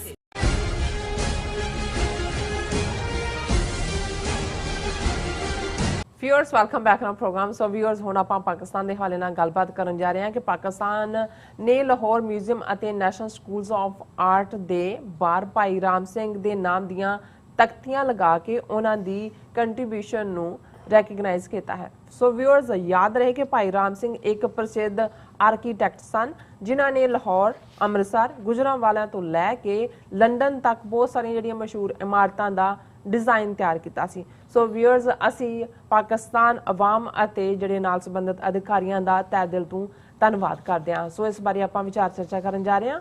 ਸੋ ਅਸੀਂ ਚਾਹਾਂਗੇ ਕਿ ਤੁਸੀਂ ਇਸੇ ਤਰ੍ਹਾਂ ਜੁੜੇ ਰਹਿਣਾ। ਦੇਖਣ ਸੁਣਨ ਲਿਖਣ ਲਈ ਤੁਹਾਡਾ ਸਭ ਦਾ ਬਹੁਤ ਬਹੁਤ ਸ਼ੁਕਰੀਆ ਜੀ। ਡਾਕਟਰ ਸਾਹਿਬ ਕੀ ਕਹਿਣਾ ਚਾਹੋਗੇ? ਦੇਖੋ, ਮੈਂ ਇੱਕ ਸੋਸ਼ਲ ਮੀਡੀਆ ਪੋਸਟ ਦੇਖ ਰਿਹਾ ਸੀ ਜਿਹਦੇ 'ਚ ਉਹਨਾਂ ਨੇ ਕਿਹਾ ਕਿ ਸਾਊਥ ਅਫਰੀਕਾ ਦੀ ਇੱਕ ਯੂਨੀਵਰਸਿਟੀ ਦੇ ਬਾਹਰ ਜਿਹੜਾ ਇਹ ਲਿਖਿਆ ਹੋਇਆ ਸੀ, ਉਹ ਲੱਗਾ ਸੀ ਉਸ ਦੇ ਉੱਤੇ ਇੱਕ ਉਹਨਾਂ ਦੀ declaration, destroying any nation does not require the use of atomic bombs or the use of long-range missiles. It only requires lowering the quality of education and allowing cheating in the examinations by the students. कि किसी nation ਨੂੰ ਤਬਾਹ ਕਰਨ ਦੇ ਲਈ ਕੋਈ atom bomb ਜਾਂ ਕੋਈ ਹੋਰ ਮਿਸਾਈਲਾਂ ਦਾ ਇਸਤੇਮਾਲ ਕਰਨ ਦੀ ਲੋੜ ਨਹੀਂ ਹੈ। ਬਿਲਕੁਲ। ਐਜੂਕੇਸ਼ਨ, ਤਾਲੀਮ ਦਾ ਮਿਆਰ ਨੀਵਾਂ ਕਰ ਦਿਓ, ਨਕਲ ਨੁਕਲ ਦੀ ਖੁੱਲ੍ਹ ਦੇ ਦਿਓ, ਫਿਰ ਕੀ ਹੋਏਗਾ? Patients die at the hands of such doctors. ਇੱਦਾਂ ਦੇ ਪੜ੍ਹੇ ਹੋਏ ਡਾਕਟਰਾਂ ਦੇ ਹੱਥਾਂ 'ਚ ਮਰੀਜ਼ ਮਰਨਗੇ। Buildings collapse at the hands of such engineers. ਉਹਨਾਂ ਇੰਜੀਨੀਅਰਾਂ ਦੇ ਜਾਂ ਬਣੀਆਂ ਬਿਲਡਿੰਗਾਂ ਡਿੱਗਣਗੀਆਂ। Money is lost at the hands of such economist and accountants, ਜੋ ਇੰਡੀਆ 'ਚ ਚੱਲ ਰਿਹਾ। Humanity dies at the hands of such religious scholar. ਮਜ਼ਹਬ ਦਾ ਜਿੰਨਾ ਮਰਜ਼ੀ ਰੌਲਾ ਪਾਓ ਪਰ ਇਖਲਾਕ ਖਤਮ ਹੋ ਜਾਏਗਾ, ਇਨਸਾਨੀਅਤ ਤਬਾਹ ਹੋਏਗੀ। Justice is lost at the hands of ਜੱਜਿਸ। ਉਹ ਦੇਖ ਲਓ ਥੱਲੜੇ ਲੈਵਲ ਤੋਂ ਸੁਪਰੀਮ ਕੋਰਟ ਤੱਕ ਇੰਡੀਆ 'ਚ ਕੀ ਹੋ ਰਿਹਾ। The collapse of education is the collapse of the nation. ਹੁਣ ਮੈਂ ਇਹ ਕੋਟ ਕਿਉਂ ਦਿੱਤੀ? ਮੈਂ ਦੋ ਖਬਰਾਂ ਜਿਹੜੀਆਂ ਪਿਛਲੇ ਦਿਨਾਂ 'ਚ ਦੇਖੀਆਂ ਔਰ ਮੈਨੂੰ ਇਹ ਲੱਗਾ ਵੀ ਸਿੱਖ ਨੇਸ਼ਨ, ਜਿੱਥੇ ਇੱਕ ਪਾਸੇ ਅਸੀਂ ਬਹੁਤ ਸਾਰੀਆਂ ਗੱਲਾਂ ਬਹਾਦਰੀ ਦੇ ਔਰ ਦੂਸਰੇ ਜਿਹੜਾ ਉਹ ਬੀਤੇ ਦੇ ਸੋਲੇ ਗਾਉਂਦੇ ਹੈ, ਹੁਣ ਅਸੀਂ ਸਟਰਗਲਿੰਗ ਹੈ, ਗੁਲਾਮੀ ਨਾਲ ਜੂਝ ਰਹੇ ਹਾਂ, ਉੱਥੇ ਅਸੀਂ ਕਿਸ ਲੈਵਲ ਦੇ ਇੰਟਰਨੈਸ਼ਨਲ ਲੈਵਲ ਦੇ ਆਰਟਿਸਟ ਪੈਦਾ ਕੀਤੇ, ਆਰਕੀਟੈਕਟ ਪੈਦਾ ਕੀਤੇ ਕਿ ਅੱਜ ਸਾਡੀ ਜਨਰੇਸ਼ਨ ਨੂੰ, ਕਿਉਂਕਿ ਜਦੋਂ ਇਹ ਆਉਂਦਾ ਵੀ ਅੱਜ ਸਾਡਾ ਪ੍ਰਾਈਡ ਕਿਉਂ ਨਹੀਂ ਹੈ, ਸਾਡੇ ਯੰਗਸਟਰਸ ਜਦੋਂ ਅਸੀਂ ਸਿੱਖ ਨੇਸ਼ਨ ਦੀਆਂ ਦੇਖਦੇ ਹਾਂ, ਇਹ ਠੀਕ ਹੈ ਜਦੋਂ ਕੋਈ ਪਾਕਿਸਤਾਨ ਜਾਂਦਾ ਹੈ, ਸ਼ਾਹੀ ਕਿਲਾ, ਸਿੱਖ ਗੈਲਰੀ, ਤੁਸੀਂ ਆਪਣਾ ਦੇਖਦੇ ਹੋ ਕਿ ਅਸੀਂ ਵੀ ਕਦੇ ਬਾਦਸ਼ਾਹ ਸੀ, ਲੇਕਿਨ ਇਸ ਕੰਟੈਕਸਟ ਦੇ ਵਿੱਚ ਸਿਰਫ ਬਾਦਸ਼ਾਹਤ ਤੱਕ ਗੱਲ ਮਹਿਦੂਦ ਨਹੀਂ ਹੁੰਦੀ। ਜਦੋਂ ਕੌਮਾਂ ਦੀ ਪ੍ਰੋਗਰੈਸ ਹੁੰਦੀ ਹੈ ਤੇ ਉਹਨਾਂ ਦੇ ਵਿੱਚ ਫਿਰ ਵੱਡੇ ਵੱਡੇ ਦਾਨਿਸ਼ਵਰ, ਉਹਨਾਂ ਦੇ ਆਰਟਿਸਟ, ਸ਼ਾਇਰ, ਉਹਨਾਂ ਦੀ ਹੋਰ ਜਿਹੜੀ ਤਹਿਜ਼ੀਬ ਨੂੰ ਅੱਗੇ ਤੋਰਨ ਦੇ ਲਈ। ਔਰ ਇੱਕ ਖਬਰ ਜਿਹੜੀ 2 ਦਿਨ ਪਹਿਲਾਂ ਦੀ ਸੀ, ਅੰਮ੍ਰਿਤਾ ਸ਼ੇਰਗਿੱਲ ਦੀ ਪੇਂਟਿੰਗ 37.8 ਕਰੋੜ ਰੁਪਏ 'ਚ ਵਿਕੀ। ਇਹ ਇੱਕ ਜਿਹੜੀ ਸੰਧਾਵਾਲੀ ਹੈ ਸਰਦਾਰਾਂ ਦੇ, ਉਮਰਾਓ ਸਿੰਘ ਉਹਦੇ ਹਸਬੈਂਡ ਦਾ, ਜਿਹੜਾ ਉਹਦੇ ਫਾਦਰ ਦਾ ਨਾਂ ਸੀ, ਇਹਦੀ ਮਾਂ ਹੰਗੇਰੀਅਨ ਸੀ। ਉਹਨੇ 1938 ਦੇ ਵਿੱਚ ਪੇਂਟਿੰਗ ਬਣਾਈ ਇਨ ਦਾ ਲੇਡੀਜ਼ ਐਨਕਲੋਜ਼ਰ, ਔਰ ਉਹਦੀ ਬਣਾਈ ਹੋਈ ਜਿਹੜੀ ਪੇਂਟਿੰਗ ਹੈ, ਔਰ ਅੰਮ੍ਰਿਤਾ ਸ਼ੇਰਗਿੱਲ ਮਾਡਰਨ ਆਰਟ ਦੀ ਦੁਨੀਆ 'ਚ ਬਹੁਤ ਵੱਡਾ ਨਾਂ ਹੈ। ਹੁਣ ਤੱਕ ਜਿਹੜੀਆਂ ਦੁਨੀਆ ਦੇ ਵਿੱਚ ਕੋਈ ਬਣਾਈ ਕਿਸੇ ਦੀ ਪੇਂਟਿੰਗ ਸਭ ਤੋਂ ਮਹਿੰਗੀ ਵਿਕੀ ਹੈ, ਉਸ ਤੋਂ ਬਾਅਦ ਨੰਬਰ 2 'ਚ ਵਿਕੀ ਹੈ ਇੱਕ ਪੇਂਟਿੰਗ ਜਿਹੜੀ ਹੈ ਇਸੇ ਸਾਲ ਮਾਰਚ 'ਚ ਜਿਹੜੀ ਉਹ ਵਿਕੀ, ਉਹ 39.98 ਕਰੋੜ ਦੀ ਸੀ। ਔਰ ਇਹ ਅੰਮ੍ਰਿਤਾ ਸ਼ੇਰਗਿੱਲ ਜਿਹਦੀ ਬਹੁਤ ਛੋਟੀ ਉਮਰ ਹੋਈ, 1913 'ਚ ਉਹਦਾ ਜਨਮ ਹੋਇਆ, 1941 ਦੇ ਵਿੱਚ ਉਹਦੀ ਡੈਥ ਹੋਈ, 30 ਸਾਲ ਤੋਂ ਵੀ ਘੱਟ ਉਮਰ ਦੀ। ਔਰ ਉਹਦੀ ਇਹ ਜਿਹੜੀ ਪੇਂਟਿੰਗ ਹੈ, ਜਿਹੜੀ ਲੇਡੀਜ਼ ਇਨ ਦਾ ਲੇਡੀਜ਼ ਐਨਕਲੋਜ਼ਰ, ਉਹ 37.5 ਕਰੋੜ ਰੁਪਏ ਦੇ ਵਿਕੀ ਹੈ। ਔਰ 20ਵੀਂ ਸਦੀ ਦੇ ਉਸ ਨੂੰ ਜਿਹੜੇ ਦੁਨੀਆ ਦੇ ਵੱਡੇ ਕਲਾਕਾਰ ਨੇ ਉਹਨਾਂ 'ਚ ਮੰਨਿਆ ਜਾਂਦਾ ਹੈ। ਔਰ ਨਵੀਂ ਦਿੱਲੀ ਦੀ national gallery of modern art ਦੇ ਵਿੱਚ ਵੀ ਉਹਨਾਂ ਦੀਆਂ ਬਹੁਤ ਸਾਰੀਆਂ ਪੇਂਟਿੰਗਸ ਨੇ। ਅੱਛਾ ਹੁਣ ਦੂਸਰੀ ਖਬਰ ਜਿਹਦਾ ਬਾਰੇ ਮੈਨੂੰ ਪਤਾ ਤਾਂ ਸੀ, ਲੇਕਿਨ ਮੈਂ ਸਮਝਦਾ ਵੀ ਅੱਜ ਜੇ ਸਾਡਾ ਹੈਰੀਟੇਜ ਔਰ ਸਾਡਾ ਪ੍ਰਾਈਡ ਸਾਨੂੰ ਦੱਸਣ ਦੇ ਵਿੱਚ ਕੋਈ ਰੋਲ ਪਲੇ ਕਰ ਰਿਹਾ ਹੈ ਤੇ ਉਹ ਪਾਕਿਸਤਾਨ ਦੇ ਆਵਾਮ ਚੋਂ ਉਹਨਾਂ ਦੇ ਆਫੀਸ਼ੀਅਲਸ ਐਡਮਿਨਿਸਟ੍ਰੇਟਰਸ ਬਿਲਕੁਲ ਭਾਈ ਰਾਮ ਸਿੰਘ। ਅੱਛਾ ਹੁਣ ਜਦੋਂ ਤੁਸੀਂ ਲਾਹੌਰ ਵੱਲ ਦੇਖੋ, ਇੱਕ ਲਾਹੌਰ ਤਹਿਜ਼ੀਬੀ ਸ਼ਹਿਰ ਹੈ, ਮੁਗਲਿਆ ਪਾਰਟ ਦਾ, ਮੁਗਲਿਆ ਕਾਲ ਦਾ ਉਹਨਾਂ ਦਾ ਆਰਟ ਹੈ, ਫਿਰ ਸਿੱਖਾਂ ਨਾਲ ਸੰਬੰਧਿਤ ਕੁਛ ਹੈ। ਲੇਕਿਨ ਜਿਹੜਾ ਅੰਗਰੇਜ਼ਾਂ ਦੇ 1849 ਚ ਪੰਜਾਬ ਆਕੂਪਾਈ ਕਰਨ ਤੋਂ ਬਾਅਦ ਆਰਕੀਟੈਕਟ ਦੇ ਹਵਾਲੇ ਦੇ ਨਾਲ ਜੋ ਕੁਛ ਲਾਹੌਰ ਦੇ ਵਿੱਚ, ਗੁਜਰਾਂਵਾੜੇ 'ਚ, ਖਾਲਸਾ ਕਾਲਜ ਅੰਮ੍ਰਿਤਸਰ, ਬਹੁਤੇ ਸਿੱਖਾਂ ਨੂੰ ਤੁਸੀਂ ਪੁੱਛ ਲਓ ਉਹਨਾਂ ਨੂੰ ਇਹ ਪਤਾ ਹੀ ਨਹੀਂ ਹੋਏਗਾ ਕਿ ਬਈ ਭਾਈ ਰਾਮ ਸਿੰਘ ਨਾਂ ਦਾ ਇੱਕ ਗਰੀਬ ਸਿੱਖ ਬੱਚਾ ਬਟਾਲੇ ਦੇ ਨੇੜੇ ਰਸੂਲਪੁਰ ਪਿੰਡ 'ਚ ਪੈਦਾ ਹੁੰਦਾ ਹੈ, ਗੁਰਬਤ 'ਚ ਹੈ। ਉਸ ਜ਼ਿਲ੍ਹੇ ਦੇ ਡਿਪਟੀ ਕਮਿਸ਼ਨਰ ਦਾ ਇੱਕ ਪਿਆਨੋ ਖਰਾਬ ਹੋ ਜਾਂਦਾ ਹੈ, ਉਹ ਕਿਸੇ ਨੂੰ ਤੋਂ ਠੀਕ ਨਹੀਂ ਹੁੰਦਾ, ਇਹਨੂੰ ਕੁਝ ਉਹ ਜਾਣਦਾ, ਜਾ ਕੇ ਉਹਨੂੰ ਠੀਕ ਕਰ ਦਿੰਦਾ ਹੈ। ਔਰ ਫਿਰ ਉਹ ਕਿਸ ਹੱਦ ਤੱਕ, ਕਿਸ ਲੈਵਲ ਦਾ ਵੱਡਾ ਆਰਕੀਟੈਕਟ ਬਣਦਾ ਹੈ। ਇੰਗਲੈਂਡ ਦੀ ਰਾਣੀ ਵਿਕਟੋਰੀਆ ਉਸ ਨੂੰ ਇਨਵਾਈਟ ਕਰਦੀ ਹੈ, ਕਿਵੇਂ ਲੰਡਨ 'ਚ ਉਹ ਕੀ ਡਿਜ਼ਾਈਨ ਕਰਦਾ ਹੈ ਔਰ ਕਿਸ ਕਿਸਮ ਦਾ ਫਿਰ ਈਵਨ ਉਹਦੀ ਪੇਂਟਿੰਗ ਜਿਹੜੀ ਵਿਕਟੋਰੀਆ ਬਣਵਾਉਂਦੀ ਹੈ ਇੱਕ ਤੋਂ, ਔਰ ਕਿਸ ਹੱਦ ਤੱਕ। ਬਹੁਤ ਵਾਰ ਸਰ ਗੰਗਾ ਰਾਮ ਦੇ ਹਵਾਲੇ ਨਾਲ ਲਾਹੌਰ 'ਚ ਗੱਲ ਹੁੰਦੀ ਹੈ ਜੀ ਇਹ, ਪਰ ਗੰਗਾ ਰਾਮ ਦੇ ਥੱਲੇ ਵੀ ਜਦੋਂ ਇੰਜੀਨੀਅਰ ਸੀ ਜਿਹੜਾ ਮੇਨ ਆਰਕੀਟੈਕਟ ਡਿਜ਼ਾਈਨ ਕੀਤੇ ਨੇ ਸਾਰੀਆਂ ਹੀ ਵੱਡੀਆਂ ਵੱਡੀਆਂ ਬਿਲਡਿੰਗਾਂ ਦੇ, ਜਿਹੜੀਆਂ ਅੱਜ ਦੁਨੀਆ ਦੇ ਵਿੱਚ ਇੱਕ ਕਲਾਸਿਕ ਮੰਨੀਆਂ ਜਾਂਦੀਆਂ ਇਸ, ਉਹ ਭਾਈ ਰਾਮ ਸਿੰਘ ਨੇ ਕੀਤੀਆਂ। ਔਰ ਪਾਕਿਸਤਾਨ ਦੇ ਵਿੱਚ ਜਿਹੜਾ ਇੱਕ ਜਿਹਨੂੰ ਕਦੇ ਜਿਹੜਾ ਮਿਓ ਸਕੂਲ ਆਫ ਆਰਟਸ ਕਹਿੰਦੇ ਸੀ, ਹੁਣ national college of arts Lahore ਕਹਿੰਦੇ ਨੇ, ਉਹ ਵੀ ਉਹਦੇ 'ਚ ਹੀ ਉਹ ਪਹਿਲਾਂ ਗਏ ਔਰ ਉਹਨੂੰ ਉਹਨਾਂ ਨੇ ਉਹਦੇ ਡਿਜ਼ਾਈਨ 'ਚ ਔਰ ਦੂਸਰੇ 'ਚ ਵੀ ਕੀਤਾ। ਔਰ ਉਹਨਾਂ ਨੂੰ ਮਿਸਟਰ ਕਿਪਲਿੰਗ ਜਿਹੜਾ ਅੰਗਰੇਜ਼ੀ ਦਾ ਰਾਈਟਰ ਵੀ, ਉਹਦਾ ਪਿਓ ਨੇ ਪੈਟਰਨ, ਉਹ ਪ੍ਰਿੰਸੀਪਲ ਸੀ, ਪੈਟਰਨੇਜ ਦਿੱਤੀ। ਔਰ ਮੈਨੂੰ ਜਦੋਂ ਅਸੀਂ ਇਹ ਗੱਲ ਕਰ ਰਹੇ ਹਾਂ ਕਿ ਭਾਈ ਉਹਨਾਂ ਨੇ, ਪਾਕਿਸਤਾਨ ਨੇ ਕੀ ਕੀਤਾ ਕਿ ਉਹਨਾਂ ਨੇ ਭਾਈ ਰਾਮ ਸਿੰਘ ਦੇ ਨਾਮ ਵਾਲੀ ਇਹ ਤਖਤੀ ਜਿਹੜੀ ਹੈ ਉਹ ਲਾਹੌਰ ਅਜਾਇਬ ਘਰ ਦੇ ਬਾਹਰ, ਕਿਉਂਕਿ ਉਹ ਵੀ, ਔਰ ਜਿਹੜਾ ਕਾਲਜ ਹੈ ਜਿਹੜਾ ਮਿਓ ਕਾਲਜ ਸੀ ਔਰ ਹੁਣ national college of arts Lahore ਹੈ, ਉਹਦੇ ਬਾਹਰ ਉਹਨਾਂ ਦੇ ਨਾਂ ਨੂੰ ਰੈਕਗਨਾਈਜ਼ ਕਰਦੇ ਆ। ਅੰਗਰੇਜ਼ੀ ਦੇ ਵਿੱਚ ਵੀ ਹੈ, ਉਰਦੂ 'ਚ ਵੀ ਲਿਖਿਆ ਹੈ। ਔਰ ਇਹ ਖਬਰ ਵੀ ਹੈ ਕਿ ਪਾਕਿਸਤਾਨ 'ਚ ਉਹਨਾਂ ਦੇ ਨਾਮ ਵਾਲਾ ਜਿਹੜਾ ਸੂਚਨਾ ਬੋਰਡ ਲਾਹੌਰ ਅਜਾਇਬ ਘਰ ਦੇ ਬਾਹਰ ਲਾਏ। ਔਰ ਇਹ ਜਿਹੜੇ ਉਹਨਾਂ ਨੇ ਇਮਾਰਤਾਂ ਦੇ ਡਿਜ਼ਾਈਨ ਕੀਤੇ, ਔਰ ਮੈਂ ਆਪਣੀ ਟੈਕਨੀਕਲ ਟੀਮ ਨੂੰ ਕਹਾਂਗਾ ਕਿ ਉਹ ਬਿਲਡਿੰਗਸ ਦਿਖਾਉਂਦੇ ਜਾਣ। ਖਾਲਸਾ ਕਾਲਜ ਅੰਮ੍ਰਿਤਸਰ ਜਿਹੜਾ 1902 ਦੇ ਵਿੱਚ, ਅੱਜ ਵੀ ਰਿਮਾਰਕੇਬਲ ਉਹਦਾ ਡਿਜ਼ਾਈਨ। ਔਰ ਇਸ ਦੇ ਨਾਲ ਨਾਲ ਔਸਬੋਰਨ ਹਾਊਸ ਦਰਬਾਰ ਜਿਹੜਾ ਇੰਗਲੈਂਡ ਦੇ ਵਿੱਚ ਲੰਡਨ 'ਚ, Lahore museum, governor house Shimla, Mayo school of arts ਜਿਹੜਾ ਹੁਣ national college of arts Lahore ਹੈ, Aitchison college Lahore, Punjab university old campus Lahore, senate house Lahore, Durbar hall Kapurthala, imperial court Punjab, Lahore boarding house ਜਿਹੜਾ ਇਕਬਾਲ ਹਾਊਸ ਹੈ, government college, Chamba house Lahore, Malak Umar Hayat ਦੀ ਰਿਹਾਇਸ਼ ਕਾਲਰਾ ਐਸਟੇਟ, ਸਾਰਾਗੜੀ ਮੈਮੋਰੀਅਲ, ਗੁਰਦੁਆਰਾ ਸਾਰਾਗੜੀ ਅੰਮ੍ਰਿਤਸਰ 'ਚ ਹੈ ਦਰਬਾਰ ਸਾਹਿਬ ਦੇ ਨੇੜੇ, ਖੇਤੀਬਾੜੀ ਕਾਲਜ ਲਾਇਲਪੁਰ ਹੁਣ ਫੈਸਲਾਬਾਦ, ਔਰ ਮਾਰਬਲ ਡਿਜ਼ਾਈਨਿੰਗ ਦਰਬਾਰ ਸਾਹਿਬ ਦੀ, ਵੁੱਡ ਕਰੇਵਿੰਗ, ਤੇ ਇੰਗਲੈਂਡ ਦੀ ਮਹਾਰਾਣੀ ਵਿਕਟੋਰੀਆ ਦੇ ਪੈਲੇਸ ਦੀ ਇੰਟੀਰੀਅਰ ਡਿਜ਼ਾਈਨਿੰਗ ਦੇ ਨਕਸ਼ੇ ਤੇ ਉਹਦੇ ਨਾਲ ਨਾਲ ਇੰਟੀਰੀਅਰ ਡਿਜ਼ਾਈਨਿੰਗ, ਨਕਸ਼ੇ ਵੀ ਔਰ ਡਿਜ਼ਾਈਨਿੰਗ ਵੀ। ਔਰ ਮੈਂ ਸਮਝਦਾ ਵੀ ਇਹ ਇੰਨੀ ਵੱਡੀ ਸ਼ਖਸੀਅਤ ਹੈ ਭਾਈ ਰਾਮ ਸਿੰਘ, ਮੈਨੂੰ ਨਹੀਂ ਲੱਗਦਾ ਵੀ ਸੈਂਟਰਲ ਸਿੱਖ ਮਿਊਜ਼ੀਅਮ ਜਿਹਦੇ 'ਚ ਹਰ ਜਣੇ ਖਣੇ ਦੀ ਫੋਟੋ ਹੁਣ ਹਰ ਕੋਈ ਲਵਾ ਕੇ ਰਾਜੀ ਹੈ, ਉਸ ਦੇ ਵਿੱਚ ਉਹਨਾਂ ਨੂੰ ਰੈਕਗਨਾਈਜ਼ ਕੀਤਾ ਹੋਏ। ਔਰ ਅਸੀਂ ਆਉਣ ਵਾਲੇ ਪੀਰੀਅਡ 'ਚ ਦੇਖਾਂਗੇ ਇਸ ਗੱਲ ਦੇ ਉੱਤੇ ਜਿਹੜਾ ਇੱਕ ਨਾ ਇੱਕ ਕੋਈ ਇਸ ਕਿਸਮ ਦੀ ਮੁਹਿੰਮ ਸ਼ੁਰੂ ਕਰਨ ਦੀ ਕਿ ਭਾਈ ਇਹਨਾਂ ਦੀ ਰੈਕਗਨੀਸ਼ਨ ਵੀ ਹੋਏ ਔਰ ਸੈਂਟਰਲ ਖਾਲਸਾ ਮਿਊਜ਼ੀਅਮ ਦੇ ਵਿੱਚ ਉਹਨਾਂ ਨੂੰ ਰੈਕਗਨਾਈਜ਼ ਕੀਤਾ ਜਾਏ। ਔਰ ਮੇਰਾ ਖਿਆਲ ਹੈ, ਮੈਂ ਘੜੀ ਵੱਲ ਦੇਖ ਰਿਹਾ ਵੀ ਇਹਨੂੰ ਅਸੀਂ ਬਜਾਏ ਕਿ 5ਵੇਂ ਸੈਗਮੈਂਟ 'ਚ ਜਾਣ ਦੇ, ਅਸੀਂ ਇਸ ਨੂੰ ਇਸੇ ਸੈਗਮੈਂਟ ਦੇ ਵਿੱਚ ਹੀ ਡੀਲ ਕਰਦੇ ਹਾਂ, ਕਿਉਂਕਿ ਅਸੀਂ 1-2 ਲਿਖਤਾਂ ਜ਼ਰੂਰ ਸਾਂਝੀਆਂ ਕਰਨੀਆਂ ਚਾਹੁੰਦੇ ਹਾਂ ਆਪਣੇ ਵਿਊਅਰਸ ਦੀਆਂ, ਪਰ ਔਰ ਗੁਰਬਾਣੀ ਵਿਚਾਰ ਵੀ। ਔਰ ਸਾਡੇ ਇੱਕ ਵਿਊਅਰ ਆਜ਼ਮ ਮੁਹੰਮਦ ਜੀ ਨੇ ਸਾਨੂੰ ਲਿਖਿਆ, ਕਿਉਂਕਿ ਅਸੀਂ ਉਰਦੂ ਦਾ ਮੋਸਟ ਬਿਊਟੀਫੁਲ ਲੈਂਗੁਏਜ ਦੇ ਥੱਲੇ ਜਿਹੜਾ ਸੈਗਮੈਂਟ ਕੀਤਾ ਹੈ, ਉਹ ਬੇਸ਼ੱਕ ਉਹਨੂੰ ਵੈਂਕਟ ਵਾਈਸ ਪ੍ਰੈਜ਼ੀਡੈਂਟ ਦੇ ਉੱਤੇ ਹੀ ਸੀ ਤਨਜ਼ ਕੇ ਭਾਈ ਇੱਕ ਪਾਸੇ ਕਹਿ ਰਹੇ ਨੇ ਜੀ ਮੋਸਟ ਬਿਊਟੀਫੁਲ ਲੈਂਗੁਏਜ, ਪਰ ਦੂਸਰੇ ਪਾਸੇ ਕਿਵੇਂ ਉਰਦੂ ਨੂੰ ਮਾਰਿਆ ਉਹਨਾਂ ਨੇ ਔਰ ਹਿੰਦੀ ਲਿਆ ਕੇ ਥੋਪੀ ਹੈ।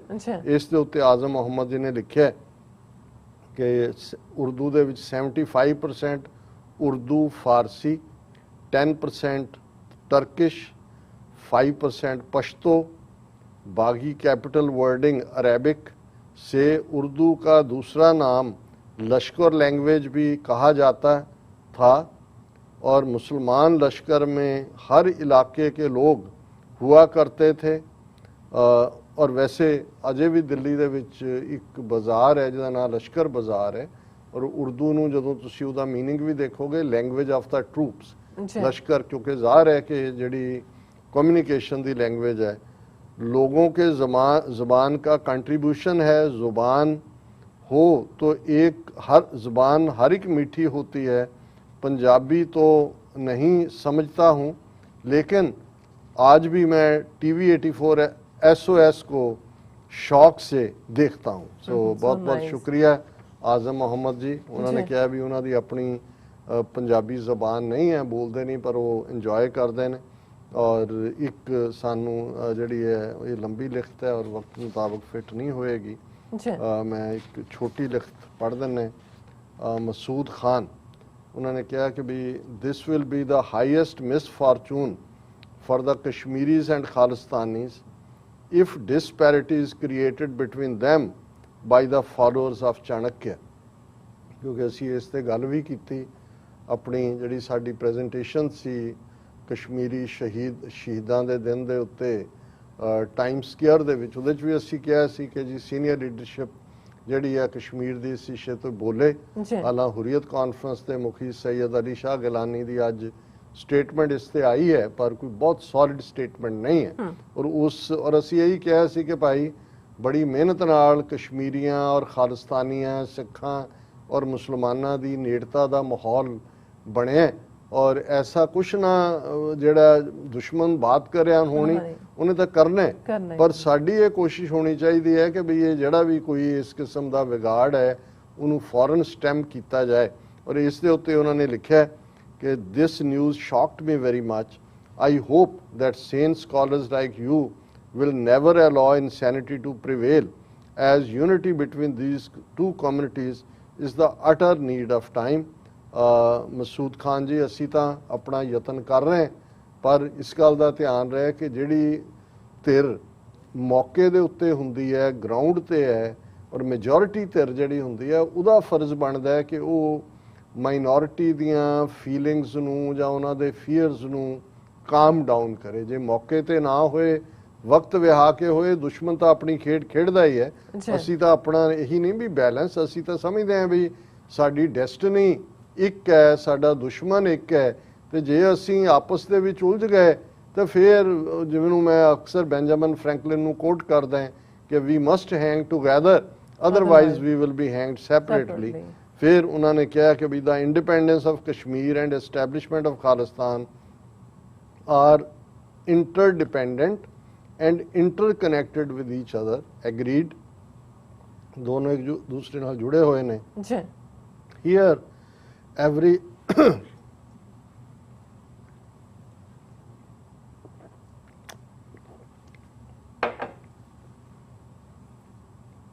Here in Pakistan, every Sardar is given VIP treatment.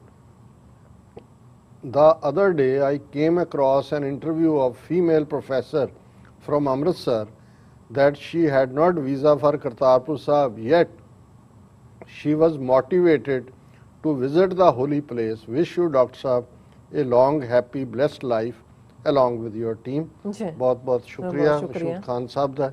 और मेरा ख्याल है कि भाई गला भी जवाब दे रहे जे कहंदे ते आपां हाँ नहीं मैं क्योंकि अज ਸਾਵਣ ਦੇ ਮਹੀਨੇ ਦੀ ਸ਼ੁਰੂਆਤ ਹੈ ਬਿਲਕੁਲ। ਔਰ ਸਾਵਣ ਦਾ ਮਹੀਨਾ ਆਪਣੀ ਧਰਤੀ ਦੀ ਯਾਦ ਦਹਾਨੀ, ਖੀਰਾਂ ਪੂੜਿਆਂ ਦਾ ਮੌਸਮ, ਫਿਜ਼ਾ ਦੇ ਵਿੱਚ ਖੀਰ ਔਰ ਪੂੜਿਆਂ ਦੀ ਖੁਸ਼ਬੂ, ਬਿਲਕੁਲ। ਤੇ ਇਧਰ ਗੁਰਬਾਣੀ ਦਾ ਨਾਦ, ਮੋਰੀ ਰੁਣ ਚੁਣ ਲਾਇਆ ਭੈਣੇ ਸਾਵਣ ਆਇਆ। ਕਿ ਚਾਰ ਚਫੇਰੇ ਮੋਰ ਪੈਲਾਂ ਪਾਉਂਦੇ ਨੇ, ਸਾਵਣ ਦੀ ਰੁੱਤ ਹੈ, ਲਗਾਤਾਰ ਮੀਂਹ, ਫਰਾਟੇਦਾਰ ਮੀਂਹ ਵਰਦਾ ਹੈ ਜੀ। ਔਰ ਜਦੋਂ ਕਈ ਦਿਨ ਦੀ ਝੜੀ ਲੱਗਦੀ ਹੈ ਤੇ ਫਿਰ ਇਹ ਹੁੰਦਾ ਵੀ ਚਿੜਾ ਚਿੜੀ ਬੈਠੇ ਨੇ, ਉਹਨਾਂ ਦਾ ਵਿਆਹ ਹੈ, ਜਦੋਂ ਉੱਠਣਗੇ ਝੜੀ ਹਟੇਗੀ, ਪਰ ਉਹ ਮੱਚ ਨੀਡਡ ਮੀਂਹ ਜਿਹੜਾ ਹੈ ਉਹ ਗਰਮੀ ਤੋਂ ਰਾਹਤ ਵੀ ਦਿੰਦਾ ਹੈ ਔਰ ਉਹ ਆਉਣ ਵਾਲੀ ਫਸਲਾਂ ਦੇ ਲਈ, ਜ਼ਮੀਨ ਦੇ ਲਈ ਵੀ ਅਲਟੀਮੇਟਲੀ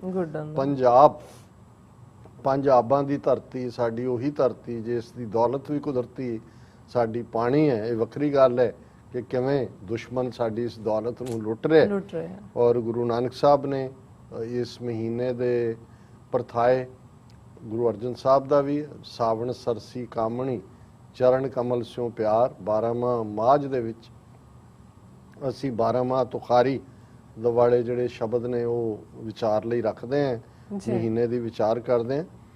ਸਾਵਣ ਸਰਸੀ ਮਨਾ ਘਣ ਵਰਸੇ ਰੁੱਤ ਆਏ, ਮੈਂ ਮਨ ਤਨ ਸੋ ਭਾਵੈ ਪਿਰ ਪਰਦੇਸ ਸਿਧਾਏ, ਪਿਰ ਘਰ ਨਹੀਂ ਆਵੈ ਮਰੀਐ ਹਾਵੈ, ਦਾਮਨ ਚਮਕ ਡਰਾਏ, ਸੇਜ ਇਕੇਲੀ ਖਰੀ ਦੁਹੇਲੀ, ਮਰਨ ਪਿਆ ਦੁਖ ਮਾਏ, ਹਰ ਬਿਨ ਨੀਂਦ ਭੂਖ ਕੋ ਕੈਸੀ, ਕਾਪੜ ਤਨ ਨ ਸੁਖਾਵੈ, ਨਾਨਕ ਸਾ ਸੁਹਾਗਣ ਕੰਤੀ, ਪਿਰ ਕੈ ਅੰਕ ਸਮਾਏ। ਬੇਸ਼ੱਕ ਜ਼ਿਕਰ ਮੌਸਮ ਦਾ ਹੈ, ਪੀੜ ਅੰਦਰ ਦੀ ਹੈ, ਰੱਬ ਤੋਂ ਵਿਛੋੜਾ ਔਰ ਰੱਬ ਨੂੰ ਮਿਲਣ ਦੀ ਤਾਂਘ ਔਰ ਜ਼ਾਹਰ ਹੈ ਜਦੋਂ ਸਾਵਣ ਦਾ ਮਹੀਨਾ, ਇੱਕ ਪਾਸੇ ਜੇ ਪਤੀ ਪਿਆਰਾ ਪ੍ਰਦੇਸ਼ 'ਚ ਹੈ ਔਰ ਇਹ ਵੀ ਇੱਕ ਕੁਰਲਾਟ, ਇੱਕ ਵੈਰਾਗ ਸੀ ਕਿ ਮੇਰਾ ਪਿਰ ਮੇਰੇ ਨਾਲ ਨਹੀਂ ਹੈ, ਲੇਕਿਨ ਰੂਹਾਨੀਅਤ ਦੀ ਦੁਨੀਆ 'ਚ ਰੂਹ ਦਾ ਰੱਬ ਤੋਂ ਵਿਛੜਨਾ, ਜਿਹੜਾ ਵਿਛੋੜਾ ਹੈ, ਜਿਹੜੀ ਬਿਰਹ ਹੈ, ਤੇ ਰੂਹ ਦਾ ਰੱਬ ਨਾਲ ਮਿਲਾਪ, ਜਿਹੜਾ ਵਸਲ ਹੈ, ਮਿਲਾਪ ਹੈ। ਸਾਵਣ ਸਰਸ ਮਨਾ ਘਣ ਵਰਸੇ ਰੁੱਤ ਆਏ, ਮੈਂ ਮਨ ਤਨ ਸੋ ਭਾਵੈ ਪਿਰ ਪਰਦੇਸ ਸਿਧਾਏ। ਕਿ ਸਾਵਣ ਦਾ ਮਹੀਨਾ ਰਸਦਾਰ, ਇਹ ਮੇਰੇ ਮਨ, ਚਾਰ ਚਫੇਰੇ ਵਰ ਰਿਹਾ, ਮੀਂਹ ਪੈ ਰਿਹਾ, ਰੁੱਤ ਸਾਵਣ ਦੀ ਹੈ, ਮੇਰੇ ਮਨ ਤੇ ਤਨ ਦੇ ਅੰਦਰ ਮੇਰਾ ਪਿਆਰਾ ਪ੍ਰੀਤਮ, ਮੇਰਾ ਰੱਬ ਜਿਹੜਾ ਹੈ ਉਹ ਵਸਦਾ, ਪਰ ਪਿਰ ਪਰਦੇਸ ਸਿਧਾਏ। ਜੇ ਉਹਦਾ ਵਿਛੋੜਾ ਅੰਦਰ ਮਨ ਤਨ ਦੇ ਵਿੱਚ ਵਾਹਿਗੁਰੂ ਦਾ ਪਿਆਰ ਨਹੀਂ ਹੈ ਤੇ ਫਿਰ ਇਹ ਇੱਕ ਦੁਖਦਾਈ ਵਿਛੋੜੇ ਵਾਂਗ ਹੈ। ਪਿਰ ਘਰ ਨਹੀਂ ਆਵੈ ਮਰੀਐ ਹਾਵੈ, ਜੇ ਆਪਣੇ ਪਿਆਰੇ ਨਾਲ ਮੇਲ ਨਹੀਂ ਹੋਏਗਾ, ਰੱਬ ਦੇ ਨਾਲ ਮਿਲਾਪ ਨਹੀਂ ਹੋਏਗਾ ਤੇ ਹੌਕੇ ਦੇ ਨਾਲ ਹੀ ਮਰਨਾ ਹੋਏਗਾ। ਦਾਮਨ ਚਮਕ ਡਰਾਏ, ਜਦੋਂ ਯਾਦ ਹੋਏਗਾ ਸਾਵਣ ਦੀਆਂ ਝੜੀਆਂ 'ਚ ਕਿ ਜਦੋਂ ਬਹੁਤ ਮੋਹਲੇ ਤਾਰ ਮੀਂਹ ਵਰਦਾ ਤੇ ਅਸਮਾਨ 'ਚੋਂ ਬਿਜਲੀ ਵੀ ਚਮਕਦੀ ਹੈ ਜੀ। ਔਰ ਭਾਰਤ ਸਬ ਕੰਟੀਨੈਂਟ ਦੇ ਵਿੱਚ ਬਹੁਤ ਸਾਰੀਆਂ ਮੌਤਾਂ ਅਜੇ ਵੀ ਉਸ ਜਿਹੜਾ ਅਸਮਾਨੀ ਬਿਜਲੀ ਦੇ ਨਾਲ ਹੁੰਦੀ ਹੈ, ਦਾਮਨ ਬਿਜਲੀ ਨੂੰ ਕਹਿੰਦੇ ਨੇ ਕਿ ਭਾਈ ਮੇਰਾ ਪਿਆਰਾ ਮੇਰੇ ਨਾਲ ਨਹੀਂ ਹੈ, ਮੀਂਹ ਵੀ ਵਰ ਰਿਹਾ ਹੈ ਔਰ ਦਾਮਨ ਚਮਕ ਡਰਾਏ, ਜਿਹੜੀ ਬਿਜਲੀ ਹੈ ਉਹ ਪੈ ਰਹੀ ਹੈ, ਉਸ ਦੀ ਜਿਹੜੀ ਚਮਕ ਹੈ ਉਹ ਡਰਾਉਂਦੀ ਹੈ। ਸੇਜ ਇਕੇਲੀ ਖਰੀ ਦੁਹੇਲੀ, ਮਰਨ ਪਿਆ ਦੁੱਖ ਮਾਹੇ, ਕਿ ਮੈਂ ਇਕੱਲੀ ਹਾਂ ਸੇਜ ਦੇ ਉੱਤੇ, ਮੇਰਾ ਪਿਆਰਾ ਮੇਰੇ ਨਾਲ ਨਹੀਂ ਹੈ, ਮੈਂ ਦੁਹੇਲੀ ਬਣ ਕੇ, ਔਰ ਇਹ ਮੇਰੇ ਲਈ ਮੌਤ ਵਰਗਾ ਦੁੱਖ ਹੈ, ਮਰਨ ਪਿਆ ਰੱਬ ਤੋਂ ਵਿਛੋੜੇ ਦਾ ਦੁੱਖ, ਰੱਬ ਮੇਰੇ ਹਿਰਦੇ ਦੀ ਸੇਜ ਤੇ ਬਿਰਾਜਮਾਨ ਨਹੀਂ ਹੈ, ਮੈਂ ਇਕੱਲੀ ਰੱਬ ਤੋਂ ਵਿਹੂਣ ਜਿਹੜੀ ਹੈ ਉਹ ਹੈ ਮੇਰੀ ਮਾਂ, ਮੈਂ ਦੁਖੀ ਹਾਂ। ਹਰ ਬਿਨ ਨੀਂਦ ਭੂਖ ਕੋ ਕੈਸੀ, ਤੇ ਜੇ ਰੱਬ ਨਾਲ ਮਿਲਾਪ ਨਹੀਂ ਹੈ ਤੇ ਫਿਰ ਸੌਣਾ ਜਾਂ ਖਾਣਾ ਇਸ ਦਾ ਕੀ ਮਤਲਬ ਰਹਿੰਦਾ ਹੈ। ਕਾਪੜ ਤਨ ਨਾਲ, ਮੈਨੂੰ ਬੜੇ ਸੋਹਣੇ ਕੱਪੜੇ ਵੀ, ਸੋਹਣਾ ਖਾਣਾ ਵੀ ਚੰਗਾ ਨਹੀਂ ਲੱਗਦਾ ਕਿਉਂਕਿ ਪਿਆਰੇ ਨਾਲ ਮੇਲ ਨਹੀਂ ਹੈ। ਨਾਨਕ ਸਾਧ ਸੁਹਾਗਣ ਕੰਤੀ, ਪਿਰ ਕੈ ਅੰਕ ਸਮਾਵੇ। ਗੁਰੂ ਨਾਨਕ ਸਾਹਿਬ ਫਰਮਾਉਂਦੇ ਨੇ ਕਿ ਉਹੀ ਰੂਹ ਸੁਹਾਗਣ ਹੈ ਜਿਸ ਦਾ ਰੱਬ ਨਾਲ ਮਿਲਾਪ ਹੈ, ਪਿਰ ਕੈ ਅੰਕ ਸਮਾਵੇ, ਜਿਸ ਨੂੰ ਪਿਆਰਾ ਆਪਣੇ ਗਲ ਨਾਲ ਲਾ ਲੈਂਦਾ ਹੈ, ਰੱਬ ਜਿਸ ਨੂੰ ਆਪਣੇ ਦਰ ਦੇ ਉੱਤੇ, ਆਪਣੇ ਦਰਬਾਰ 'ਚ ਥਾਂ ਦੇ ਦਿੰਦਾ ਹੈ, ਉਹੀ ਰੂਹਾਂ ਜਿਹੜੀਆਂ ਨੇ ਉਹ ਨਿਹਾਲ ਨੇ ਔਰ ਇਹੀ ਮੰਗ, ਇਹੀ ਚਾਹਨਾ, ਇਹੀ ਅਰਦਾਸ ਕਿ ਹੇ ਵਾਹਿਗੁਰੂ ਸਾਨੂੰ ਆਪਣਾ ਪਿਆਰ ਦੇ, ਆਪਣੀ ਕੁਰਬਤ ਦੇ, ਆਪਣੇ ਨਾਲ ਮਿਲਾ। ਇਹੀ ਇਸ ਸਾਵਣ ਦੇ ਮਹੀਨੇ ਦੇ ਵਿੱਚ ਸਾਡੇ ਰੂਹਾਨੀ ਸਫ਼ਰ ਦਾ ਮਕਸਦ। ਜੀ ਡਾਕਟਰ ਸਾਹਿਬ, ਤੁਹਾਡਾ ਬਹੁਤ ਬਹੁਤ ਸ਼ੁਕਰੀਆ। ਤੁਸੀਂ ਅਧਿਆਇਮੀ ਸ਼ੁਰੂ ਤੋਂ ਅੱਜ ਦਾ ਵਿਚਾਰ ਸਾਡੇ ਦਰਸ਼ਕਾਂ ਨਾਲ ਸਾਂਝਾ ਕੀਤਾ ਹੈ। ਇਸ ਤਰ੍ਹਾਂ ਆਪਣੇ ਵਿਊਅਰਸ ਕੋਲ ਲੈਣੇ ਇਜਾਜ਼ਤ। ਵਿਊਅਰਸ, ਸਾਡੇ ਪ੍ਰੋਗਰਾਮ ਦਾ ਸਮਾਂ ਇੱਥੇ ਸਮਾਪਤ ਹੁੰਦਾ। ਤੁਸੀਂ ਆਪਣੀ ਰਾਏ ਤੇ ਸੁਝਾਅ ਸਾਨੂੰ ਭੇਜਣਾ ਭੁੱਲਣਾ ਸਾਡੇ ਇਸ ਪਤੇ ਤੇ sos@tv84.tv ਤੇ ਅਸੀਂ ਆਪਣਾ ਪ੍ਰੋਗਰਾਮ ਲੈ ਕੇ ਫਿਰ ਦੁਬਾਰਾ ਤੁਹਾਡੇ ਰੂਬਰੂ ਹੋਵਾਂਗੇ। ਤਦ ਤੱਕ ਲਈ ਮੈਨੂੰ ਤੇ ਆਪਣਾ ਸੁਣਾ ਗਿਆ ਦੋ। ਦੇਖਦੇ ਰਹੋ TV84। ਬੁਲਾ ਦਿਓ ਫਤਿਹ। ਵਾਹਿਗੁਰੂ ਜੀ ਕਾ ਖਾਲਸਾ, ਵਾਹਿਗੁਰੂ ਜੀ ਕੀ ਫਤਿਹ। ਰੱਬ ਰਾਖਾ।